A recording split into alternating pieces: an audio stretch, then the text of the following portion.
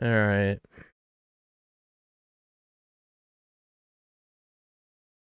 Welcome to the gaming as a service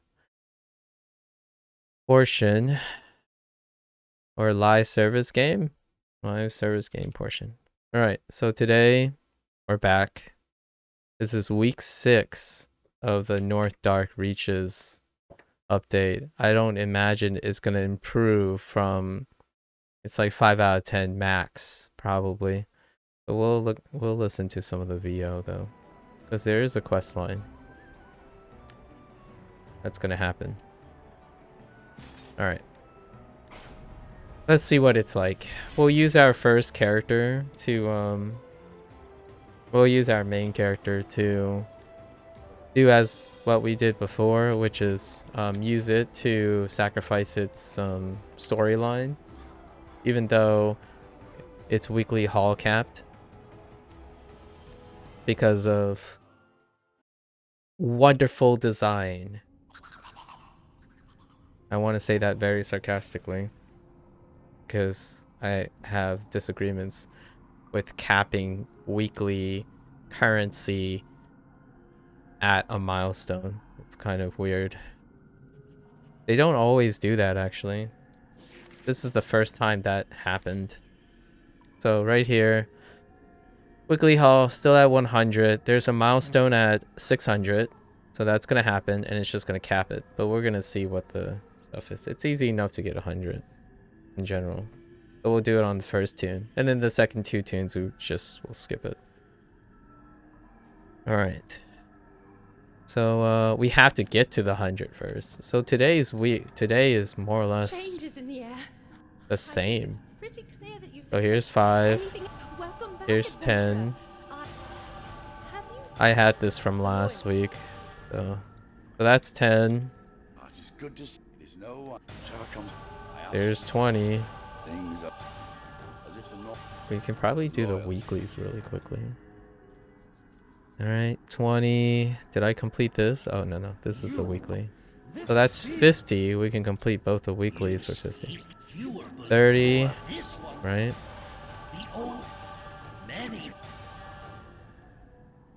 Alright, so we have 30. We just need to complete 4 tasks on one of our tunes. I guess I would consider this my main tune. But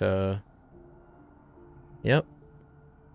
I still stand by my consideration today. This is a really fun game if you haven't played this. It keeps you occupied for like 20-ish hours. For the low price of nothing, right? 20 hours is pretty solid. And then you just find something else. So, I mean, people pay $70 for 20 hours. Just to keep perspective, I suppose. It is very, it is very quiet in this, but we'll see what the VO is like. Let's do this very quickly.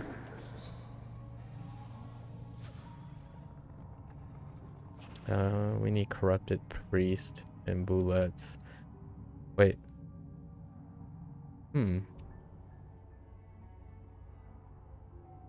Someone attack this. Let's see if we can kill this.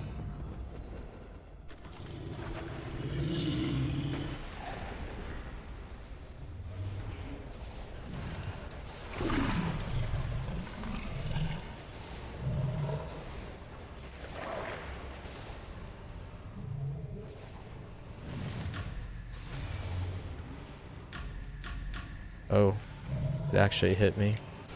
That counts as a hit.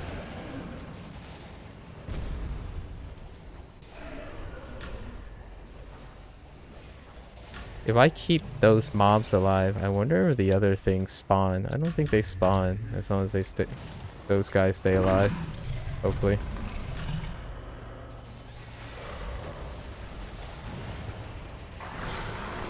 It would be nice to get combat advantage.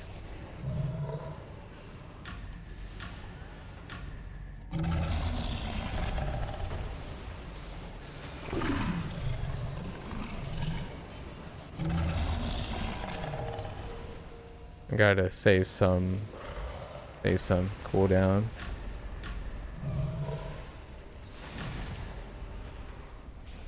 Ow. Wait, how the heck did that hit me? Oh, this is bad. I should have used the health stone.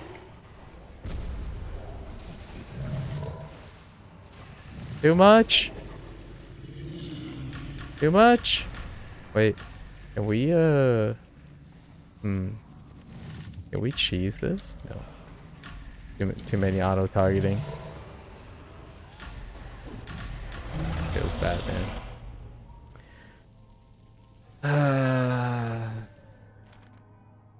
It's alright, I suppose. I'm pretty sure that guy just reset. It's just better being a tank. So I don't have anything that bursts quickly.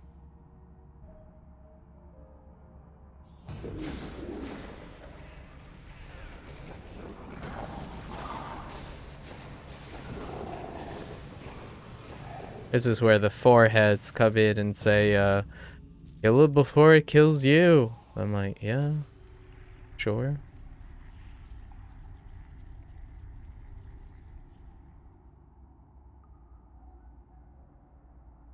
Wait. Oh, no. Are you guys just chilling here? Feeling the chills? Alright, just chilling.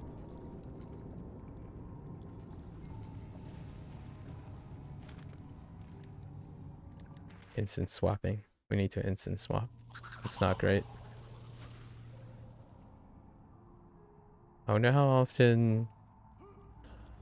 I don't know if I ever asked anyone if Tower Fantasy instant swaps. On, you still here? Do you instant swap in Tower Fantasy? I don't think that's a thing, right? I think that's more of an old thing nowadays. Wanting to be in a different instance.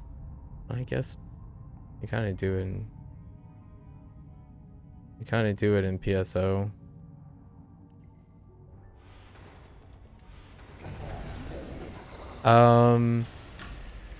So each when you load into a zone, right? When a zone has too many things, what happens is, oh, you're not welcome, dude. I didn't want you to kill that before I touch it, but okay. So when there are too many players in an instance, they usually like cap it. Just a lot of times it deals with like latency and whatnot. So what you can do is, say like a rare spawn dies in one instance. It's a instance. I don't know if there's another word. It's a load, right? A loading of one map of the zone. But a rare spawn could be in another instance of that load with other players. So what you can do in games like these, and PSO2, they just call them rooms, but you can hop. Oh, it's channels? Okay, so you do have channel hopping if you're like looking for spawns and whatnot. Oh, well, I guess that's still a thing. I'm not the biggest fan on, if you're playing a game and you have to do it quite often, it would suggest that, the design is making it so that you want to avoid people. This game does that a lot.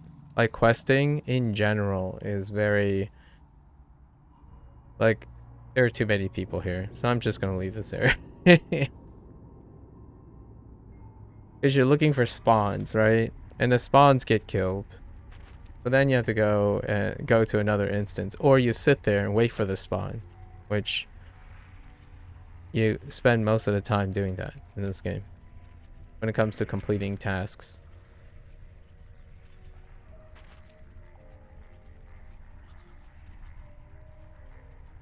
I think it's one of my least favorite. Or my... It's not even favorite. It's just... a feature that and take a hike. Waiting for spawns to complete quests.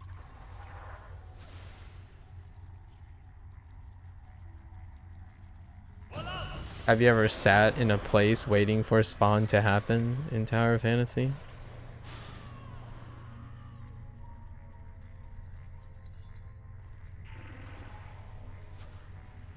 I know I saw you waiting to like gather a group, but that's like the opposite problem. The spawn is so imposing that it takes a while to get a proper group. But man, waiting on spawns though.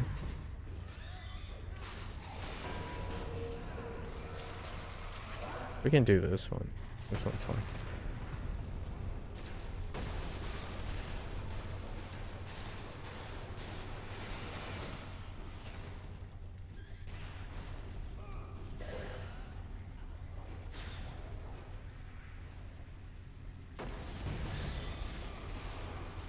Yeah, this is also what I mean by Neverwinter has...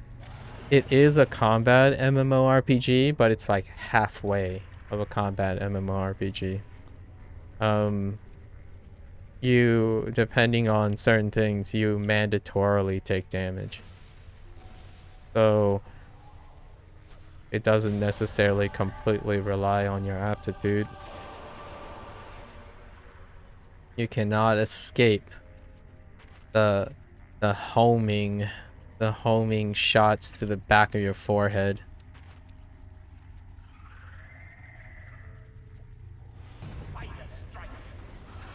Although there are some classes in this game that definitely make out a little bit better on that frontier. And you can choose to play those classes, obviously. No, really, I can't think of any that doesn't constantly spawn. If you are fighting world balls, you just swap channels. Yeah. You do that here too. They're called heroic encounters here.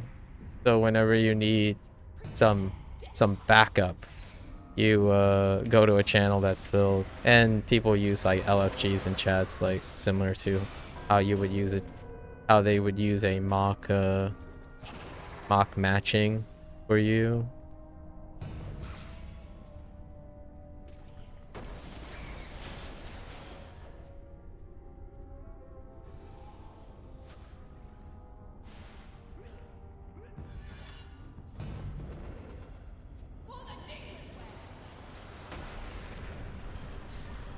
There's pros and cons to the RPG element. The pro is this game is more casual friendly then. So because there's no mechanical dodging, the game's design doesn't rely that you understand that concept completely. You can more or less stat your way to success. So that's an example. It does remove the possibility of you doing things that don't require stats. But at the same time, you know, Tower of Fantasy is still an RPG, so you still get that point where like, oh, you know, you just do way too little damage. Even if you don't die, it'll take eternity to finish the task, like soloing a world boss. You could do it, but you know, that would be a lot of flexing bragging rights, but I don't know how I feel about that. Perhaps if you were taking like the Mr. Beast route or something, where it's like, hey guys, watch me spend the next 48 hours soloing this world boss. You know, for clout. You're not gonna find me doing that, but I've done that once. Only once ever in Neverwinter. It took me 45 minutes. It took me 45 minutes to complete a dungeon solo. a very specific one that is ideally done as a tank. And never again. It took too long. You can always, what the heck? Oh, that's hilarious. All right. That's pretty good. Done. That's all right. I approve. I approve. People's sad swipe. His stat. Yeah. Since combat MMOs have become more and more rampant, you know, popularized by like Terra Online and whatnot, I've become more of an anti that. The anti Peepo swipe. I like my games just on the edge of difficulty.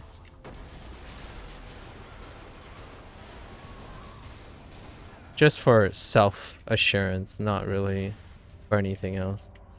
Many do it for clout though. Clout chasing with that that type of mentality is very popular.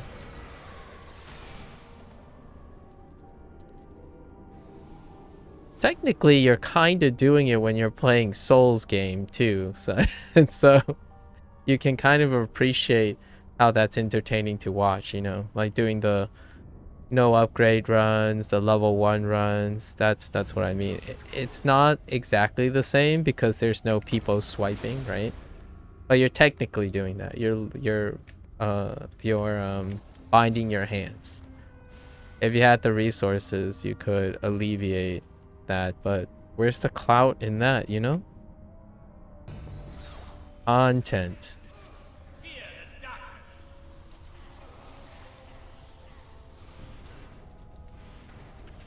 What was that meme? Anything for content?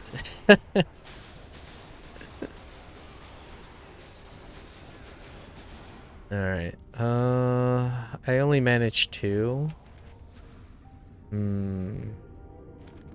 2, 3. I just need one more task. And we'll see what the dialogue's like. One day, son, you gotta work on your dialogue, and one day someone's gonna come to you and say, oh my gosh, you are the perfect embodiment of this character that I want. Can I get some voice samples from you?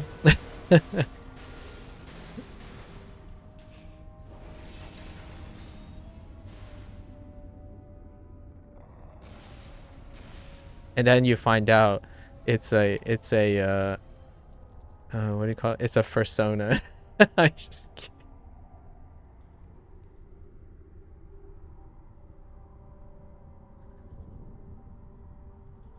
I mean, you kind of identify as a bunny already, you know? Just saying. I'm looking for these equipment boxes. I'm not paying attention. Let me look for...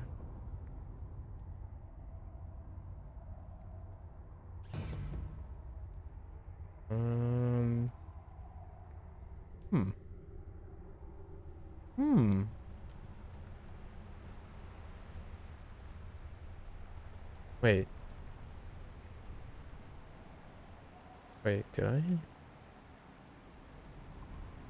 What the heck? Usually there's already... Alright, this one will do.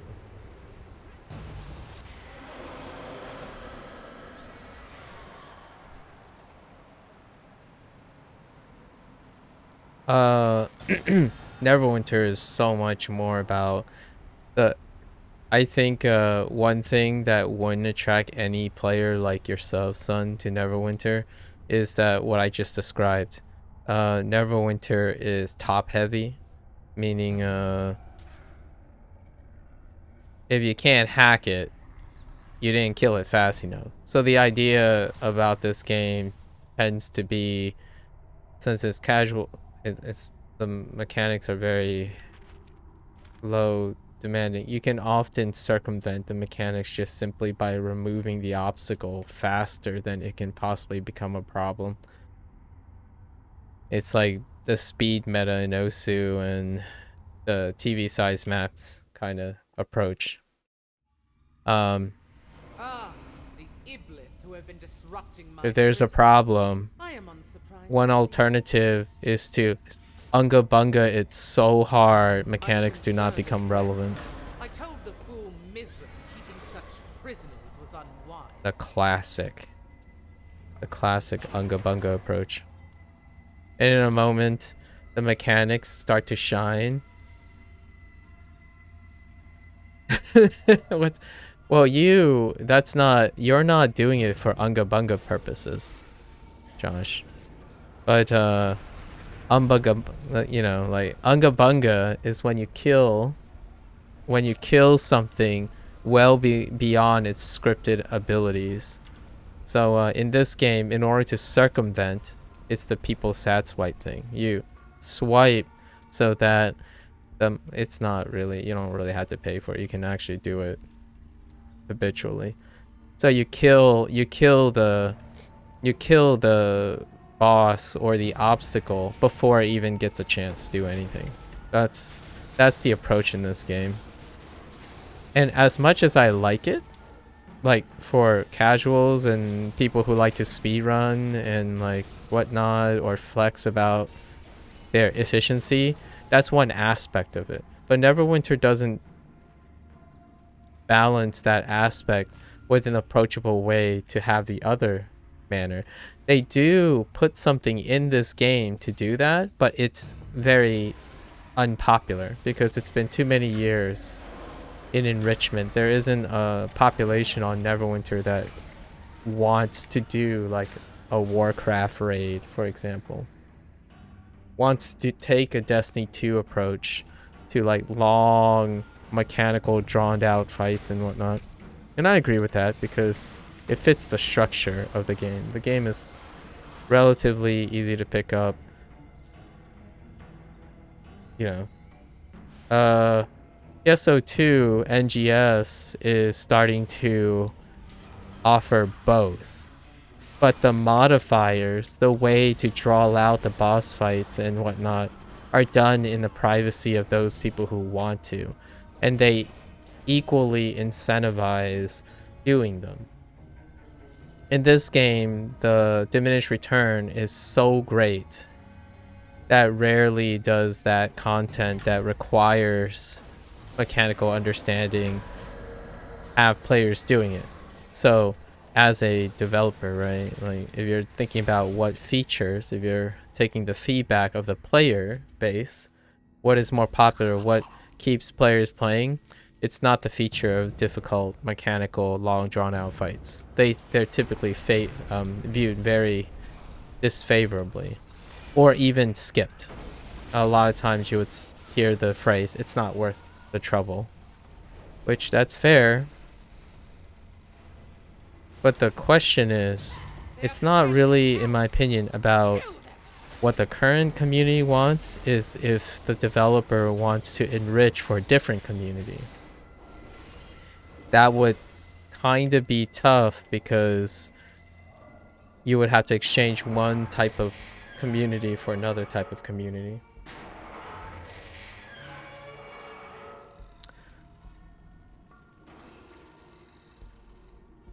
Right. But the idea is you have to have a basis for that interest. Or you risk investing in a lull period when players that don't want that leaves, and then you're attracting different types of players. So this game is way older, and the community just doesn't want to move to that. And then the downside is, well, okay, you want the reward to be reflective of the effort placed, right? Even Sun flips out when he's like doing something really hard and doesn't really get like loot, you know, a interesting loot for it. In this game, there's a dichotomy between that. If you put that type of content and then reward it, you're only enriching for specific players to be able to have that reward. So all the other players leave because of inequity. And then when they try to equalize it and give other players, the casual players, to achievable like effectiveness, the the hardcore-ish people would feel like they got diminished returns on their achievements. So this is a community that is completely reliant on incentivized play, and you have two types of design philosophies that attract inherently contradictory groups, which is tough. So the developers are in a position where, do we commit to one or the other? But they keep playing like the middle ground. I know you guys probably don't think about Witcher very often, but in life, when you take a middle ground, you're not just the enemy of one, you're enemy of both. When you're trying to try to bridge ideologies that are intrinsically at odds with each other. And that whole casual versus hardcore thing happens a lot. In general, statistically anyways, for now, live service games are far more lucrative and successful when they choose to cater to the casual, to the generalized, to the generalists more than the niche. And typically that's often true. Like, you might have like FromSoft games, for example. They're very lucratively successful, but they're lucratively successful in a niche type of way. Like, you might be thinking, nah, FromSoft, small indie company, it sells 1 million copies for a small indie company. It's like, it's still a small indie company if you're comparing it to the casual market, mobile market, and like PUBG and stuff, Valorant, Apex Legends. In terms of just raw playtime, service games are in a different league, but you should not, or it's a little unfair to compare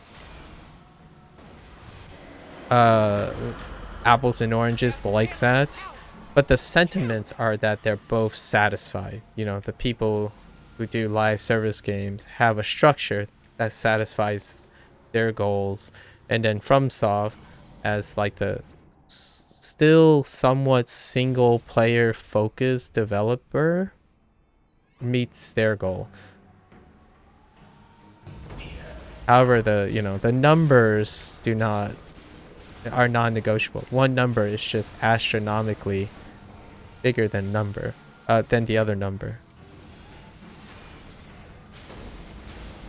When you cater to specialists, there are fewer specialists in general. Like, I don't know if this will ever change.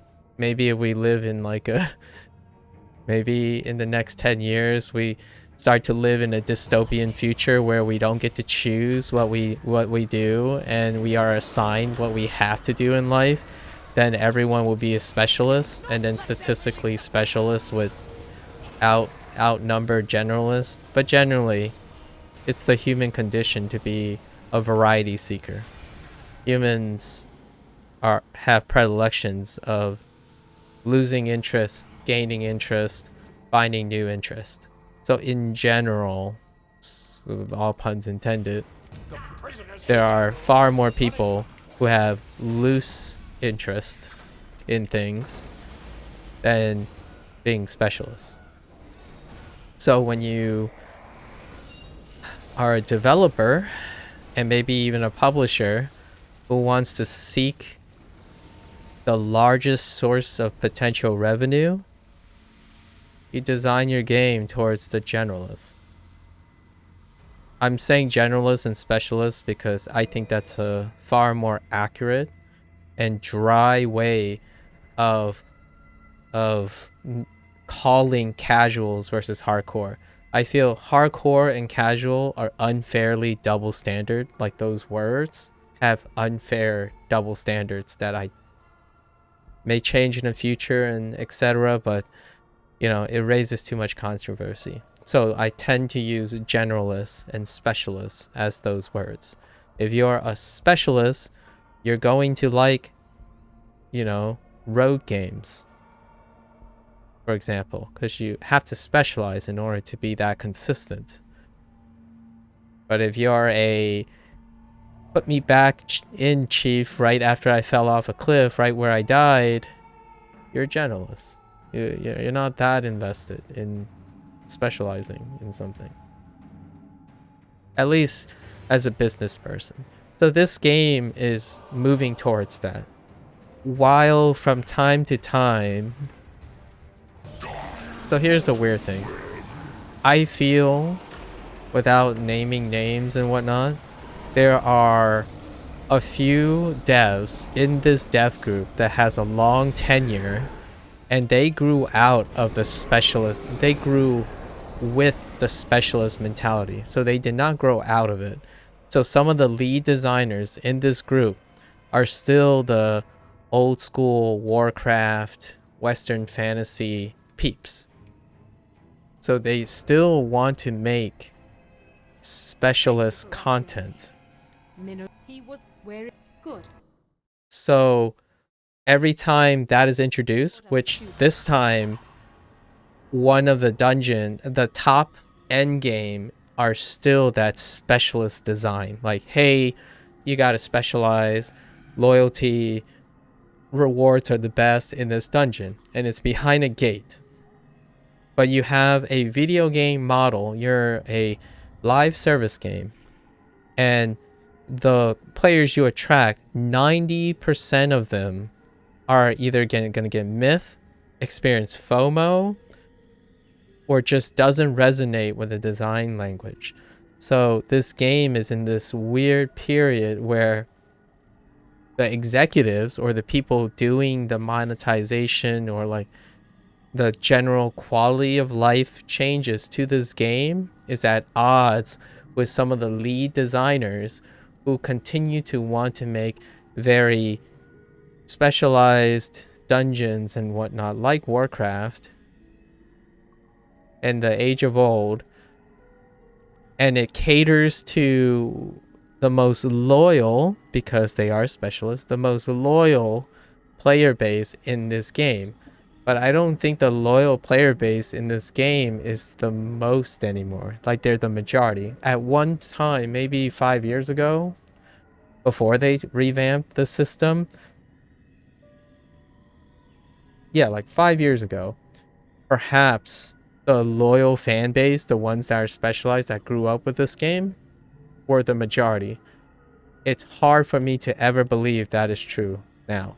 Unless I am completely wrong and this game is actually dying, most of the new players that think this game is relatively entertaining for like 20 to 30 hours without any, and even them willing to pay like 10 to 20 bucks in microtransactions, those are players that are not the players that the most exciting part of this update is concerning.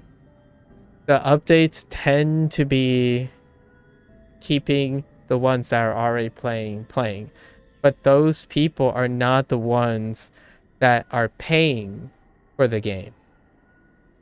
Like, playing, you know, like, they're not the ones turning the owners, the publisher group, any money. The vast majority of the money comes from new players and casual players. And it's really weird.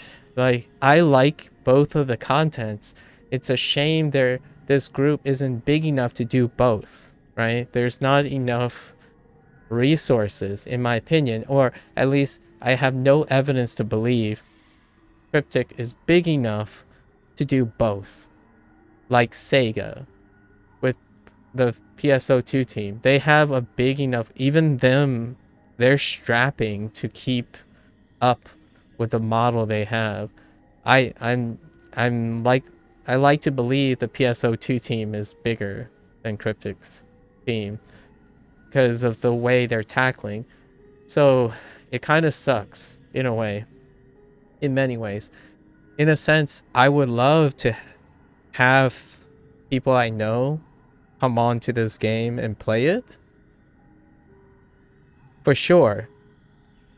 But it wouldn't last for 20, like, it wouldn't last more than 15 to 20 hours into the game. Because the moment new content's released, most of the kind of exciting, challenging stuff is set behind a gate that most of the other 90% of the game that you're doing, that stuff, it does not lead you to that. It's an unpopular opinion. It might be what the devs would argue. No, it is. But the player base, it doesn't. It just doesn't. Like, the dungeon for this update has been available since week 2 for me. Someone who is not confined by resources. And I haven't done it once. It's not even in the ballpark of I wanted to do it. It's behind a wall where I don't even want to spend the resources to do it. That's how great it is. And I'm someone who played I'm someone who played over 10,000 hours. If I'm having trouble playing this dungeon, like wanting to play this dungeon, then there's something not so great about the feedback. We can't do that, Josh. It's too much commitment. Gosh. How am I gonna find time for Final Fantasy 14 when I'm OSU training every day? Huh? Beep? Listen, we gotta pick our battles. You return with the comes without their precious spy. After? The houses. But what if I get better at it than Coffers? Then I just want to rub it in his face. No, I'm just kidding. Wonderful stories. We'll want to hear your deeds and speak. No, Coffers has. Coffers. I mean, I've already told Coffers. Coffers also has that. He has properties as a person his age mechanically that is very realistically to be overperforming compared to myself, just realistically speaking. FF14 is really rough. You mean, are you talking about before the first expansion or before the first expansion being the relaunch of FF14? And it's no longer because of the Endwalker. After post Endwalker, they also streamlined everything. They squished adventure mode. Like I follow Final Fantasy 14 quite a bit. I can solo up to Endwalker more efficiently because of the post Endwalker streamlining of all the expansion up to the point. But when you talked about, yeah, the MSQs, yeah. For FF14 though, Fictitious, are you referring to when they relaunched? Yeah, it was. I agree, Fictitious. It was a big barrier, but the big barrier made way for more of a casual thing. So they went casual after, like, they went hardcore casual actually after Endwalker. So because they want to emphasize the story element, the narrative element. It's something that's unique to Final Fantasy 14, in my opinion. The idea that if I had to recommend something, right? Someone comes to me and say, I want an MMORPG. It doesn't matter if it's a subscription base or whatnot. I want an MMORPG that if I invest, it feels like the world is there. It's like the closest thing you can get is Final Fantasy 14. Like without a doubt, Final Fantasy 14. In fact, after Endwalker, their thing was to do it. Like, they committed and they streamlined everything. This game did the same, actually. So Neverwinter, it's relevant to Neverwinter. They did the same as well. And without a doubt, the newer players who play this game, the moment they hit... So this game doesn't have a leveling system, by the way, just so you know. This game does not have a leveling system. The way you play this game is once you complete the adventure, you become max level. So each quest milestone just gives you the level. It's completely synchronized to the quote-unquote story or introduction and all that stuff, and the format and whatnot. So they did away with all of that. And to this day, people still feel like this game's a grind. It's like just... It's nowhere near that. But anyways, that's a side digression. But here, so you carry me through it, I can get... You don't play dungeons in this game to get to end game. You get to end game by doing solo quest. You solo adventure to the end of the game. It takes 15... I'm going to say it takes 14 game hours to get to level 20. And then what you do is you do weeklies for the rest of the time. That's it. Oh, you mean these numbers? These are item level requirements. So it's a kind of a rough idea of what the order is that you would get. But generally speaking, once you complete these adventures, you get gear over time, and that gear gives you access. And then campaigns are what people say are the grinds. In this game, they're called campaigns. And campaigns are the weekly stuff. So you like fill the weekly currency, you have to come back next week, fill the weekly. But this game has a lot of legacy and current campaigns, to the point where you could do all of them all at once if you want, or you just do one and every week you just fill in your quota, right? So this is the grind part. But you see, the reason perspective is you do spend like 70% of your time on a campaign. So it will feel like a grind because 70% of your gaming time in Neverwinter is on campaigns. The adventure, the actual thing that most people think about when they think about grind in the traditional sense, is to level up and like get to the end game. That's like 5% of the time in this game. So if you're a casual player, it takes you 5% of the total hours, which is like, say, out of 150 hours of gameplay, 5% of that was to get to the end game.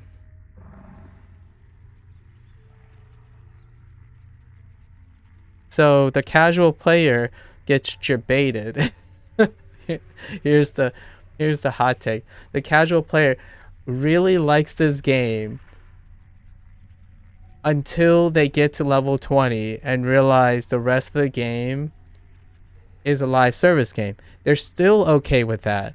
And then they realize, well, it doesn't matter how long you live service your way through campaigns, these things don't naturally get you to what the 10% of the game is, which is to do the hard content, or to get the like min-max goal, the true end game, the end game that most people are referring to that still plays World of Warcraft and stuff. In live service games, the end game is fashion. In this game, it's still not really fashion. It's just completing the one dungeon that drops every like 3 months or 6 months. They said it's 3 mods a week, 3 mods a year, so every 4 months. So you don't get to the end game. With that said, this game, again, outside of the 1 or 2 lead developers who still have that hardcore mindset, the specialized mindset, they're introducing quality of life things like more appearances, more fashion, including... So it's kind of like a mixed bag. Some of the developers are on it whether they like it or not, because maybe executive order and whatnot. That stuff will continuously make this game more attractive and appealing to a bigger audience. Like, when I mean a bigger audience, I mean not even those who are interested. They're just more people who will be receptive to the quality of life changes in this game. The stuff that most of the people that represent this game wants is none of that stuff. They want harder dungeons. They want to flex. They want to not people swipe, just show that they can do it without people swiping. But the thing is, they have legacy. You can be really, really good because you're always ahead of the game. That's legacy. It's so rampant to the point in this game that those individuals are far more complacent than they are skilled. It's kind of one of those things. To humble a specialist is to take them out of their element momentarily, to get humbled, to observe humility. So no, I don't only play Neverwinter because I want to suck at things to keep my perspective in check. I know Osu is really hard for me because I don't have enough time that I'm willing to invest to be a specialist in Osu. So taking me out, it helps ground me. Like, yes, we have to keep in mind that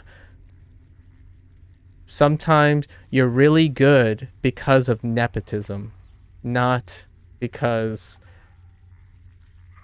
you're intuitively acquiring new skills and being adaptive. It actually restricts your adaptivity. When you become more specialized, you're less adaptive. In this game, the representation, the people who are here, the ones that garner the most influence are the ones that stayed with the game the longest. Much like Warcraft, much like Final Fantasy XIV. But those two are transitioning to support a model that will increase growth. This game, the gold, the pot of gold at the end of the rainbow, is just for the people who are already at the end of the rainbow. So the casual player will come in, defend this game in the first 3 days, like, oh, I gotta log in. It's like, dude, we started 3 months ago. We just dropped $2,000. We just dropped $2,000 on this game. It's like, dude, this game sucks, right? All the way up to the point where they're spending like thousands of dollars, right? It's like euphoria. It's like, great. Oh, we're gonna hammer, and then it slams right into a brick wall. That is the old style of development. So it's like a live service game really well. It's a really good live service game. I spent $100 back in closed beta. I was one of the I did the whole founders pack kind of thing. So way back. This game wasn't for free back then, by the way. Or what I mean is, the way it's structured, how money is used, was different back then. And the way they got money, like the way this game made money, was a bit different back then. So I was willing to put $100 in because I played over like 3,000 hours before I took that break. So I've already played like 3,000 hours, so I had no problems. $100, I mean, my bottom line, I would have spent $3,000. You know, $3,000. $1 an hour, right? So it was fair. 100 is, or like League of Legends. I put money into League of Legends. I played for 4 years. I bought during like a summer sale, I bought $200 in Riot points. In 2 of the summers. I still have them. I didn't even use them. Like if I somehow log back into my Riot account, I don't know what it is anymore. I still have the 200 Riot points. I played so much that I don't need riot points. I just wanted to buy the riot points because I keep telling myself, oh, I'm going to use them at some point. And this is an opportune moment to get something back while giving something to the developers. I do it quite often. Supergiant Games, when Hades is listed as early access, I'm going to buy the game and I'm just not going to play it for another 2 years or maybe even 3 years. I don't know how long their development cycle is now. Across the Obelisk that I'm currently playing, I owned that game like forever ago and I'm just now playing it. So I do invest in games I believe in my opinion, irregardless of how unpopular. Regardless, sorry, I keep saying irregardless. That's not actually a word, but regardless of whether it's popular or not. It's just sometimes they work out, sometimes they don't. This game, without a doubt, most people have a great first impression. I got Slime Rancher, the second bit. Yeah. Yeah. I got Slime. I actually played Slime Rancher. I could not resist, so I actually played Slime Rancher before its 1.0 launch. There are a few games where like there's a huge lull period, and I'm like, it's at 0.8. It's close. It's pretty close. So I had to play like Darkest Dungeon. I played at like 0.8 too. And then, you know, the 1.0 launch is like, yay, celebrate, but it's still close. So it's like, man, it's like I wanted to wait, but I couldn't. I haven't played Slime Rancher 2 yet. I know it came out recently. Like, I held off, like, a lot. Gordon Quest, I waited all the way to 1.0. I think it filled most of my expectations. So Gordon's Quest filled it. And I'm still expecting DLC and stuff. So at some point, I'll probably revisit that game. But yeah. Anyways, that's a good example of stuff. This game is in between things. And I think the dynamics in the development cycle is struggling, in my opinion. It's not struggling in the sense that they don't have competent people making content. They just have a very conflicting message. Just don't pre-order AAA games. I'm gonna have to violate that petitious. Because technically, alright, maybe this is a little bit of a cheat. I'm pre-ordering Returnal PC. Technically, it's a AA, but it might as well, the PC version might as well be considered a AAA now. So I will pre-order Returnal when it's available. So, without a doubt, I tend to buy like one pre-order once in a blue moon. Returnal PC is one of them. I will be pre-ordering Returnal.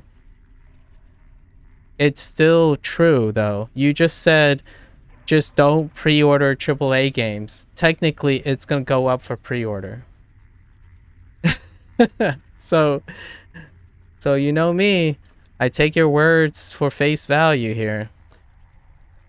Technicalities aside, it's still gonna be a pre-order, and I am gonna also probably pre-order Phantom Liberty if it's a thing. I will probably pre-order Phantom Liberty. Cyberpunk 2077's next one. But it's not... Is that a AAA? Well, technically they're an indie. I'm just saying. It's a small indie company. CDPR. Small indie company, guys. By indie, I mean they self-publish their games. So... 77...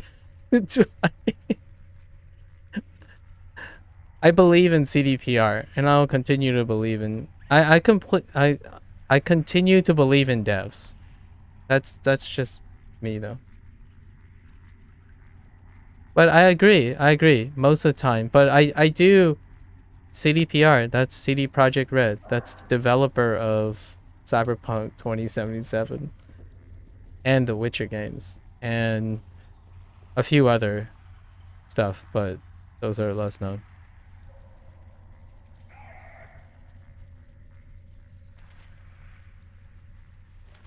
Come on, Josh.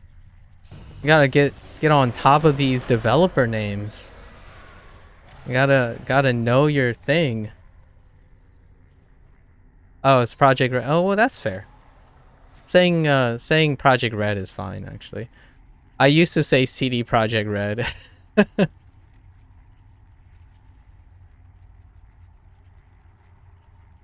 I'm getting, I'm like deliberately trying to be better at it, in my opinion. Like for me as a person who plays video games, I feel I was very deficient at understanding that. Like as much as like cinematography, when I used to wanted to become like a director and whatnot, I try a lot to get in the mindset that, hey, if I'm gonna become a director, right, like a cinematic director or something, it would be a great habit to understand what it, you know, to keep track of other directors.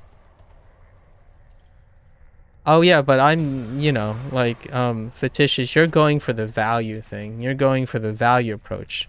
I'm going for an emotional approach.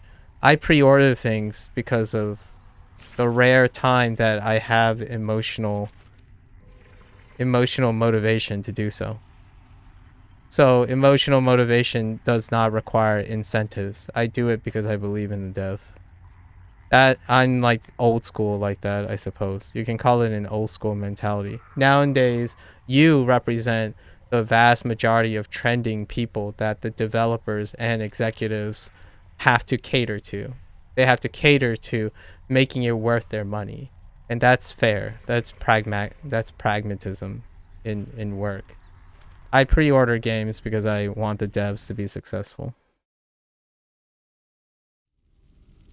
It's irregardless of what the value is of my money. You can't print emotional faith. At least I can't print my emotional faith. Others would disagree. It's an unpopular opinion right now. I used to remember buying things because I believed in them. And I still do. My pragmatism would agree with you. My pragmatic side would agree with you, for sure. Absolutely. Pragmatically speaking, and very Asian-y speaking, investing in hope, right, is not a thing. In fact, in technology sense, one of the key phrases in technology is investing in futureware, like guarantees and stuff, like future proofing and whatnot. That's legitimately the professional advice that you wouldn't get. You know, I see devs and executives as people. I don't see them as businessmen first. And I like to hope that I can continue to think that way. It's a naive thought because pragmatically speaking, they are business people first. Developers maybe a little less so, but they are more embroiled into that than anything else. So your mentality, in my opinion, is not to say you specifically, but mentality like that has created the executive problem, the crunch, the push a game out. That mentality is part of the cyclic reinforcement of games these days. It's not just the developers and the executives making errors. The community, the gaming community, is reinforcing that as well. It's re-enabling that. So if you think pre-order incentives is necessary to pre-order, well, I want to pre-order a game that had no incentives, but it took those incentives and developed something better in those games. Instead of taking the time to consider what kind of pre-order bonuses would help the game sell better, it would have been amazing if they just took that and give me 0 pre-order with my faith alone and develop something instead of a pre-order bonus. And you might be saying, well, why not both? It's like, yeah, it would be nice to have both for sure. But But in a pragmatic world, if you focus and draw attention to something, and the developers and executives know they're gonna focus and pay attention to those. So, you know, the DLC boon, right? The DLC structure, that is reinforced by the community, the gaming community. You reap what you sow. It's a two-person problem. I mean, it's a two metaphorical person problem. If you emphasize something, then the developers and executives will take notice that you emphasize it. So for me, if I want something and I pay attention to something, and if that represents the pragmatic side, that represents the majority of people, then the executives, the developers, will specifically design for it. Trying to do DLC, I think, is better than buying a whole new game. Honestly, I think that's fair, in my opinion. Like, instead of buying, what would be the difference between Scarlet and Violet? Amethyst? They just, wait, does Amethyst exist already? Like, they will release a third version called Amethyst, and it's just like the two games combined again. Do the, you know what I mean? Like, they'll do the thing again. Yeah. It's Pokemon is already already money grab. Yeah, all right. But you know what I mean. It's unfortunate, but I totally agree with you. It's like the chicken or the egg problem, right? If you want something, they're going to focus on it. But then the things you want, you might not want it in the end. But that's human. So is developers and executives. They're all we're a collection of human beings. So we want certain things, we pay for certain things, and then somehow we spin them to an extreme and realize we might not want all of it. Because it's harder to imagine the emergent properties until it actually happens. So what worked out overall and what didn't? DLC, in the end of the day, worked out. The idea of DLC has worked out most of the time. Like, overall, through all the gripe, all the roller coasters, all the extremes, after normalizing and refining how patching and expansions and DLCs work, it ended up working out because humans are brilliant at settling and refining. So until it's done, you know, it's nice that they are loosening a little. Oh, that's fair. Yeah, I agree. They are most definitely loosening a little. No wonder, because they sell the same game twice. Yeah, it's also that more casual buying DLC are making more than the hardcore people getting all three. Yeah. Yeah. It's very reflective. So we have to think about what's happening right now, right? It's even Game Freak, their old model is spinning to a different model. It's if you can interpret that, it also shows that even in that community, it's transitioning into a different thing. Like, these decisions are the consequences of what they observe in their community. So before we go and say, this happens a lot, especially with Neverwinter, I kid you not, every update, which I provide commentary on updates on Neverwinter, when an update comes up, you sit in chat, and the first thing that comes up is trying to explain the logic, why it doesn't make sense to the person, right? Instead of thinking about what makes sense to you, think about what preceded that led to the decision. Generally speaking, organizations make decisions based on evidence, not on morality. If they're getting feedback for a certain time, the group has to collectively agree on a decision to be made. So try figuring out that perspective before you say something is garbage because it doesn't meet your expectations. Because you probably don't know what they're basing their decision on. And as well, the way you rationalize an executive decision or development introduction in order to better criticize and be constructive, you have to understand the perspective. Yours, you definitely always, you generally understand your perspective the best. But the challenge is to understand and trying to rationalize and meet the evidence with the action of what they're trying to do. And that's how I'm reading Cryptic, right? All this design choices, that's how I interpret or try to rationalize why they think this game design that they're doing right now is adequate for the game. With that said, there's another change in leadership in Cryptic. Cryptic has a constant change in leadership recently to try to find a better balance, right? So the next update is a representation of the new model going forward for the next year, I guess. So this is a remnant of an older model. Oh, and time is a great example. We also have to know that Game Freak, for example, that's changing their model and introducing DLC, that decision was made at least a few years ago.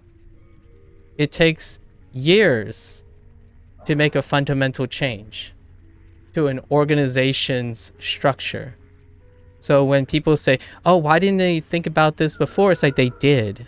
That's how it works. It takes a while to create large projects to change over time.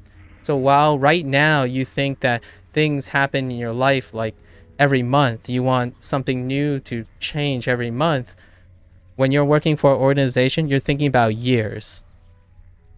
And how is this relevant to everything? CDPR's criticism about people criticizing CDPR for Cyberpunk 2077 and then somehow glorify Edge Runner for its success. Those things are planned years in advance. Like, and journalists, even like hard journalists and influencers would say, oh yeah, they're just trying to save themselves and rescue themselves. Like, they've already planned it for years, dude. Like, those aren't like responses. They're not damage control. There are a few examples of quick damage control, and even that turned out not. Here's a digression. The Sonic movie, here's when all the smoke is gone. The first Sonic movie, the trailer land, everyone was upset. People were super upset, and then suddenly they changed the trailer. The model was all changed. The movie was completely changed. It still meet the release window. All that settled, all the smoke settled, and guess what? It turned out that animator, the person who was responsible, was hired to do Sonic's thing, like especially the first trailer. They had already planned and went ahead and decided to do the redo before that trailer got flamed and boycotted and canceled. So even in that moment where people thought that it was because of their outrage that caused Sega to do something they haven't ever done, you have to remember a human being, a collection of human beings worked on that. They probably noticed something odd too. And the only reason I know this story is because I follow the animators who did that trailer. They belong overarching to, I'm pretty sure it's Blur Studios. At least I think. I might be confused, but in an interview with the head, the person who's managing the project, he hired the person who was responsible for that trailer, the Sonic trailer. And usually usually the animators do what they're instructed to do. But this person executively just decided this doesn't look right. And it's probably not right. So they went and did a B-roll, like a second retake, ahead of the potential backlash. So even in that scope, that person was already ahead of the game. They already thought about it. They already seemed like, this might be off. We need a plan B. And what happened? Well, you played it, you know. The first Sonic movie is old now. Like, it's not gonna impact from this story. But the hot take is they saw it. It was probably disagreeable. Like, they're still human beings. They think about things ahead of time.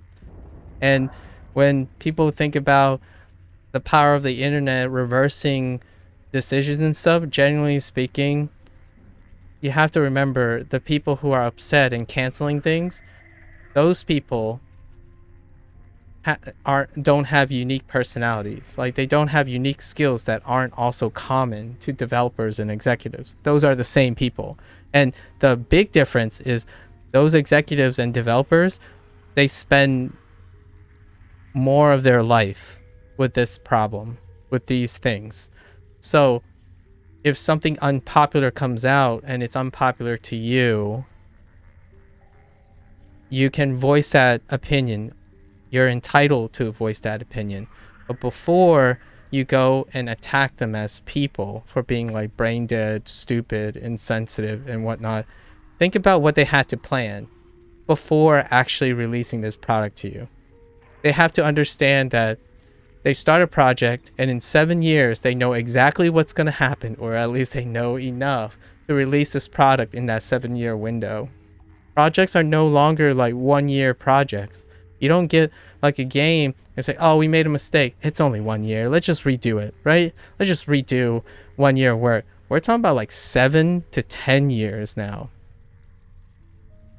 I like to challenge all those people who are so easily insulting developers and so ask them like, hey, I want you to dedicate yourself and bring a project to life in 7 years.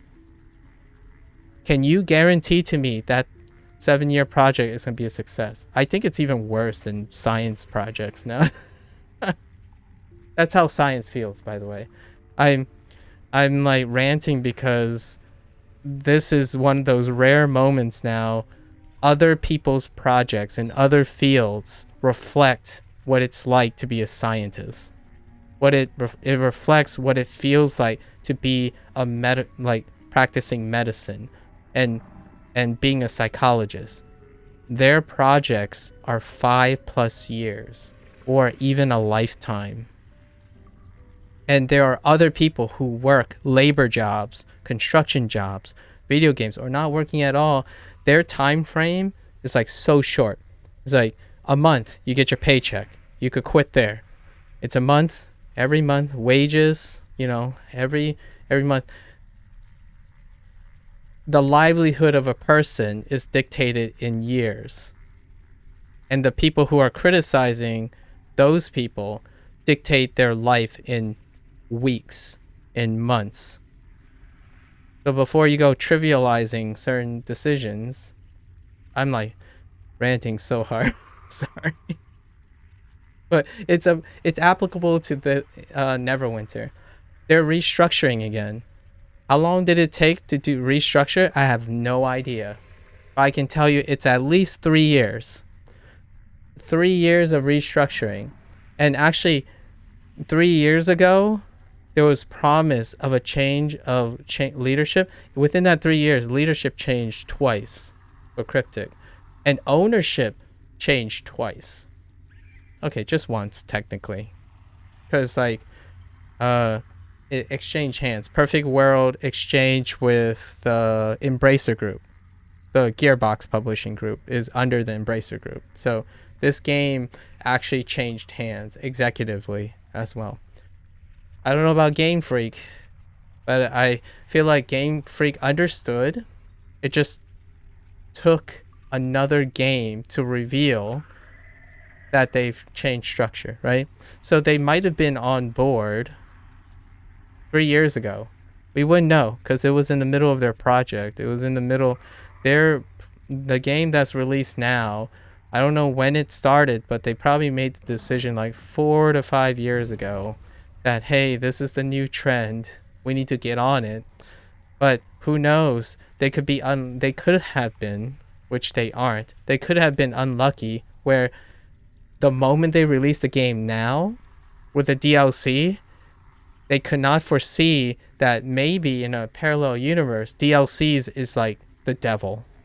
And suddenly, all the other publishers who haven't started a 4-year project yet just scrapped all their DLC plans. Like, no more. Let's not do DLC. And then Game Freak's game comes out because they're in it so deep they can't bail out anymore because they already spent 4 to 5 years in development and then planned all the executives' things. I just wanted to give that a run because this applies to Cryptic. Is Cryptic... So now I'm asking myself, next year is when Cryptic introduces a new model for Neverwinter. However it's going to work, whatever it is, but I don't know how long in the makings this was, and then how long it's going to go in the makings. So is their model going to be successful? It's kind of interesting. I'm anxious for it, in my opinion. It's exciting to see people taking the risk. So do I still want to pre-order games? I do. Going all the way back, I do. But at the same time, I am just as anxious as everyone else when it comes to pre-ordering. Luckily for us, when it comes to pre-ordering, your pre-ordering sentiments, right, lasts like a month or 2 months. And then even that is too risky for you. Ask yourself, if someone asks you for a 7-year project, how to convince them to be confident in you for 7 years. And you can always refund pre-orders. So like it's almost a non-negotiable. it's almost a lose-lose for developers and executives for people who pre-order. It's a no-lose situation now for people who do pre-order. It's a morality check for the person who pre-orders. So for example, like the psychological benefits of settling, like when you pre-order something and it turns out to be bad, you start to rationalize the purchase between the time you pre-order to the time of launch and then playing it. It will why do publishers still continue to offer pre-orders, even though generally speaking pre-orders, as you say, that is accurate, Fictitious. The general sentiments are that pre-orders are not that great anymore, and people are wising up, informative, doing all this stuff. But at the same time, what is it encouraging? There is a psychological benefit for pre-ordering.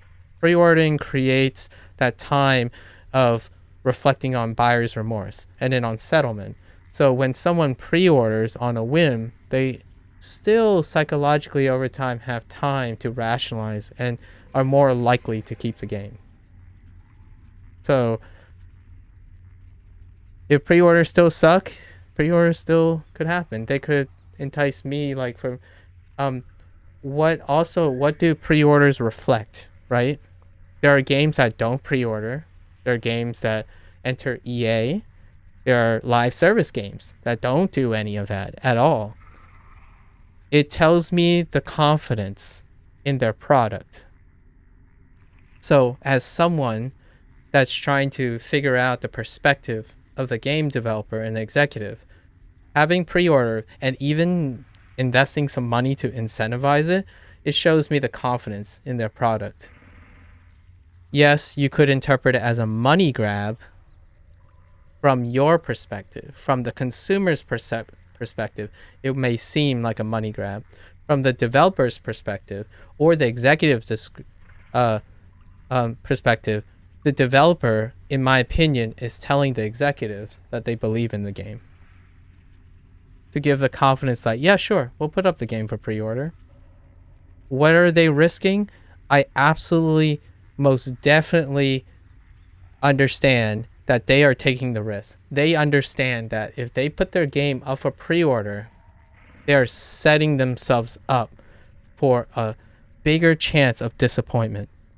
The confidence is that they set the game up for pre-order, they're confident in it. Naturally then, everyone who view that and buy into that, their expectations are already psychologically inflated.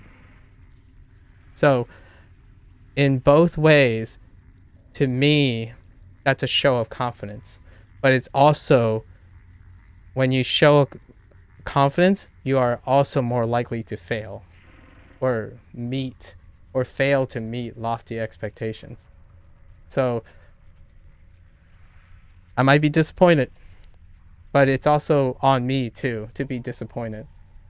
So when you pre-order something, you start to have faith, right? More faith, even outside the incentive. But when a company that I like or a developer that I like quite a lot willing to put the game out for pre-order, I think they believe in the game. And I want to believe in the game too. So I pre-order them. And I'll play for an hour. My pragmatism still stays. I'll play for an hour. If it's terrible, I'll refund it. It's actually legitimately a no-lose situation for the consumer. It's a double edge. It's a double risk for the developer. I actually think, like yourself, they shouldn't I think developers shouldn't do pre-orders. They only have them. They don't win. They have more to lose. Consumers have zero to lose. Any decision we make monetarily or emotionally is our own choice because we can wash ourselves of it. But the developers can't.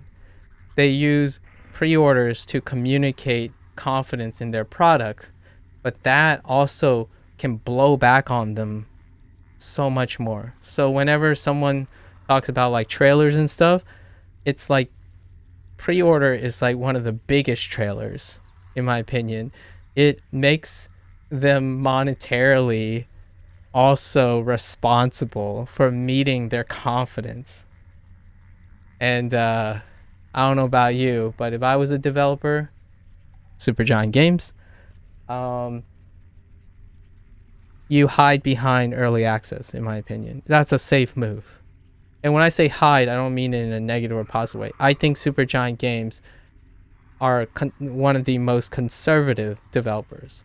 They, even at their height right now, their peak popularity, they're still going to put Hades 2 on an early access model to fall behind the wall of understanding and tolerance instead of hyping their game and say, hey, you can pre-order Hades 2 when it's out.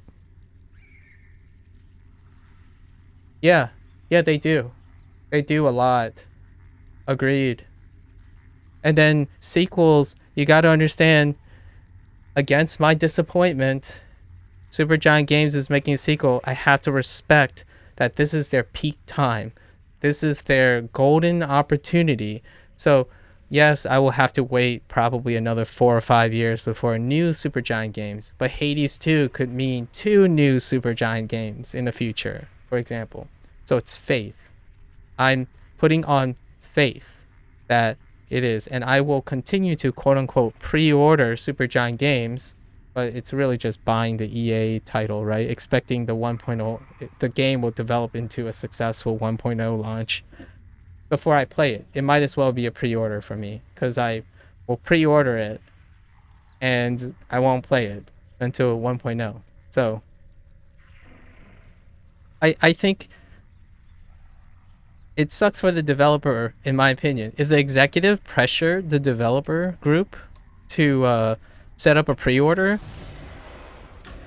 instead of the developer saying, nah, we're fine, we can put the game up for pre-order. If it's the developer that decides it, I feel far more confident in the game's success than a developer. Like if we're comparing, really comparing, when I see a pre-order come up to a game and it isn't like questionable, you know, like maybe there's some like rumors that they were pressured or something. To me, that is a great sign. That is a great sign for the game. And then as an investor, like when you think of investing, delaying games, that's the opposite. Like what is the balance? What's the opposite effect? Well, when a developer delays the game, or when an executive say, "Hey, you guys got to delay the game. You're not meeting the standards," right? So the delay would be an example of something kind of like the opposite of pre-order. So whenever a game is announced and it just says pre-order starting tomorrow at the end, it's like bam, it's ready to go. It's in stable form, and they're so confident you can even put your money on it. Of course, they run the risk of more hype, more expectations, and even raising my confidence raises my expectations of its success. So I think it's a ballsy move. In general, I think the developers take almost all the risk for even trying to set a game up for pre-order. The most conservative developers get leeway, consistency, but also have less sales on successful games if they don't take the risk. So, for example, what if Hades went on pre-order and only released after EA? Like, they didn't have an EA period at all. Well, if we knew Hades was going to be a successful product, which I still feel it would have been without the feedback of the early period, Hades would be game of the year. Because it would be even more shocking about the quality. Because they put them, you know, what is that saying? They put money where their mouth is. Well, you know what I mean. Like it would mean that they understand how confident they are in their product. But you know, Supergiant Games, they're a very conservative group in my opinion. Like Hades 2 could have just been, hey, release date, pre-order now, and it'd be the release date would just be the end of their early access period. However, to me, I love early access games. I think early access is a great middle ground. It lifts developer sentiments. It like rewards developers, it encourages developers to take risks without at least too much of a blowback. They still get hammered. Most early access games get hammered once the 1.0 launch happens, when it opens up to the masses, right? The people who aren't familiar with what they make. They get hammered. 9 out of 10 early access games, the moment they launch to 1.0, dips dramatically by at least 2 full points. The rare games that make it out of early access that maintains a smooth sailing, that's like 1 out of 10. And Supergiant Games was one of them. Hades was a product of that. Stardew Valley was a product of that. Wait, was it Stardew? Yeah, right? Wait, did Terraria enter was Terraria in early access too? I know Undertales was not.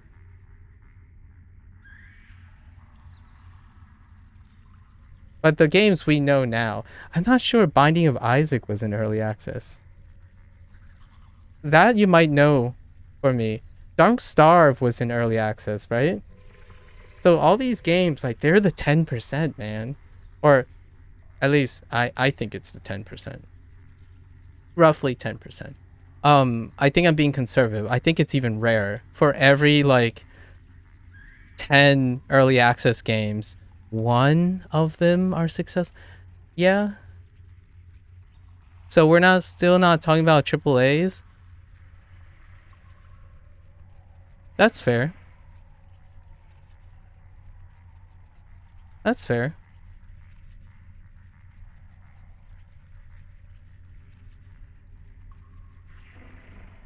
But you're not connecting the dots, in my opinion.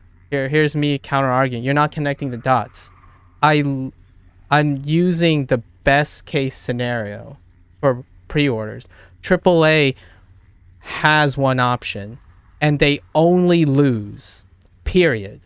They don't even have early access. They don't even have other alternatives of release. So when you are boycotting and throwing shade at pre-orders, AAA titles don't have any other alternatives. That's actually even worse, in my opinion.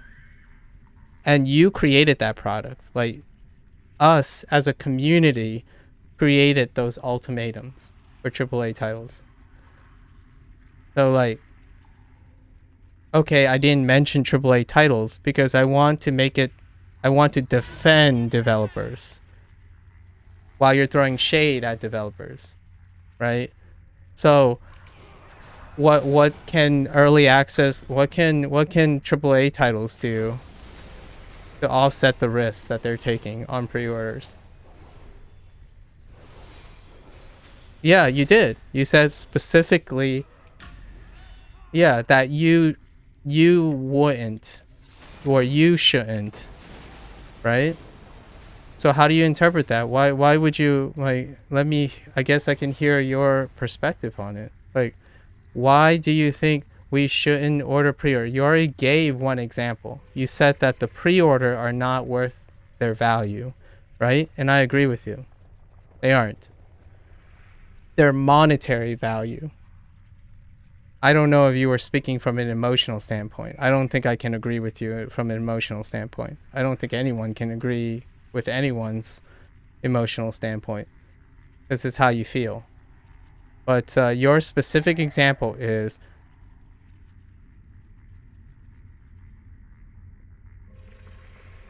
not even monetary. How do you value it then? When you say it's not worth it, what does that mean? What does that mean, given that you can always refund things?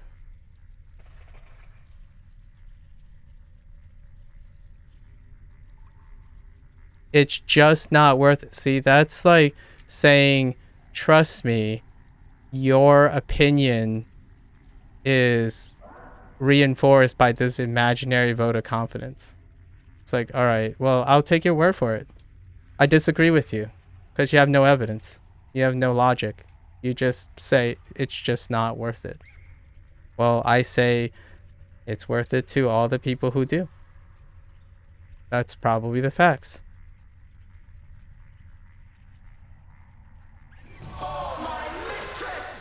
And I guess I'll use your same reasoning and say it's just worth it.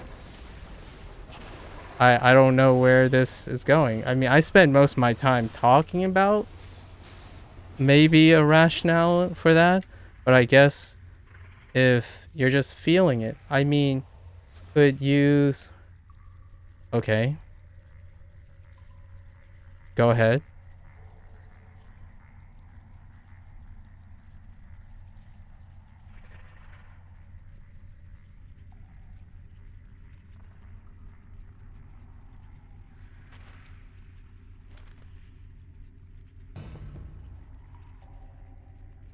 Yep. It was. That's the facts. So how does that connect? So explain to me how it's not worth it because 76 failed and instantly got trashed on. Explain how does that connect with its worth.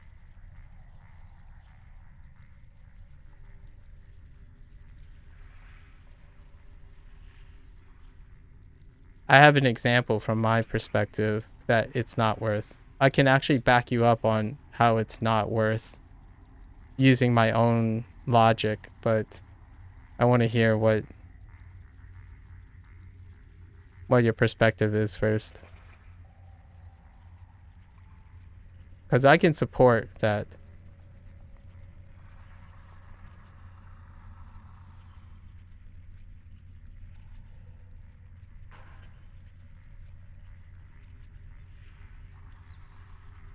I'm just curious, how does pre-ordering before knowing what the game is not worth it because you know that it got trashed on after.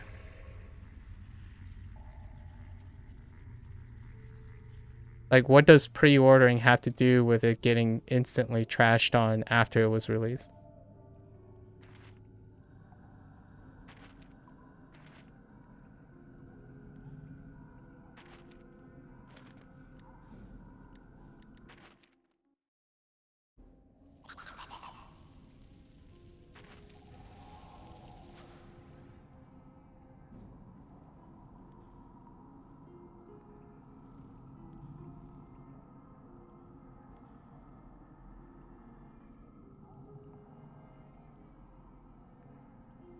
Pre-ordering doesn't make it a better product. It doesn't. That is correct. In no way confidence in a product makes it any better because it was already made before the pre-order happened. Yep. Just goes when it's out and reviewed. Yep. The product, like I emphasized, was already planned and set in stone. Don't be the guinea pigs. That is still irrelevant to the quality of the product. Just like you said, it's irrelevant what you do. So emotionally, you don't want to be a guinea pig. But whether you are a guinea pig or not does not impact the quality of a product, just as you said. So you are making an emotional argument about something you cannot change, whether or not you pre-order something. Right? Because the product's already set in stone.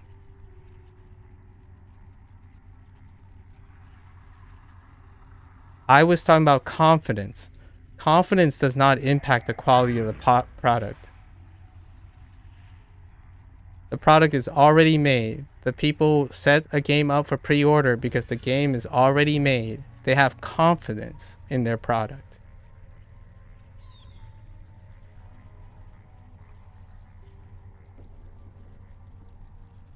I totally agree with you. But being a guinea pig or not, it doesn't affect the quality of the product either.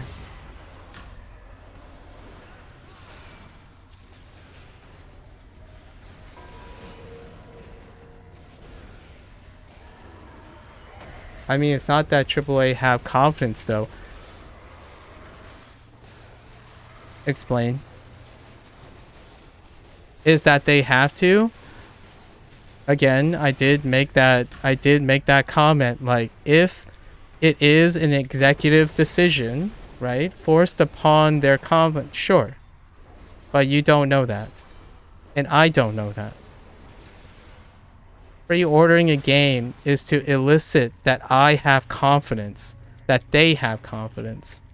Just like you saying that it's not worth it to be a guinea pig of that, or that they probably were forced to do that. That is not objective. So I agree with you. If you knew, or you're suggesting, that is also true. Because I have no way to confirm nor deny what you emotionally think. For sure. And that is very reasonable. So your argument is, do not pre-order games because they don't release. It's normal for them to release pre-order. So then don't do it because it's normal. That's how I'm reading you. You're saying that pre-ordering a game, they don't have a choice, so it's normal. So whether you pre-order or not, it's still something they would do. Great. I get it. Whether I pre-order or not will not impact the success of the AAA. So I guess you're trying to also counter argue that's at odds with what I'm saying, which perception can impact the success of a game. So when you pre-order a game, that can set a game up for failure due to the difference in perception, which your perception differs from mine. You think pre-ordering or not pre-ordering, it would not impact the success of a game. And to me, I think that is why executives do what they do and developers do what they do. Because for me, pre-ordering something most definitely impact the perceived success of a game. So whether it is objectively better or not, or it changed or not, which it can't, the success of the game is dependent on how confident the product is being marketed.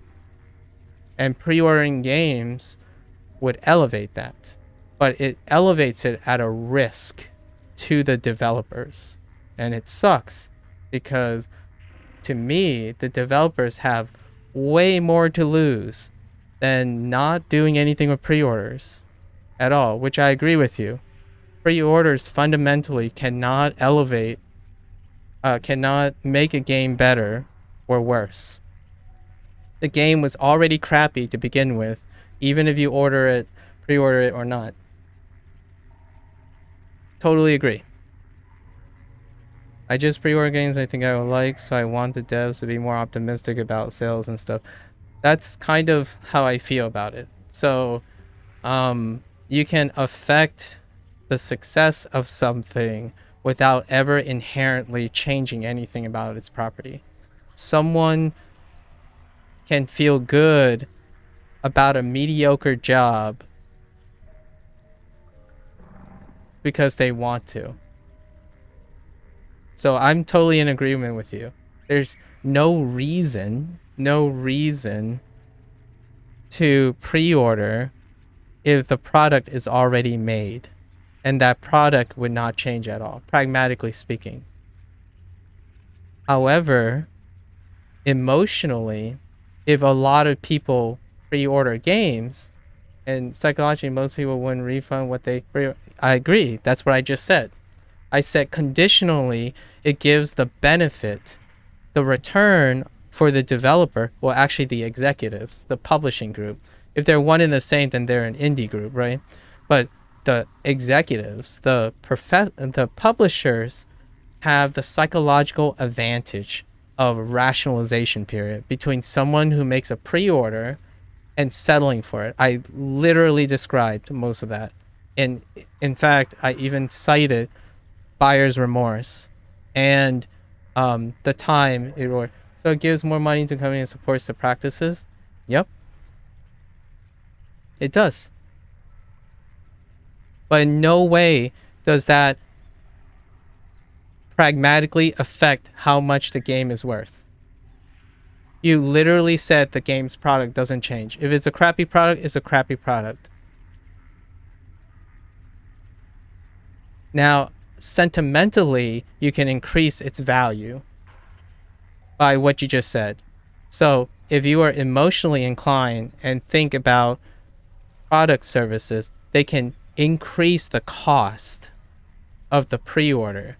It doesn't affect the game. The game is still going to be the same. But yes, market strategy would cause them to allow them to charge more for pre-orders, even though the game is pragmatically unchanged. They do the practice not because they have to. They do the practice because that practice is still effective. That's my personal take on it. That's my counter argument. They continue to do pre-order not because they're future seeking. They're doing the pre-orders because of previous results, which you support here. You say it gives them money and it supports the practice. Yes, it does. Absolutely. So they will continue to do the practice, not necessarily because they have to, because it works. Just saying. Like the cost, the risk outweighs the risk does not outweigh the potential profits. So I absolutely agree with you. Using the same logic. Like both our logics are mutually inclusive of each other. But is it worth, or people shouldn't or should pre-order something? That's irrelevant. The product just doesn't change. Right? Like the game itself doesn't change. I think you're more angry at the company's practices, which is fair. I do agree companies' practices may create a subjective argument point. Like, ooh, like that like $90 premium edition game, right?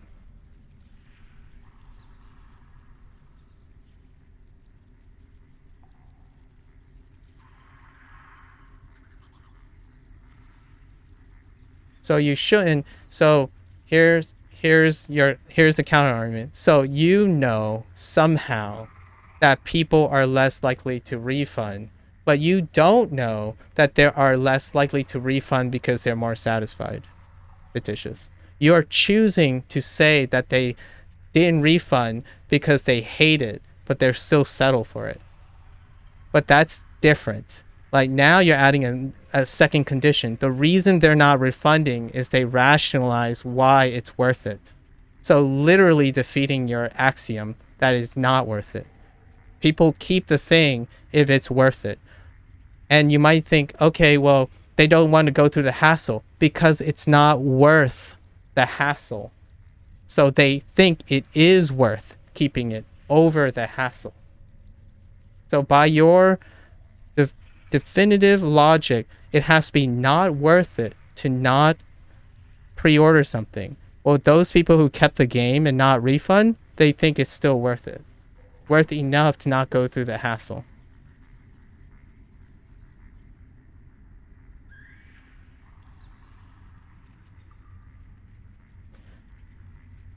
To defend your perspective, I don't want people buying things they don't like. So I absolutely agree with you. Discourage someone from pre-ordering something if they don't believe it. Go ahead. Why can I not say that? Let me know. I can't say it and neither can you.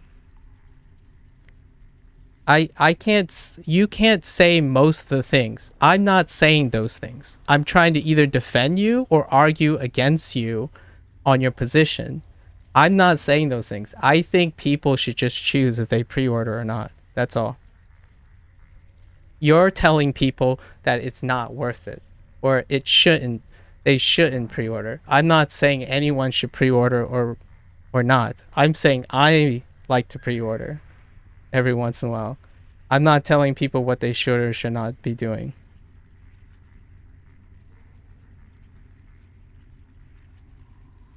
So you're right. I can't say that. I can't say what you just said I'm saying. Yeah, I won't. But I'm citing the specific counter arguments to why you're arguing people shouldn't pre-order. I think it's... Do you feel like if they remove pre-order, behavior would be different? Like it would benefit both the consumer and the developer? Like everyone would win if they just didn't pre-order at all? I see pre-order as a choice, but maybe you don't see it as a choice. That might be worth discussing. Because that's kind of like live service games. It's kind of irrelevant to Neverwinter about live service games. Like FOMO is a big deal, right? So they could be preying on FOMO. I would agree with that. I think that's very reasonable. When pre-order is predatorial if there's FOMO involved. So those people might not feel like they have a choice not to pre-order something. That's fair because I've pre-ordered something because I had some FOMO with my favorite games. The games that come out, it might seem like I'm obligated to pre-order something. That's predatorial, for sure. It ended up working out, but still. I still thought it was worth it, personally. We're not talking about what it should or... I mean, we're not talking about, like, predicting the future. I'm just asking you, do you think not having pre-order benefits the gamer? Like, you're saying you shouldn't do something, so you're removing something negative, right? Or undesirable. I just don't see what that is.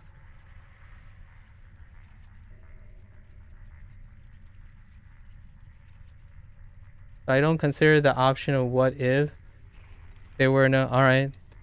But there are pre-orders. They shouldn't pre-order. So what is the evidence that supports what you're saying? There isn't any evidence.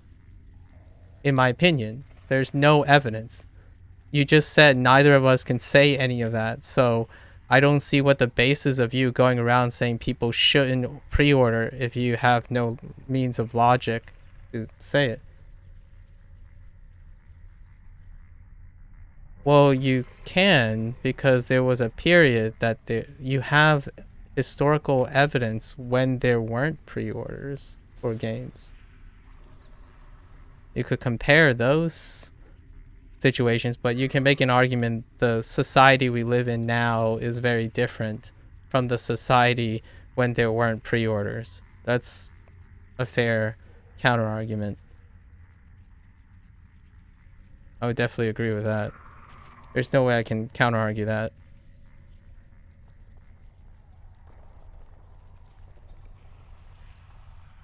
Just because you can't, I still don't understand how, if you can't imagine a world with no pre-orders, somehow you can determine that people shouldn't pre-order things. So, like, if you can't imagine anything, you're discrediting your ability to be...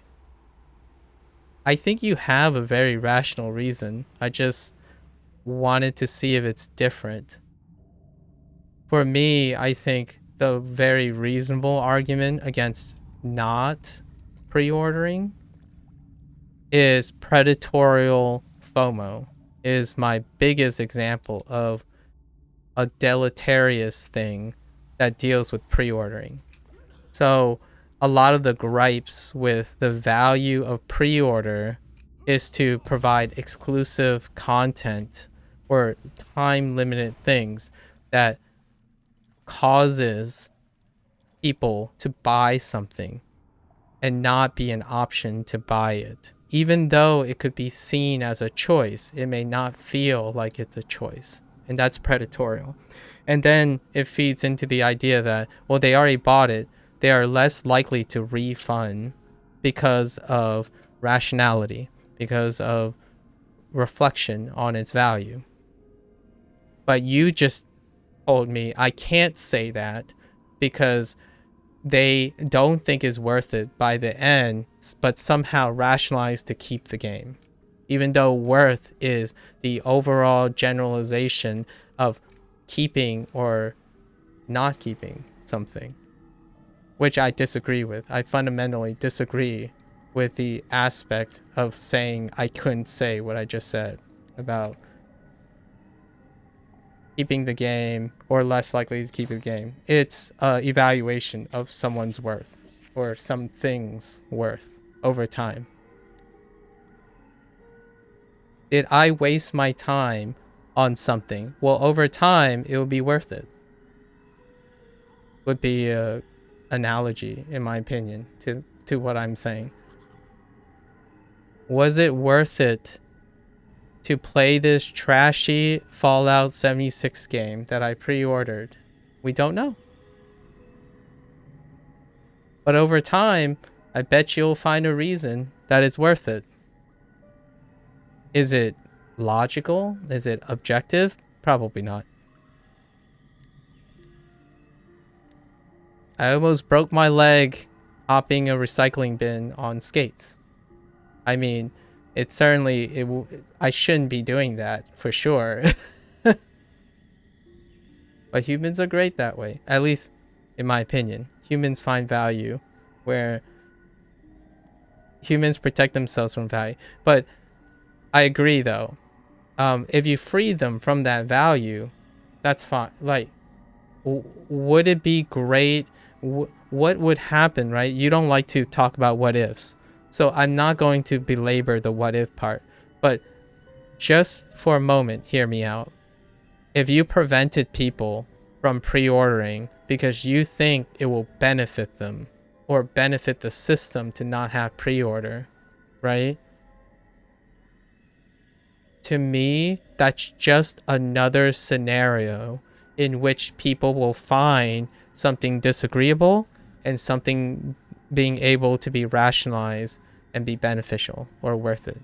So I would love to see that happen. I would love to see an experiment where pre-orders just leave and then see what happens. But since that, we can't imagine that, right? We can't imagine a world without that. It is very bold to say, if you can't imagine a world like that, how could you make a judgment on whether people should or should not pre-order? I don't know. I only said I would pre-order things, and I was trying to interpret the intent of the pre-order that exists now and how it may or may not harm what people have already done from pre-ordering. I cannot advise in any way or predict the future that people should or should not pre-order something. But I definitely understand. I can argue and support those who think pre-ordering is dangerous. And predatory practices is one of the biggest, scariest part in that practice. I think it's an extension and it is relevant to companies' practices.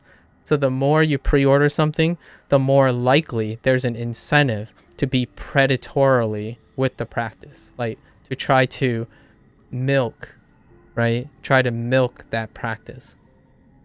Unfortunately, if you take pre-orders away, something else takes its place for predatory practice, is what I'm probably saying hypothetically, but let's just not talk hypothetically because it won't happen, right?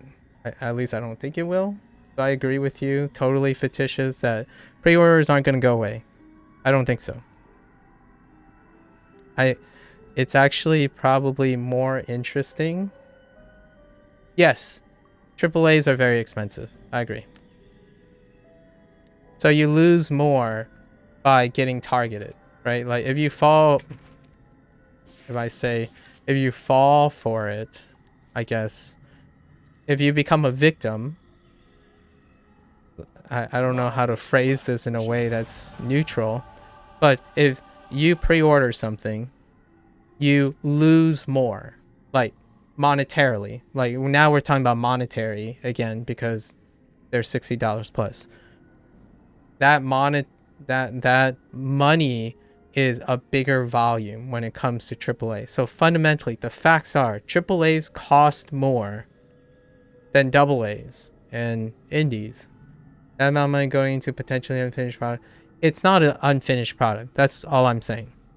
Like, it does not affect the product and its state and its gears. A game does not turn course because its pre-order is successful or not successful. Just like you said, the product does not, it's not dependent on pre-ordering. The product has a projection, a roadmap. It's set for pre-order when it hits a gold stable state. What you're probably talking about is its launch condition that is unfinished, like bugs and whatnot, and then you're using 76 as a thing, or to defend you even further, you are suggesting that when we pre-order, we are promoting a practice that lets companies get away with and keep pushing how unfinished their products are. Like, it's encouraging that practice to keep on pre-ordering to make out the profits even though the game has been planned to be in a poor state. I agree with that. That is a possibility. That is happening historically with a lot of games. Like, the more the pre-orders are offsetting the pressure to have a more rigorous roadmap and finished product. Absolutely. Because confidence leads to complacency.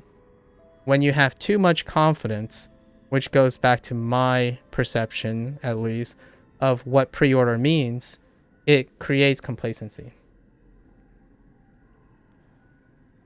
But those do not impact the quality of that game. Like, the actual pre-order, the game is not unfinished. It's planned to finish the way it is. You have determined that is unfinished based on your expectations.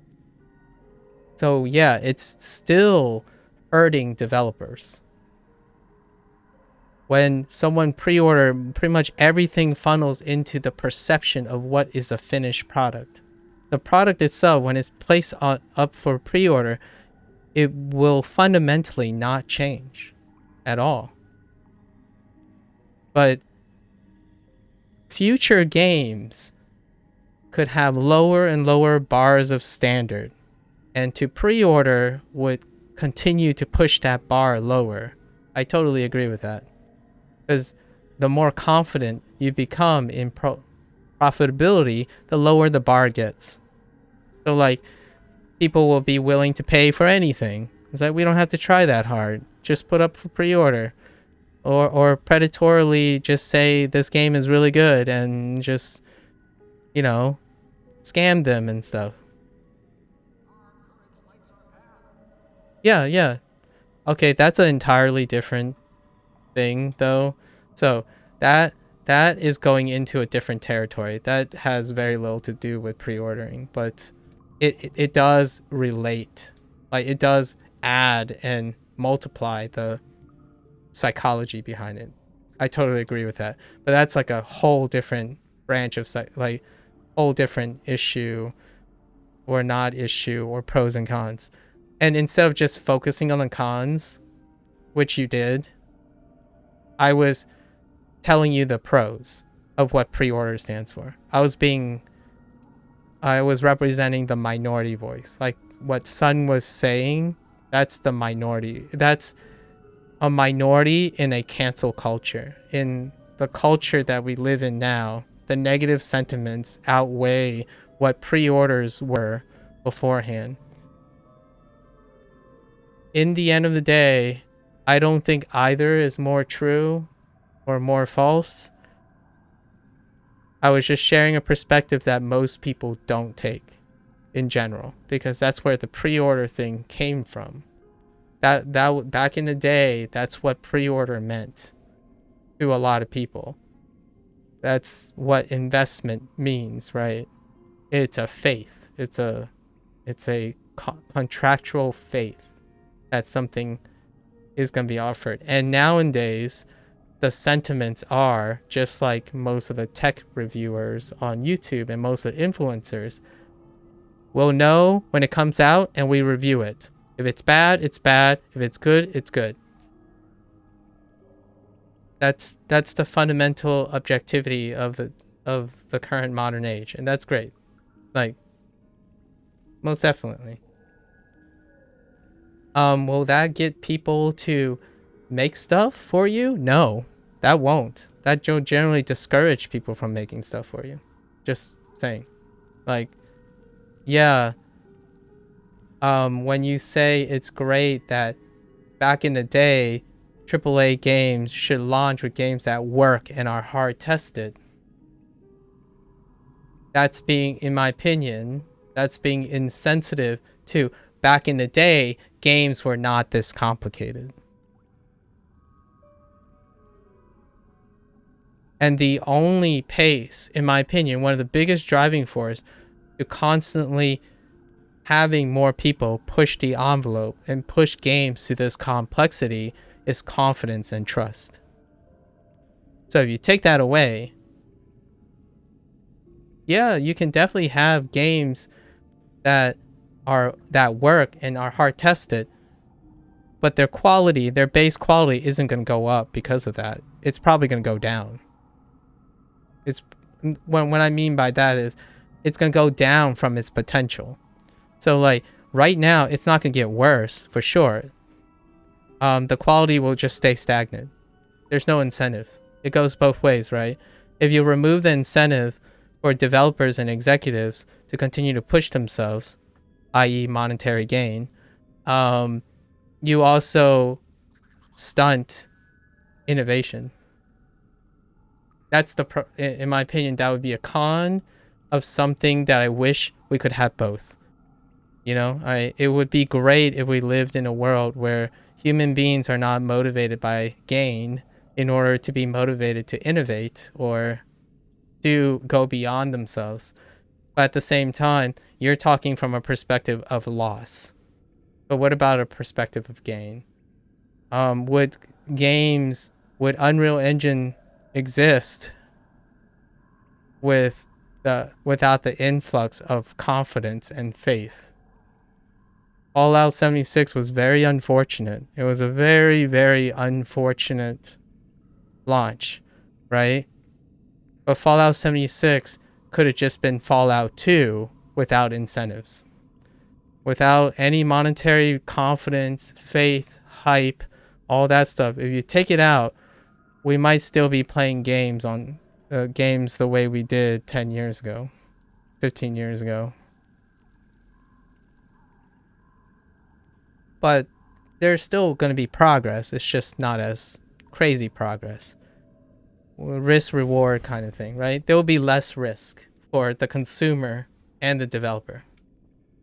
And I'm going to throw a hot potato at Sun.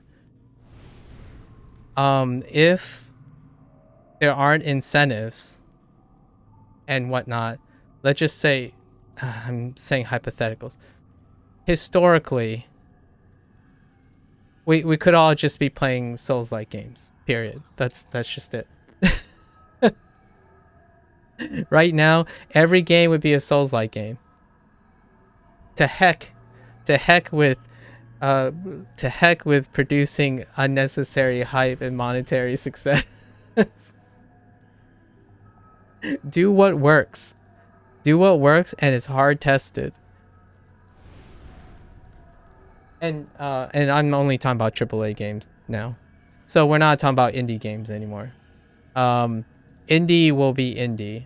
That's what makes them not have pre-orders, right?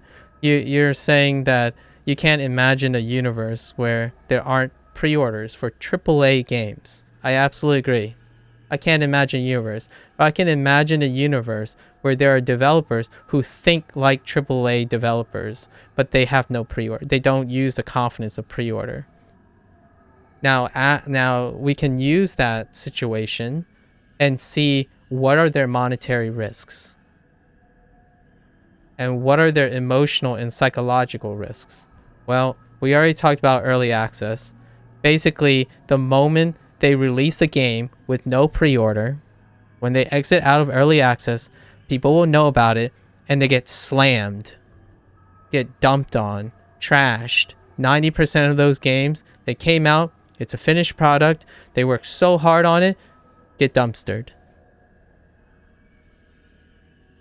Does it stop them from...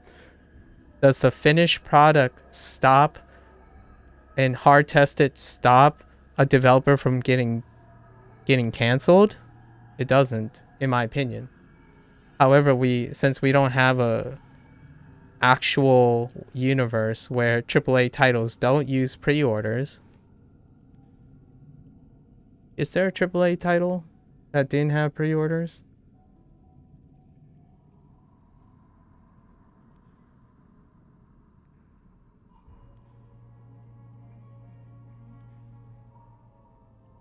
That's a good question. I can't think of any either, Fictitious. So absolutely, it's scary. I totally agree with most of your criticisms, though. I thought about, yeah, well, this stuff comes up all the time in my head. Like, I empathize with you. Trust me, I do. If I knew an answer and I could share it with someone and it'd be like the definitive answer, I would totally agree. Like I would totally say it, There are right? harrowing times. But it kind of Those sucks. Miserman Like lackeys are we have much planning to do. I love the EA. I love the early access thing. I think it provides a mix of stuff. Now, just like pre-orders, EA has its drawbacks too, right? We've seen the worst, right? We've seen the worst of EA where it did the same thing. It almost mirrored pre-order fictitious, like where the game will continuously be forever unfinished. I had a game that I followed that I didn't buy, but I was really, really optimistic about it. Like I was really, and then 6 years into its early access, the developer just dropped it.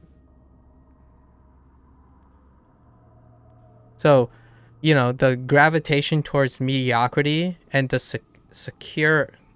security of profitability up front, that's the fear that I think fuels your reservations about pre-orders. And I totally agree with that. It can be abused and exploited. Yeah. Silk's up. But no. Like, don't get me wrong. I was just, there's so many ways to argue both sides or all the sides. It's just humans are opportunists, right?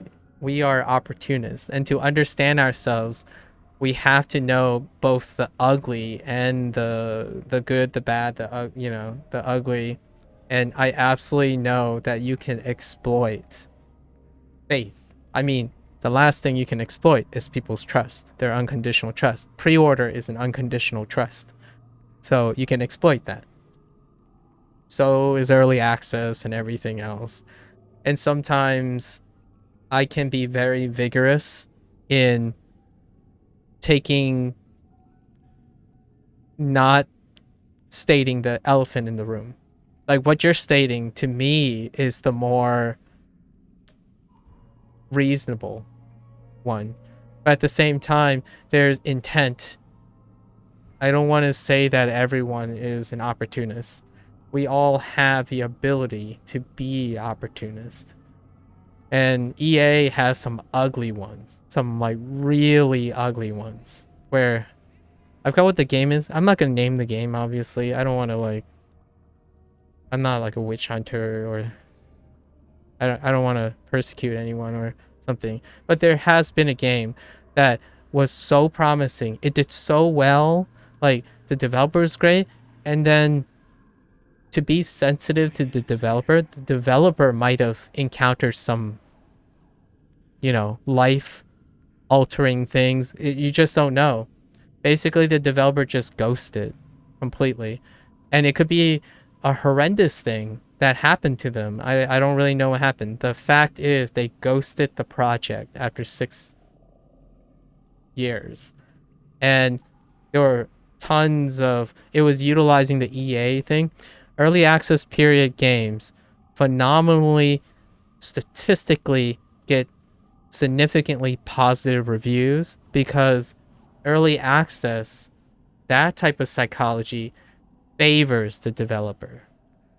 Being in beta, being in alpha favors the developer. It still preys on trust and faith, but in an entirely different way, and it can be exploited as well by by relevance. It can still be like season pass, for example. Season pass, that's a great example. That practice is very popular, right? Season passes are phenomenally and we're not talking about live service games, and we're not talking about like mission passes and stuff. We're talking about DLC season passes, like the stuff that I can think of 4 games that I myself have purchased from early access, going into their 1.0 launch, and then the season pass lands. And here's a swan song. I'll give you an extraordinary case just to be like fun. It's not representative. It's very underrepresented. The Long Dark had a season pass. Okay? The Long Dark had a season pass. And guess what? After 4 years, its first content update as part of the season pass just came out.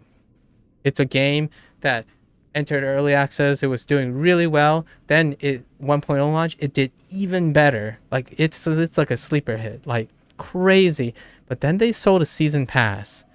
And then there was a period of review bombing because it's like, where the heck is my DLC? Well, you can make the argument that the developer was only going to release the content when it was ready. So using that logic would be like, yeah, you know. So instead of doing the season pass, that developer could have just said, you know, I'll release the DLC when it's ready, when it's hard tested and going out. But what happened was that season pass probably enabled the developer to release a product. And what happened was the impatience of those people who believed in that developer, they took it back. So that new DLC that came out knocked it out of the park. So whose faith was being challenged in that situation? But in the end of the day, everyone's happy. The Long Dark has glowing 90% going into its 4th year tenure in its first season. And there's still, like, I think there's still 2 more contents those people paid for. Another great example. This War of Mine. I love this game. It worked out for the best. So mentioning this title, these titles are in good faith because it worked out for them. This War of Mine had a season pass too. And I had that season pass. I didn't even know I bought the season pass. Actually, it was so long, I even forgot I had the season pass for this War of Mine. It was like so delayed to beyond belief. Kind of like the Silk Song situation where it's just keep going. But I had faith that I would get it eventually. And it happened. And this War of Mine's episodes were awesome. So, kudos to them. Diablo 4 is the same situation right now, right? AAA title. You can pre-order. It even has a battle pass. It has all the makings of a 76. They've built so much reason for Diablo 4 to fail expectations. That's how I'm seeing it. I know that's not how people who are more pragmatic and stuff are seeing it. They see it as a capitalism, like a way to grab and practice. And so I agree. It can definitely be viewed that way. From someone, if I worked for the Diablo 4 team, all I see is the freaking Activision or whoever is making the executive decisions forcing an unbelievable bar that my team and my coworkers are probably going to fail to meet. So in a way, I'm in agreement with you that there shouldn't be pre-orders and battle passes. Like, my logic actually supports more often the logic of not making these promises, right? Less of these promises and more of a normalization. So I agree. I like consistency. At the same time, I personally like consistency, but I love seeing the slingshot of capitalism. I understand you dropped the C word. Capitalism does this thing where high risk, high rewards, big failures too. You know, the slingshotting thing. And if you're a pragmatist, i.e. a lot of other systems, their bar is about this. Like, their range is about here. So they usually finish at least closer to average. But capitalism, like the stuff that gets enriched in our system is this. So when people fail gloriously, well, you know what? They also recover gloriously too. A lot of times. But if they don't believe in their product, they don't recover. So it really sucks. Lots of people lose. Lots of people win. And when they win big. When they lose big. So fortunate, but it's also what pushed innovation as well. So I could appreciate that. I'm not saying it's okay. I still favor consistency. I still favor, losing $10, $20 here, as opposed to losing $70 in like a whole year or something like that. Absolutely. So for me, if I work for Diablo 4, if I'm like, I don't know, part of PR or maybe like backhand research, I see the advertisement for a pre-order and a battle pass, I'd be shaking in my boots right now. Understanding how the gaming community interprets a battle pass and $70, we don't even have to worry about what $70 literally is. $70 is literally $70, but that's not what that means. That $70 means far more than just $70. It means it's $10 more than PC, more than other console games. It's $20 more than the PC version. It means so much more than just $70. Like the literal $70. So the more you do that, the more it works against them. You can interpret it as they're so confident that they're okay with this and they let this fly, or you can also view this as like, man, this is set up for failure. But whatever it is, knowing that has already made people who are suspicious negative about it already. So instead of having a positive effect sometimes, like for me, it has a positive effect. Like it shows confidence in their products. It raises my expectations. So when I go and play it, I have to remember my expectations are heightened because of this. They generate hype. That's marketing tool or funding to offset stuff if they have offset quality issues. At the same time, I need to concede that the majority of people would view this with suspicion. So either way, they're set up for failure. It's almost just the whole weight of the gaming community, regardless of what the developers do, the odds are set against them.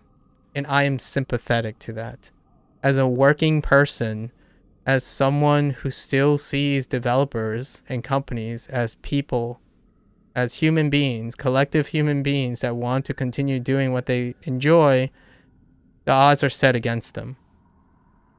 It's kind of like going on tour. This is an old like boomer example. Like musicians who go on tour, their tour sells out. You better be on your A game because you have to live up to the hype, or else you're going to get reamed and you might not even get a chance at a second tour ever again. Because tickets, you used to pre-order tickets, right? And here's another fun stuff. Pre-ordering movie tickets. Back in the day, movies got snuffed out and got review bombed, but we didn't have the internet yet, so people didn't like review bomb by herding up. So back in the day, when you pre-ordered concert tickets and pre-order movie tickets, there isn't that herd mentality. There isn't an exacerbation of bad things, but there's also not a elevation of good things. FromSoft, Elden Ring, it won Game of the Year. Right?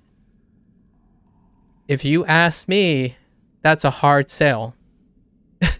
That's a really hard sell. However, faith, confidence, consistency, all that enabled FromSoft. It even hurt diehard fans like Sun, but still, like what I'm saying is it's so interesting to talk about these things, and I'm like basically using Neverwinter as B-roll for Ranigan. There's really not much to talk about Neverwinter. Okay, so here's an example of live service games. All right, when you play a live service game, you're invested emotionally, right? Live service games prey on your emotional investment, if you want to say it from a negative standpoint. But what it means is the developers is garnering your emotional investment, and that is what's worth it. So I'm doing this, I'm playing this game, even though I legit just said 3 of the days are like a 2 out of 10. 3 of the weeks are like a 2 out of 10. But I'm still playing this. It's an emotional investment. So yes, 76 is really crappy. That doesn't stop the 300,000 people that are still playing it. So as much as I want to say I know better, I really don't. And it's I would if you're asking me about Diablo 4, $70 and a battle pass it's a tough sale for me. And Ticketmaster, I don't know about you, but the reason why I bought up Ticketmaster, because that actually happened recently. You know what I mean? The Ticketmaster thing. That and it's carried over from way back in the day. Like way back in the day before Ticketmaster, this was still a thing. People pre-sell stuff to generate hype. And because of that pre-sell, it actually elevated the product. And what I mean by elevated the product, I mean it encouraged the people behind the product to own up for future stuff. But it itself can also diminish people's capacity too. Yeah, Ticketmaster is a hot topic, but I think it's a hot topic that kids these days don't. I keep saying kids these days. I do really feel that old, to be honest. But yeah, it's under some hot waters. All right. Anyways, we got to the main event, by the way. So here's the downside in the way this model is made. We reach 100, so we get to the milestone, right? Where's the milestone? Is it here? Are you the milestone? You're not the milestone. Are you the milestone? I'm ready to connect my mind. This one's spores are entering your lungs. Take a deep breath. We are connected again. I will listen and watch and smell through your many orifices and pores. Yeah, I think this is the story mission. So I like this guy's VO and then the post processing on the VO. I would love to do like a VO of a character like this though. What you call it? So I'm not getting any credit for this because they put the freaking currency behind a weekly haul that blocks it. But let's see what this story is about.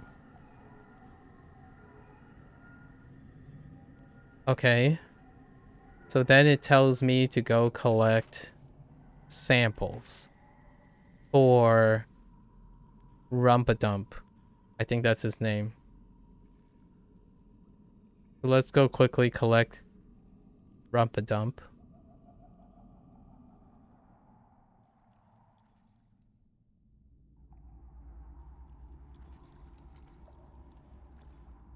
When was the deep cut fictitious? When was the last time you've ever pre-ordered something? Do you just like completely cold turkey? Your mind is absolutely unbreakable. My mind is pretty hard to break. So like what I mean is I really don't pre-order a lot of things. Like I'm with you on this. It is so hard to convince me to pre-order something, even though with what I said. But I am pre-ordering Returnal PC and Phantom Liberty. And that's not, it doesn't even fit into the case we're talking about because these are not new IPs. These are legacy IPs, right? They have precedence. So even then, I'm not even serving as an example. They're not compelling cases for new IP pre-orders that are AAA. And they're not technically on a AAA budget. Returnal, the developers, that was a side project fronted, and then now owned by Sony. So it wasn't necessarily, it's more like a AA thing. Oh, okay. So that's a legacy thing too. Yeah, so the closest I've ever gotten was a legacy thing, like a sequel. You know, like a sequel or from someone who has a precedence of excellence. I haven't ever pre-ordered something on a whim and pure faith alone. So, with all that said, I most definitely did not do that. The last time I pre-ordered something, my last pre-order was Cyberpunk 2077. And yes, I still loved it. So no, I didn't settle for a refund or something like that. It was not even close to my mind. I actually played the entire game. I played the entire game on stream, actually. And it took me 3 days. I played the heck out of it. So, I even played when I was off stream. So not even close. I was already invested. I already thought the game was good before it even... So, there's that too. Like, when we talk about faith, I already... You could probably accuse me of saying I pre-ordered it because I already know the game was going to be good, even before playing it. And that's fair. Because it was an emotional purchase. It was most definitely an emotional purchase. Credit where credit is due.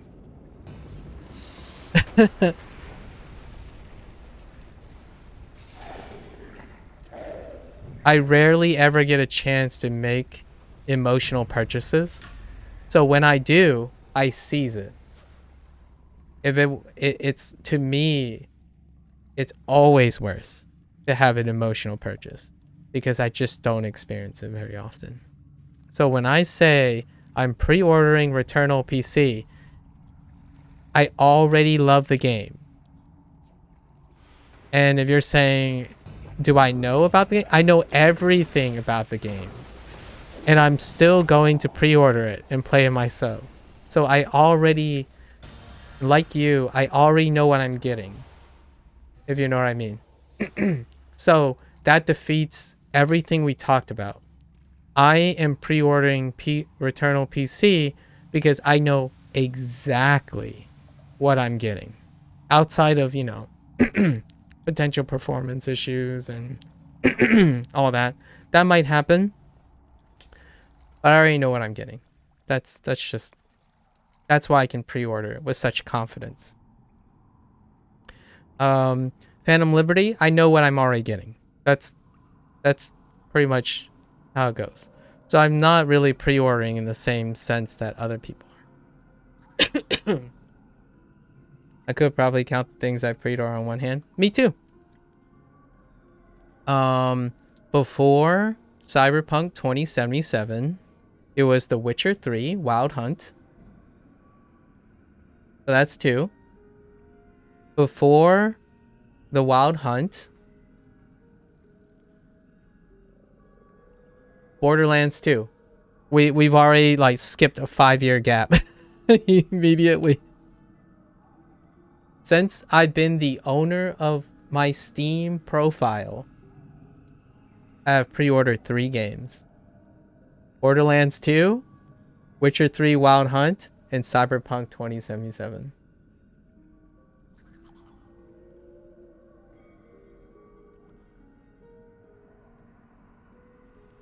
Oh, hey, that's cool, Coffers.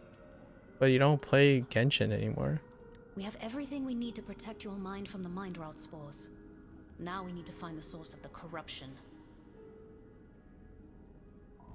For every pre-order, though, I can't count how many early access games I have, though. I don't think I've ever... Oh, and just to give you a scope, when I say since I've been on Steam, that's 12 years. It's over the course of 12 years. I've been on Steam for 12 years. To give you like... Because I didn't give you an exact time. So it's a 12-year period. So of those 12-year periods, I only managed to pre-order 3 games. And I kept those pre-order games. Actually, when I pre-ordered them, 2 of them, refunds weren't even a thing. Right? Yeah, that was before the refund thing.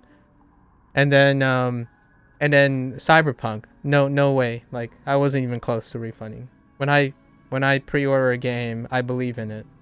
Like I don't get emotional about certain things. When I do, it's a rare occasion, and you bet your balls I follow through on emotional purchases. My high is so high. Well, what I mean is, as emotional as I can get is like, I don't know. Like my most emotional state is like sun on a good day.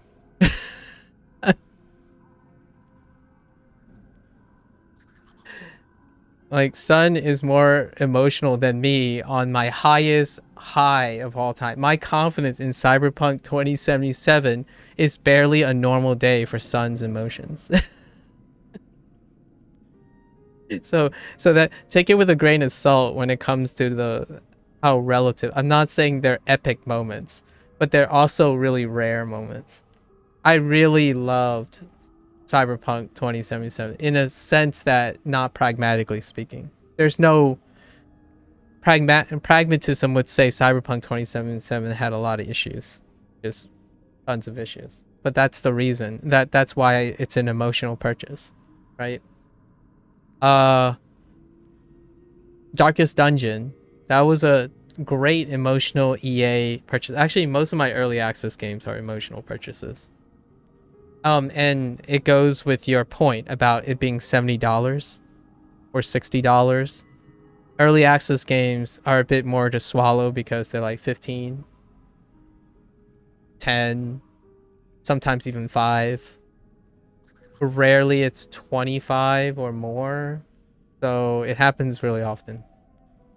It's kind of like Patreon is more palatable because it starts at 5 or maybe even 1 sometimes. Kickstarter starts at $1 a lot of times. That kind of thing. Yeah, it's relevant. Keanu though, national treasure. So see, like I don't get the pins are capped for another 5 days. I think that's just a poor design choice, in my opinion. So I'm doing this, but I'm losing pins. Getting to the roots of the corruption will lead us to Uvara Mizram. I am sure of it. However, I do not believe an alchemical solution will help us to track it. Perhaps Rumpadump will be able to assist you. Their rapport spores led you to Nia Lamshan after all.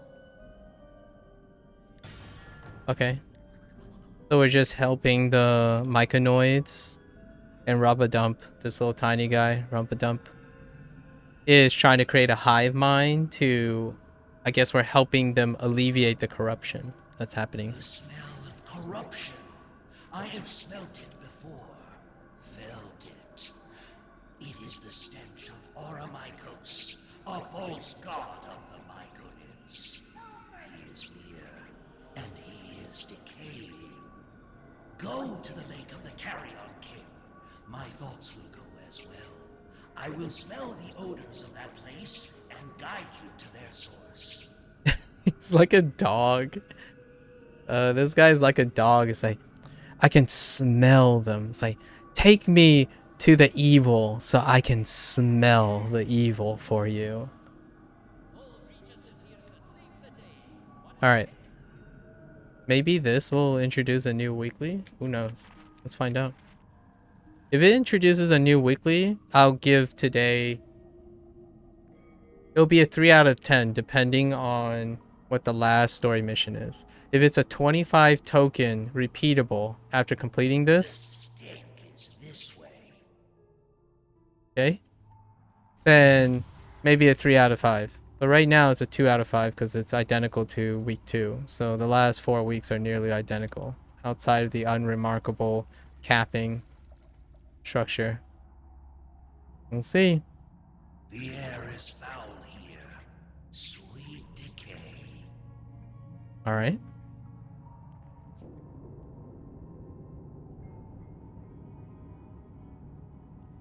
I can feel the decay of Oramikos. Okay. Just ring around the road, just like a wild goose chase at the moment. Oh, it's leading over here. Okay.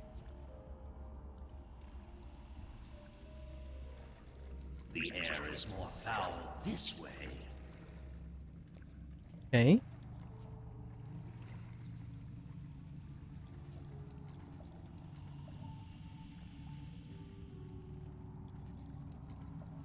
A threat approaches. What threat? Wait, what threat?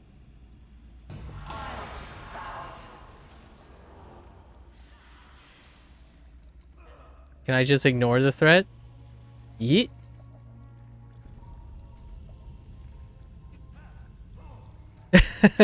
Wait. Alright. We'll just TP back to the beginning. Threat averted. I think those driders were supposed to be the threat, but I just yeeted out of there. Out of their aggro range. That's kind of funny, actually.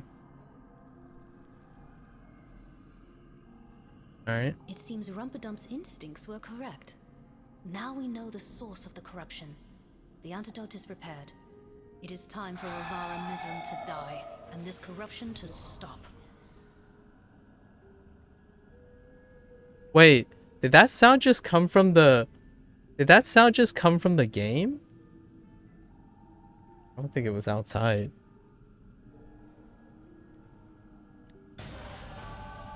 Yep, lose another... So I lose 14 pins so far. We do not know why Driders are immune to the mind route spores. Perhaps because their minds are already so twisted and corrupted by Loth. Regardless, they have been using the tunnels beneath the Lake of the Carrion King as a refuge of sorts. A place we cannot follow. Until now. Take this antidote and travel to the mycelial depths. It will not last forever, but it should last long enough. Kill Elvira Mizram and seal off or destroy the source of the corruption. There's only enough antidote for you, and Rumperdump cannot send his own mind with you lest he risk corruption himself. You are on your own this time. Maybe. Maybe 25 pins? I mean, with that said, then I'm losing. That was from the game? The little yelling thing? Man, that was kind of creepy, actually. If the game does that all the time, that might be a little creepy. And that was a unnecessary wailing. I don't know if that came from a mount power or something. I don't know. I don't usually play with sound effects too often or audio at all after the update. So I can't say I've heard all the sounds in the game, like the most recent sounds in the game. That one was weird. Alright.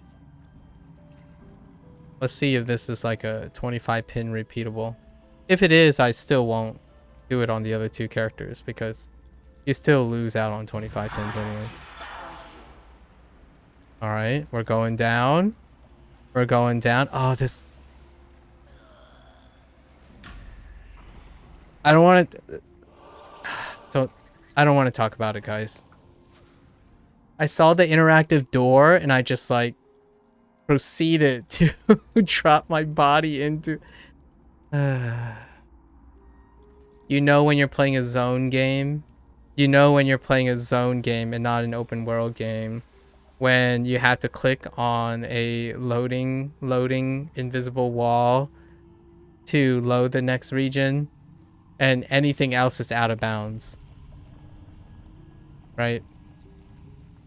That's one of the defining differences. Like one of the most distinctive differences between something that's open world and something that's a zone game, a zonal game, is this. So you go all the way here, and you have to interact with this and not fly off. There's nothing protecting you from flying off.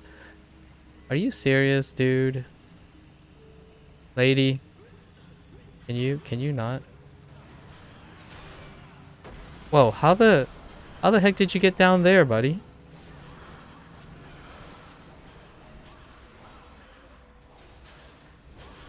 All right. Now we interact with the waterfall, okay? This thing right here. You can't actually go in it.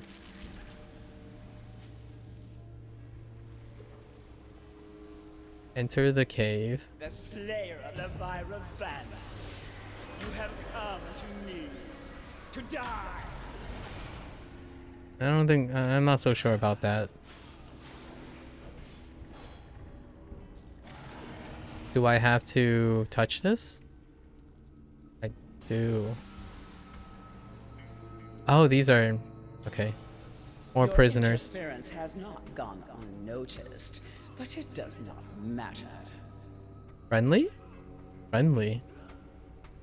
Interesting.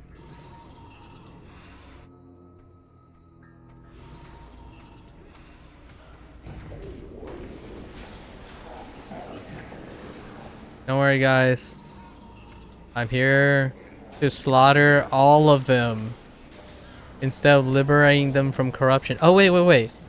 No, I don't have to slaughter any of them. I can just, like, run by them. I'm sorry. Sorry for your friends, guys. Coming through. Friendly.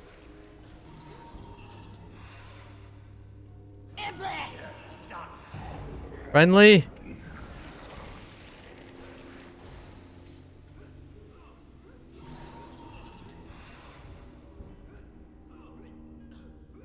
We're role-playing right now. We won't kill things we don't have to kill, you know?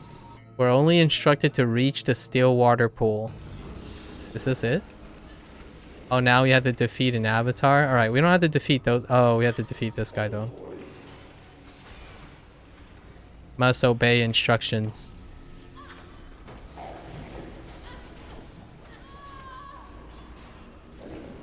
Oh, all my NPCs died, though. Oh, snap. All those have it. Oh, no. Wait. I need to kill this guy. Run. We will have our harvest. Run. Oh, this is repurposed assets from Undermountain. That's okay. Please don't hit me. Oh no. We have to do something. Wait. Yeah, we have to do something. We have to burn something here. I'm dead. Does this put me back all the way in the beginning, though? Let's find out. Are you serious? Ah. Alright. Well, that's not one way to do this. We can't de-aggro, so some of the mobs are gonna run back soon. Wait, how do you guys are back already? We're gonna try again. We need to find like a quick route, right? Don't mind me. You can't tag a campfire without clearing the campfire, so we have to clear the campfire. In where the ancient fungus avatar fungus dude myconoid perhaps will trigger the campfire and then just res there. Probably the fastest. Like here. Just clear these guys really fast before the other mobs come. Is it? Dang it, I'm still in combat.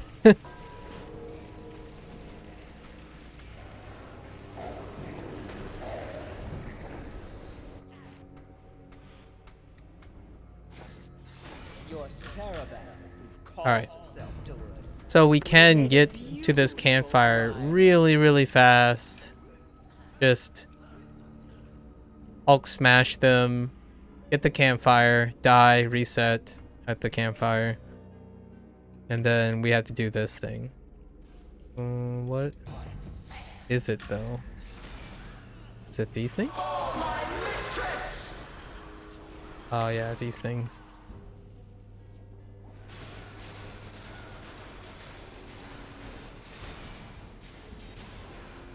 Okay, there are driders in front of these things. They look like they're already on fire though. They are. Wait, does this thing count too? No.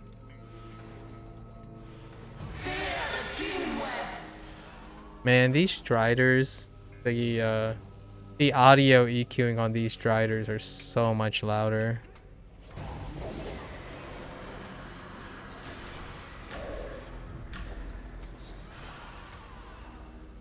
Okay, We burn these.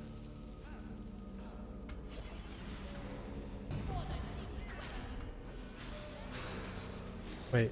Oh, here it is. So loud. So loud.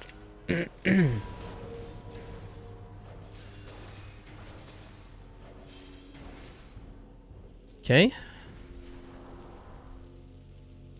13% per thing.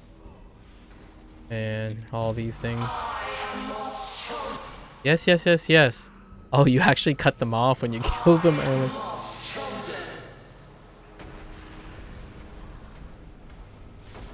Oh my gosh, they're all protected by driders. Yes, yes, yes. We heard you the first time. What do you think the next drider is gonna say? I am the lost chosen. Here we go. Let's go.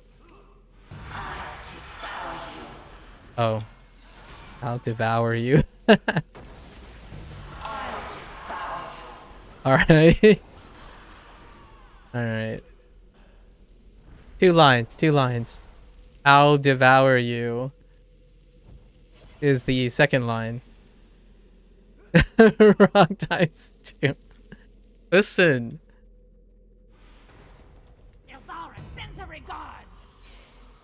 Locate. Oh, okay. We're just gonna go find the dude now. All right. Dang it.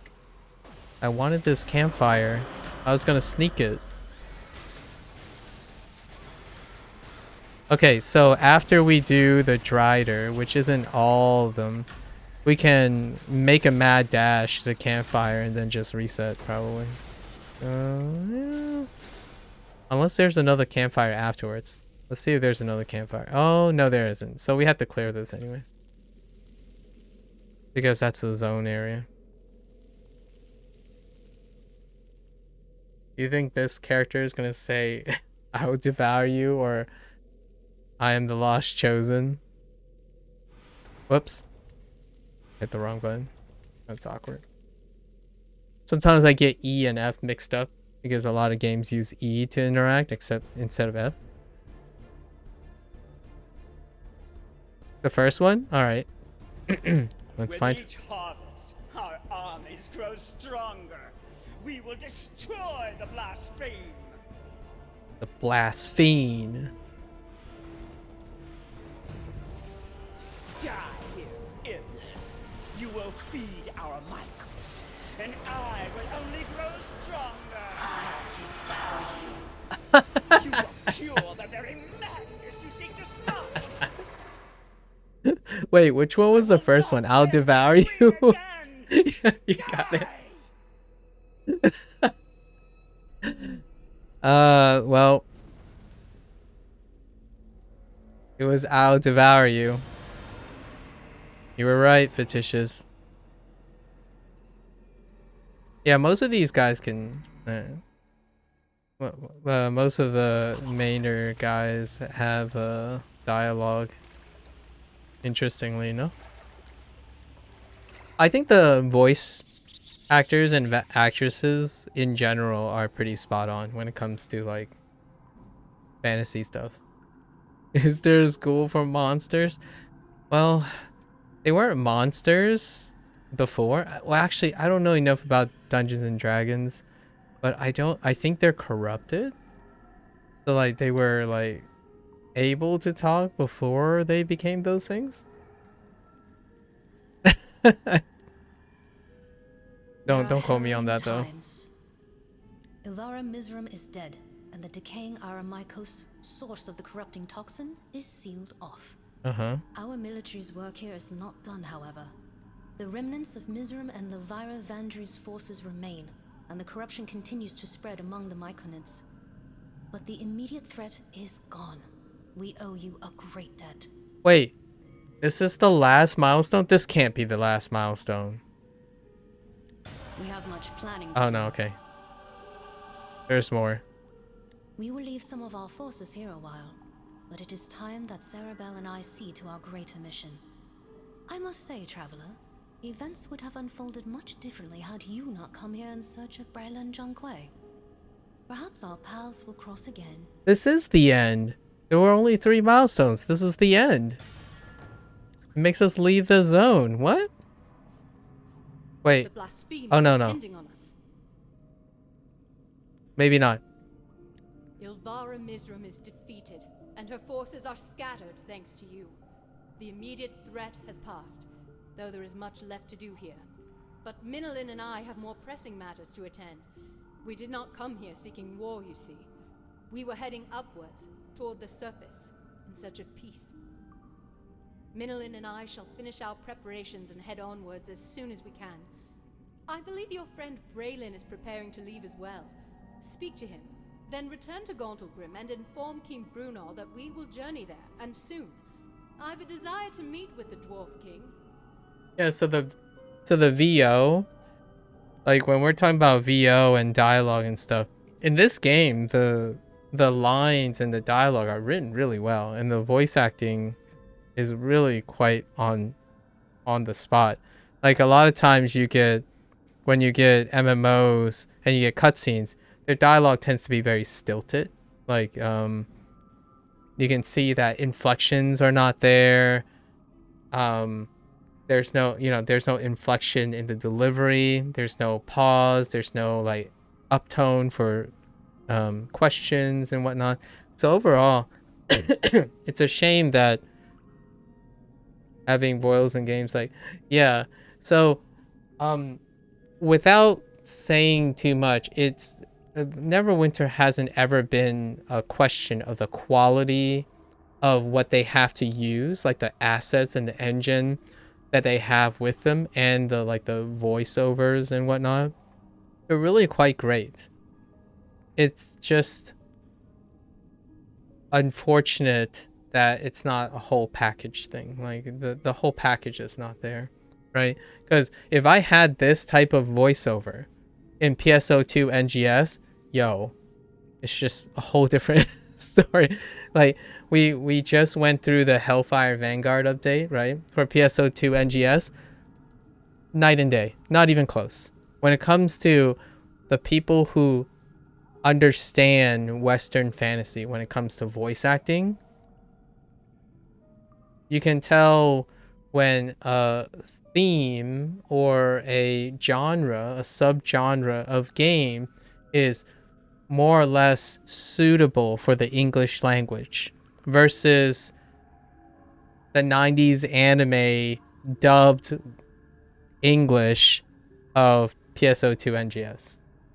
So it's not really fair as apples and oranges. I'm not saying one is better than the other. I'm just saying it's night and day when it comes to our perception of associating two things. When I think of Western fantasy, the exposure of my association between English or like this type of delivery is very much fantasy. So when we talk about Japanese stuff, we talk about JRPG stuff, right?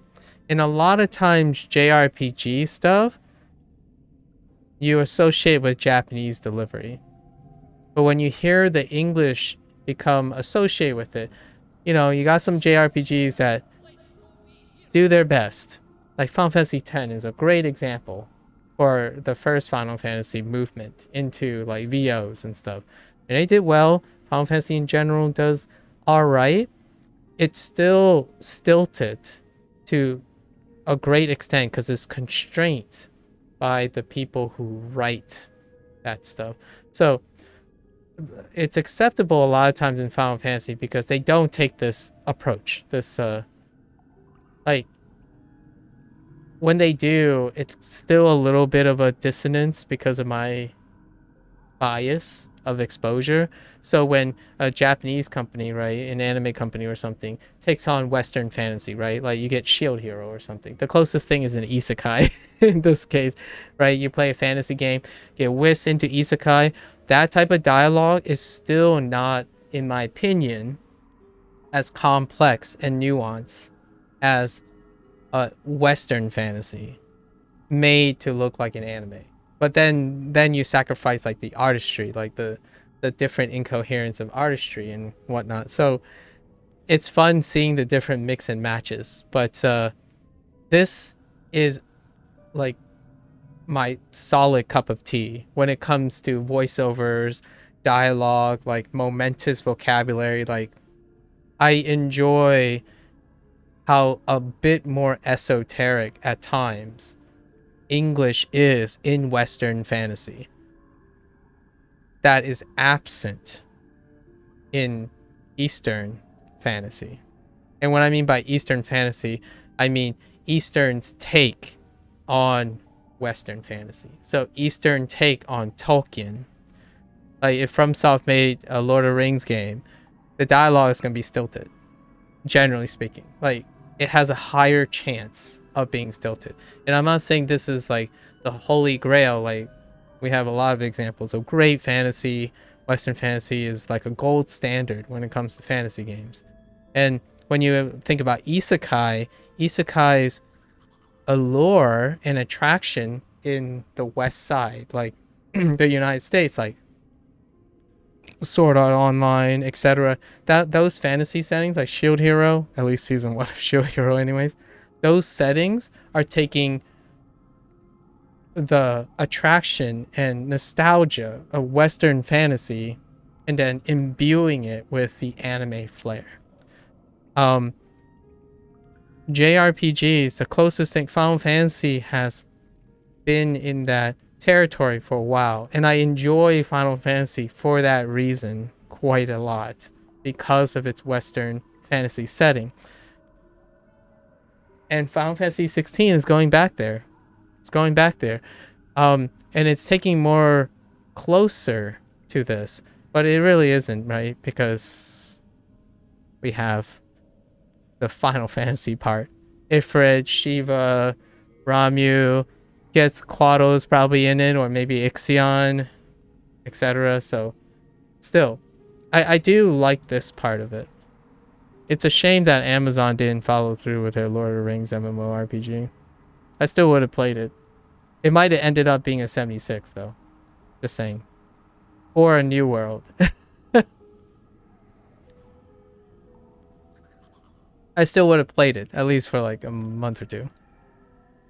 That's the waters. We must stay a step ahead of the loyalists at all times. Also, this guy's name is amazing. Braylon John Quay. Amazing name. That sounds like such a pompous name, but it's so good. Braylon John Quay. Ah, the hero of the fungi, savior of the mushrooms, rescuer of Sarabel and of Braylon. I had hoped to speak to you before I leave. Like, hot take. Maybe a cold take. This is probably a deep cut. FromSoft is wonderful with dark fantasy, but it represents the generalists dark fantasy. Those who like dark fantasy, that are specialists in dark fantasy, like those who spend a lot of their life reading dark fantasy and stuff. It goes without saying that FromSoft is a surface level take on dark fantasy. However, many people who like Souls games and FromSoft stuff, they like the mechanical contribution of FromSoft far more upfront. They're both very important to them, but just the mechanical thing can carry FromSoft's thing. So when it comes to that discussion about what makes FromSoft games attractive, occasionally many think that it's the dark fantasy setting that drives their interest. Yet when you become invested and ask them, dark fantasy, the whole dark fantasy subgenre is extremely rich, but ultimately there's no evidence of that dark fantasy interest. It's typically FromSoft made a wonderful contribution where they introduced a lot of people to dark fantasy using their wonderful game, like their package that they introduced. But typically that dark fantasy is like very, very surface level. I appreciate it because rarely is a dark fantasy game since FromSoft, rarely a dark fantasy game, especially a Western focused dark fantasy theme game from a Japanese developer. That's super rare. It's already rare to have like that in itself, but for it to be very prominent, popular, and introduce people, that's kind of the thing, right? It's kind of like there are gonna be dark fantasy snobs that say like, oh yeah, that's all you know. Like, so someone introduced like, I like dark fantasy, and then suddenly someone go like, oh yeah, like that Souls game, right? Like, no. And then there'd be like a change in the mood that those are the gatekeepers, right? And I can empathize because I understand, because I've read a lot of dark fantasy before FromSoft was a thing, and it's hard to ignore. Like, most people use words like H.P. Lovecraft but haven't ever read an H.P. Lovecraft short story or even saw an adaptation of an H.P. Lovecraft thing, right? So you have to remember that it's this generation. It's dark fantasy for a new generation. And it goes with Pokemon, All Our Interest, Neverwinter. It's for a new generation. I mean, just recently, I got slapped in the face about how old I was because someone told me that they didn't know Lion King was animated.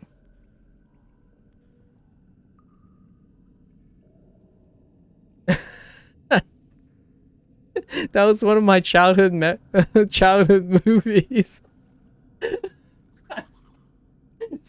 Someone came up to me and said, "Oh wait, what is this Lion King being animated? Like, I didn't know Lion King was animated." And then they told me like, "Oh, they kind of like the animation." I'm like, "Oh my gosh." and the gears in my head just spin, and it's like, thanks, Jon Favreau. Thanks for making everyone think Lion King was a live action movie first.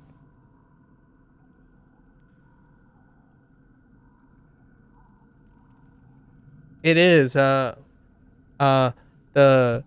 what was it called? The title thing? The white tiger thing? I forgot the name. I mean, most of the Disney folktales are based on something else, but you know, I forgot the Kimba was it? Yeah, we went down, yeah, the White Line. We went down that rabbit hole a while back. Yeah.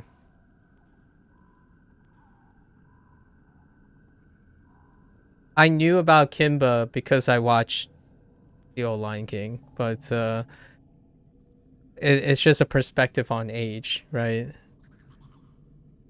There are things that age makes it impossible to happen, right? Like in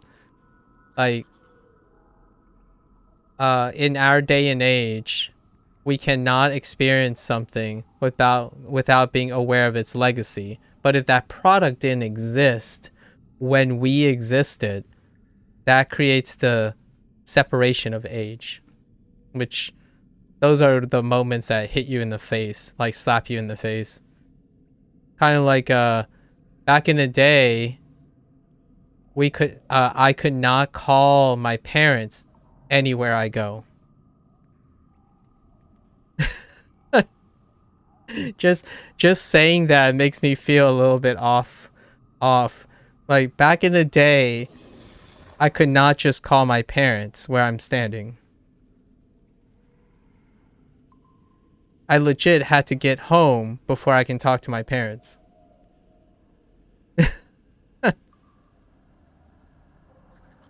And now we can feel even though knowing about Kimba. Yeah, that's fair. Although I do know about Kimba, just because of the nature of my personality. However, yeah, I do like that type of trivia. I do enjoy going down legacy routes and whatnot. But man, think about it. There was a time where you legit had to wait to contact someone. I mean, you still do now in extenuating circumstances, but now you have to wait knowing to be able to leave something for someone. Like, you can't just teleport a note. You have to be there with the foresight to leave the note before wanting to have the note before. Like, you can argue, oh, but we have paper mail or we have post-its. You can write a note before you leave, but you need the foresight of wanting that note. We no longer are restricted by that. We can legitimately, at least most people in the current day, we could legitimately find ways of leaving a legacy, like a indicator that something was done at any time and point and place in our lives. We can legitimately just record our last line on our phone or any device. Like, we can't even be in some place without basically being tracked. But, you know, there are very extenuating circumstances, obviously. I'm just saying, for the vast majority, that's a representation of modernization that is separated by chronological age, like biological age, as opposed to something merely out of convenience or choice or lifestyle changes. Oh boy, we could talk about how pictures would take minutes to load. Oh my gosh. It's like printers print faster than the way web pages load. I still remember, dude, I had an inkjet printer. Do you know how crazy bonkers and terrible inkjet printers are? If people are not familiar with what I'm saying, it's fine. We don't really do that anymore. They're all laserjet printers.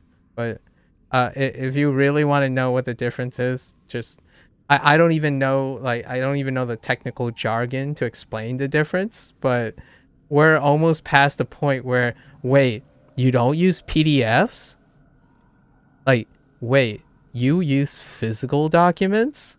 Like, we're getting to the point where there are kids that grow up that don't even see physical documents anymore. They see digital ones. Oh man, DSL. Ugh, don't get me started on DSL. All right. Things here in the Northdark reaches will settle, I believe, and Rumpadump will reclaim the area from Ilvara's corruption. But my part in this is done. All right. To Gauntlgrim, of course. I have much information that should reach King Brunor's ears, as well as others on the surface. I believe it was King Brunor who sent you to find me, yes? Should you choose to return to our bearded friend's home, find me there. Farewell, my friend. Okay. The thing about this response is that not yet. But the thing about this response is Brunor is telling you to find him not for a great reason. Like, not for a good reason. So farewell. But anyways, John Quay, folks, John Quay. The voice acting is impeccable. I'm just saying, like, it's really, it shows the standard of a non-English dominant developer writing, team writing screen dialogue for English speaking characters versus their native language. It's just, there's a lot of diction, inflection, and the delivery is stilted because there's a disconnect between the dialogue and the context. Like, one thing I would say that would help is that the the dubbers, the people, their inflection can mirror like their if they are able to associate the emotion that the Japanese, for example, that was the Japanese that was based on, and deliver it in that way. But it's awkward because English do not associate that type of delivery with it. So in like whenever I see a PSO2 NGS thing, NGS dub, the scene would be like, "Oh, thank goodness we did so well, or else a lot more people would have died." So, that type of translation would be like, it would be more solemn, like solemn and like depressing and dark tone.